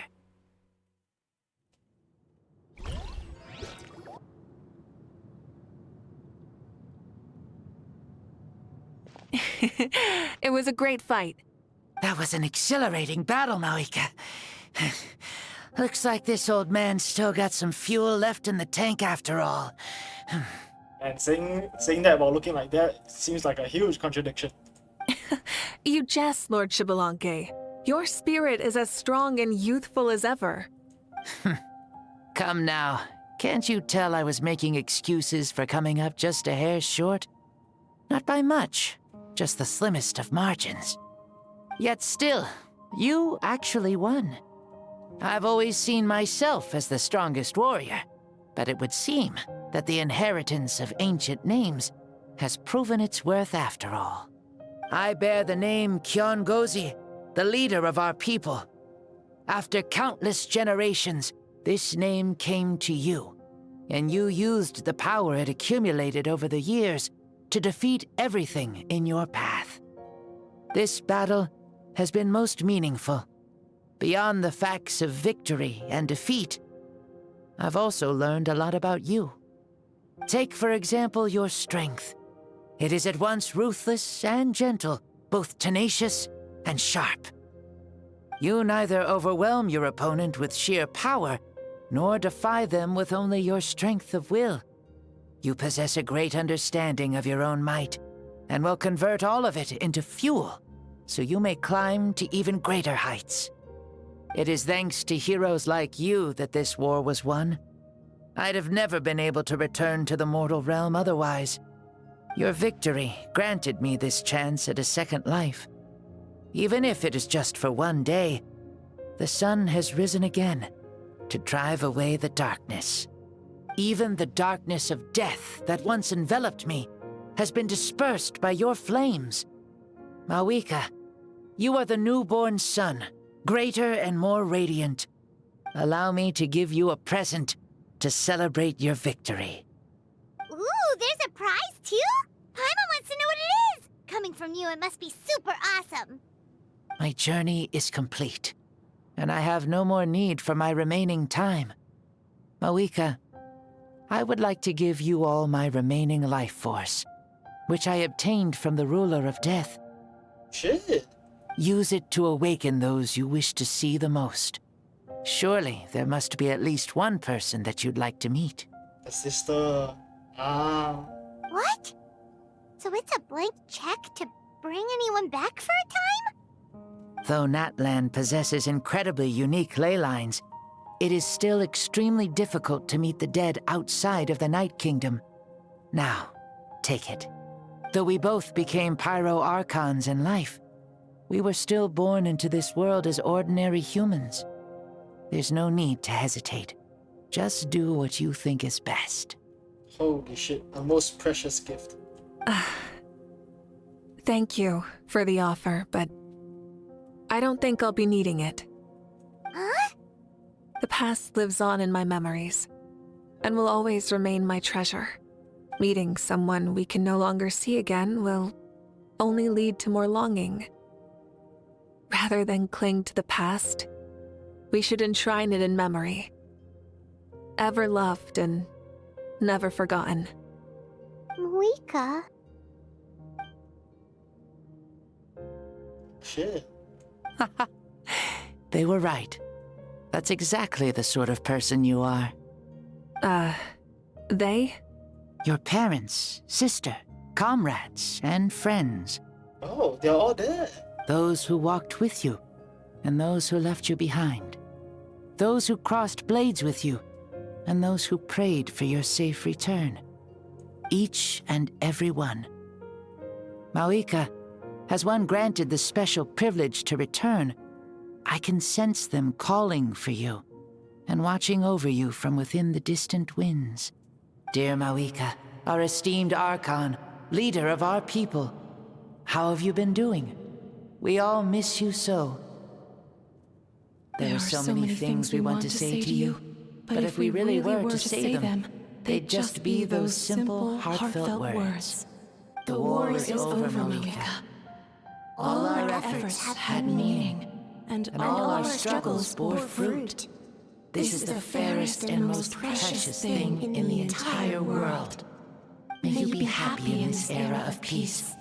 May you eat well, sleep well, always be full of energy, and never forget that we will always love you. These are all words spoken by the people from the past. Their voices are echoing through this Temple of Souls. God damn. A test.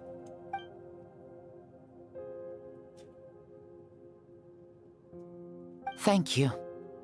Those who have gone before will never forget you, even as you keep all their names deep within your heart.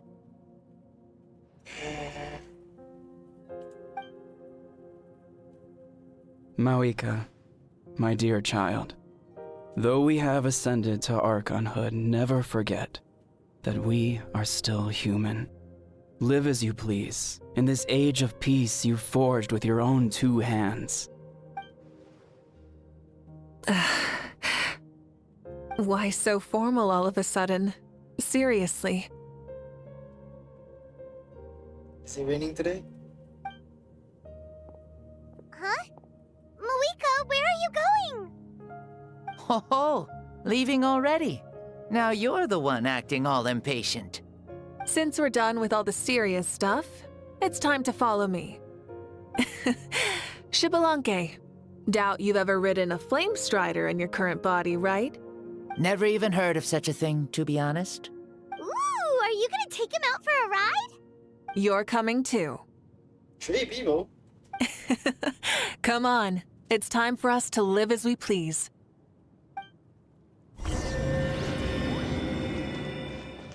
Leave the domain, I guess.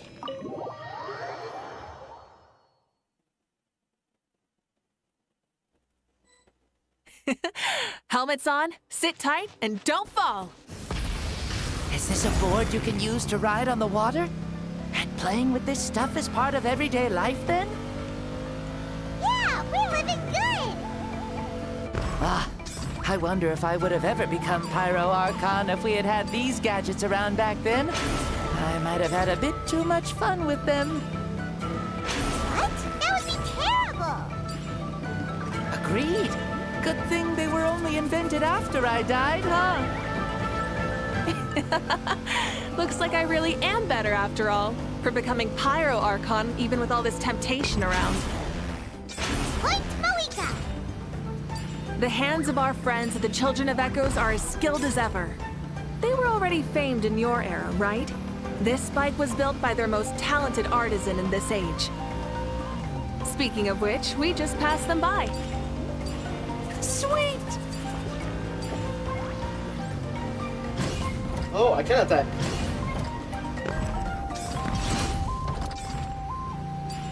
Oh, what is this?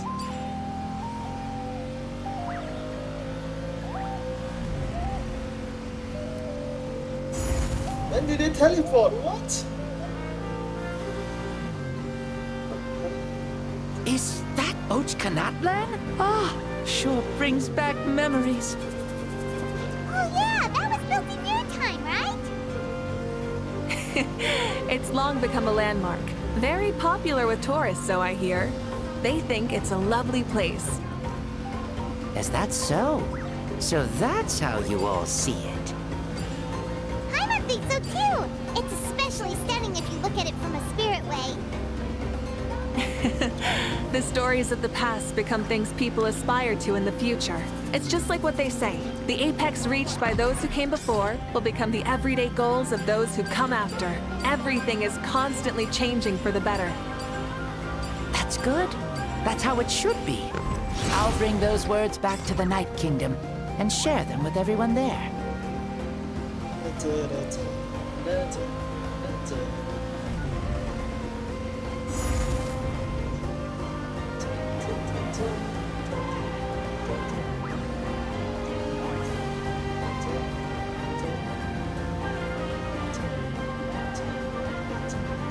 Oh, you can see the people of the springs from here. They seem to be enjoying life. Just like the people of Natlan back then. All kinds of things might happen during the day, but as the sun sets, you can always count on the people of the springs to relax by the water, playing their instruments and dancing their worries away.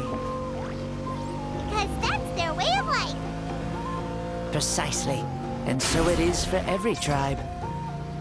No matter how many years have passed, for the people who live here, some things will never change. Well, you're the one most qualified to say something like that. So, what do you think? Satisfied with what you saw? Very much so. Speeding across the water, the warm breeze against my face, it makes me very happy. I really do adore this world, just like a plant adores the sun.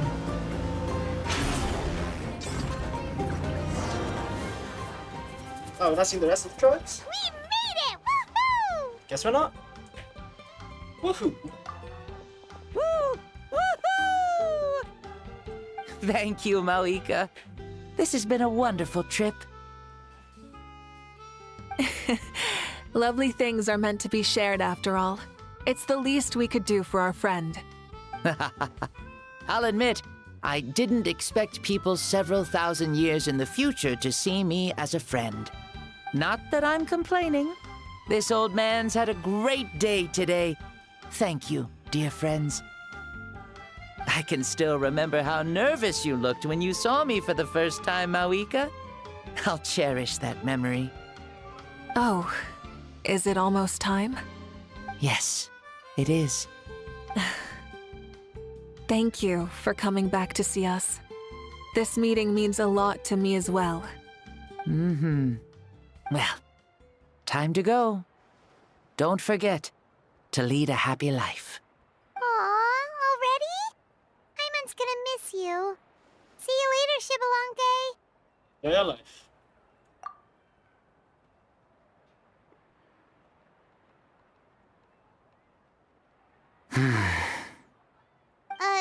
He closed his eyes. Did he fall asleep? Mm-hmm. I can no longer sense Shibalanke's soul. Well, it's gotten quite late, hasn't it? We should probably lead this child back to, his family first. Thank you for accompanying me this whole time. Let's hurry back. You must be starving. Don't just drop a kid in the middle of, a foreign place and just leave him there. Yes. After the end of the pilgrimage, we hold a banquet to congratulate the champion of the tournament. There will be good food and plenty of it. You guys are gonna love it. Mao Sao should be there too. I'll bring him over. Sure.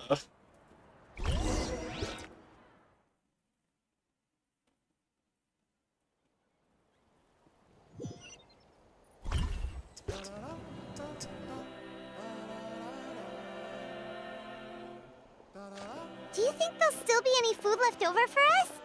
It's kinda late and all. I'm sure the feast has already started, but don't worry. I'm sure Yan-san will save some for us.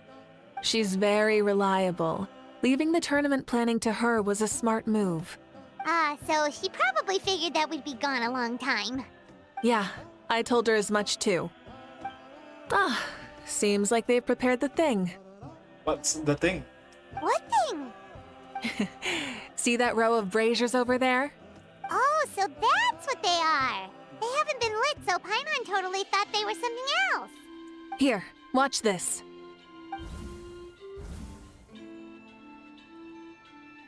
Whoa, they're beautiful!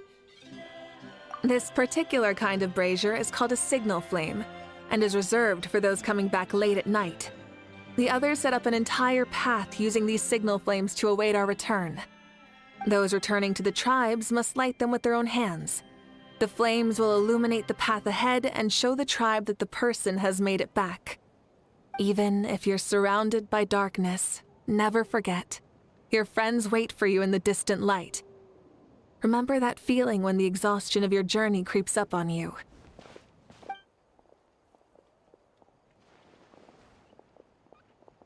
We're back, guys! Archon! Traveler! Paimon! You were really gone a long time. We've already started grilling the meat. We had a long talk with Lord Shibalanke. It was pretty time-consuming. More than well. Shibalanke, he's a very good man. He far surpassed even my expectations.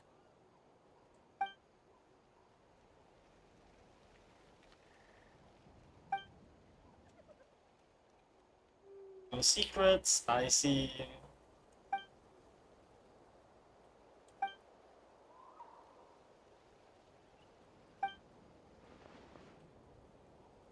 So the only reason Lord Shibalanke didn't win the tournament is because he was limited by the physical body he was in. That's right, but don't feel disappointed on his behalf. He himself was not upset about that turn of events. He had many revelations during this journey, and as he said, strength of mind is as important as the strength of the body. He realized that after failing to make it to the final 32. Huh. No matter how many times Paimon hears it, it's still so funny to think that Shibalanke didn't even make it that far. Strong in both body and mind. Huh. I'd say our champion Kanich fits the bill. Don't you think? Yeah, being able to put out with how all day? Damn, he's definitely strong of mind. Indeed. Everyone, let's raise our cups.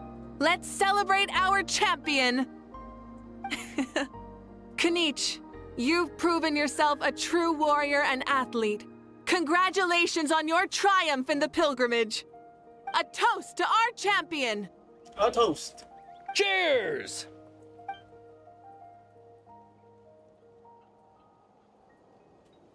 Hey, look!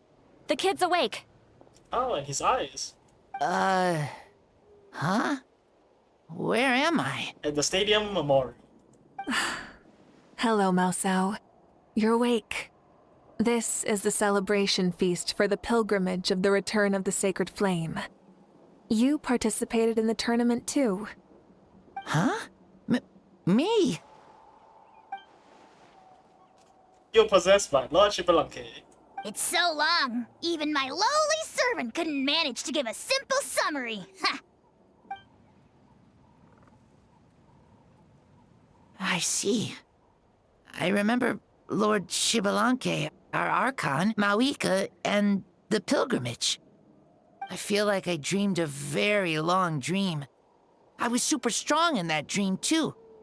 I could jump up onto the roof with one leap, and I could climb, fly, and glide. It wasn't a dream. Your body did go through all the motions of the tournament. You were already an outstanding contestant. I'm a contestant?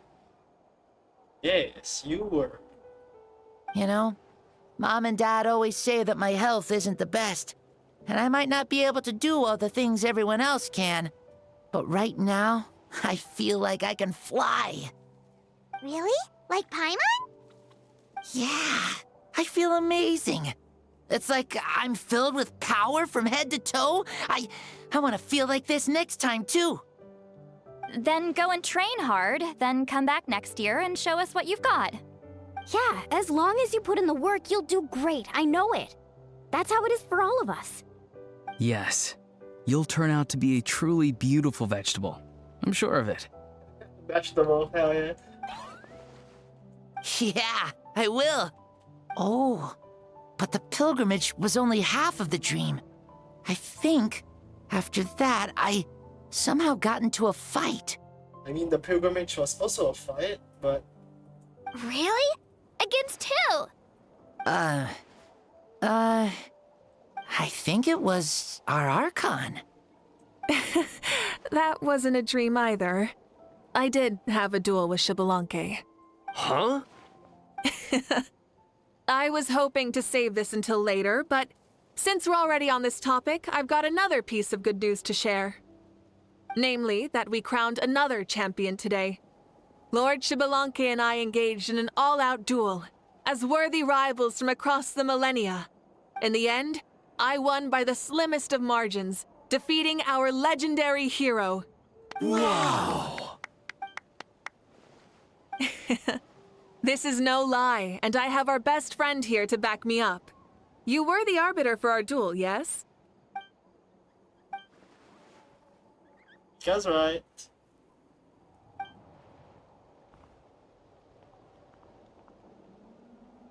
Yeah! Amazing! What an achievement! Come on, everyone, let's have another toast. For our Archon this time. Very well. Acknowledge my victory. recognize my valor and drink this wine of victory for me.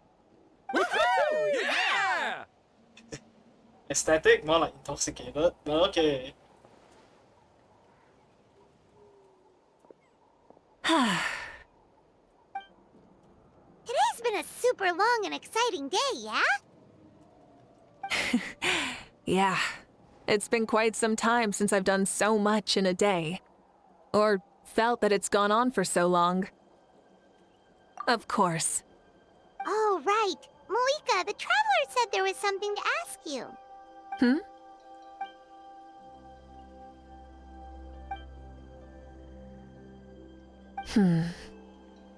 No. In battle, there's no time for that, so it never crossed my mind.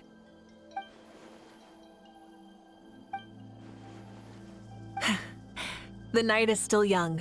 Cheers. Cheers. Amazing. I think there's gonna be a part 2 to this. Maybe when the next boss battle happens. I mean... Oh, hi guys! Wait, maybe there's a guy in here? Wait... Is Mavuika still there? Guess not. Okay. Hello guys. How you guys doing? Whoa.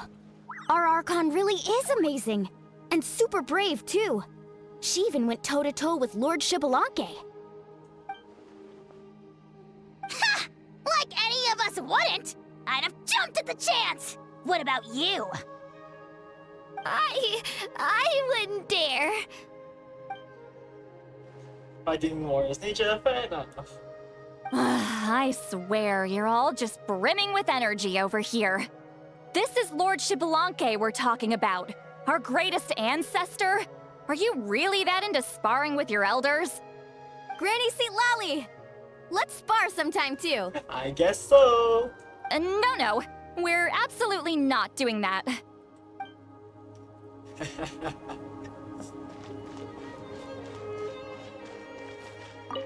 Say, what kind of vegetable do you think I'll become? A red one? Or a green one? What is this conversation about? You? I have a feeling that you might turn into an onion. An onion? Someone who looks ordinary, but who can make anyone who attacks you break down and weep. Really? That sounds super strong. What are these two even talking about? Onions are super powerful. One of my friends happened to be cutting onions when I came over to his house. He began to cry, and the Saurians also began to cry, and eventually, nearly every living creature in the room was crying. I was also in the room, but I shielded my eyes with my cloak just in time. Kukuku and Aoife couldn't see my face, so they thought I cried too. I'd like to become an onion man and make people cry too. Probably not a good sentence. Especially the last part. Sure, no problem. No clue. Well, Leon-san, you're a tiny mushroom. Yes. What?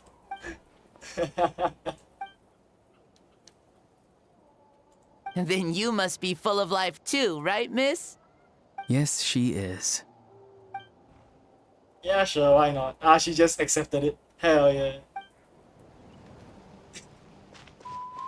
Okay. For now, we're done. Let's do this one, but I'll do it weekends. There's no point doing it. Okay. So right now, we're done. Very nice.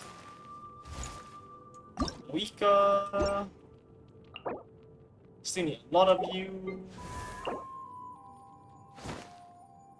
I mean, I should upgrade Seat Lali first.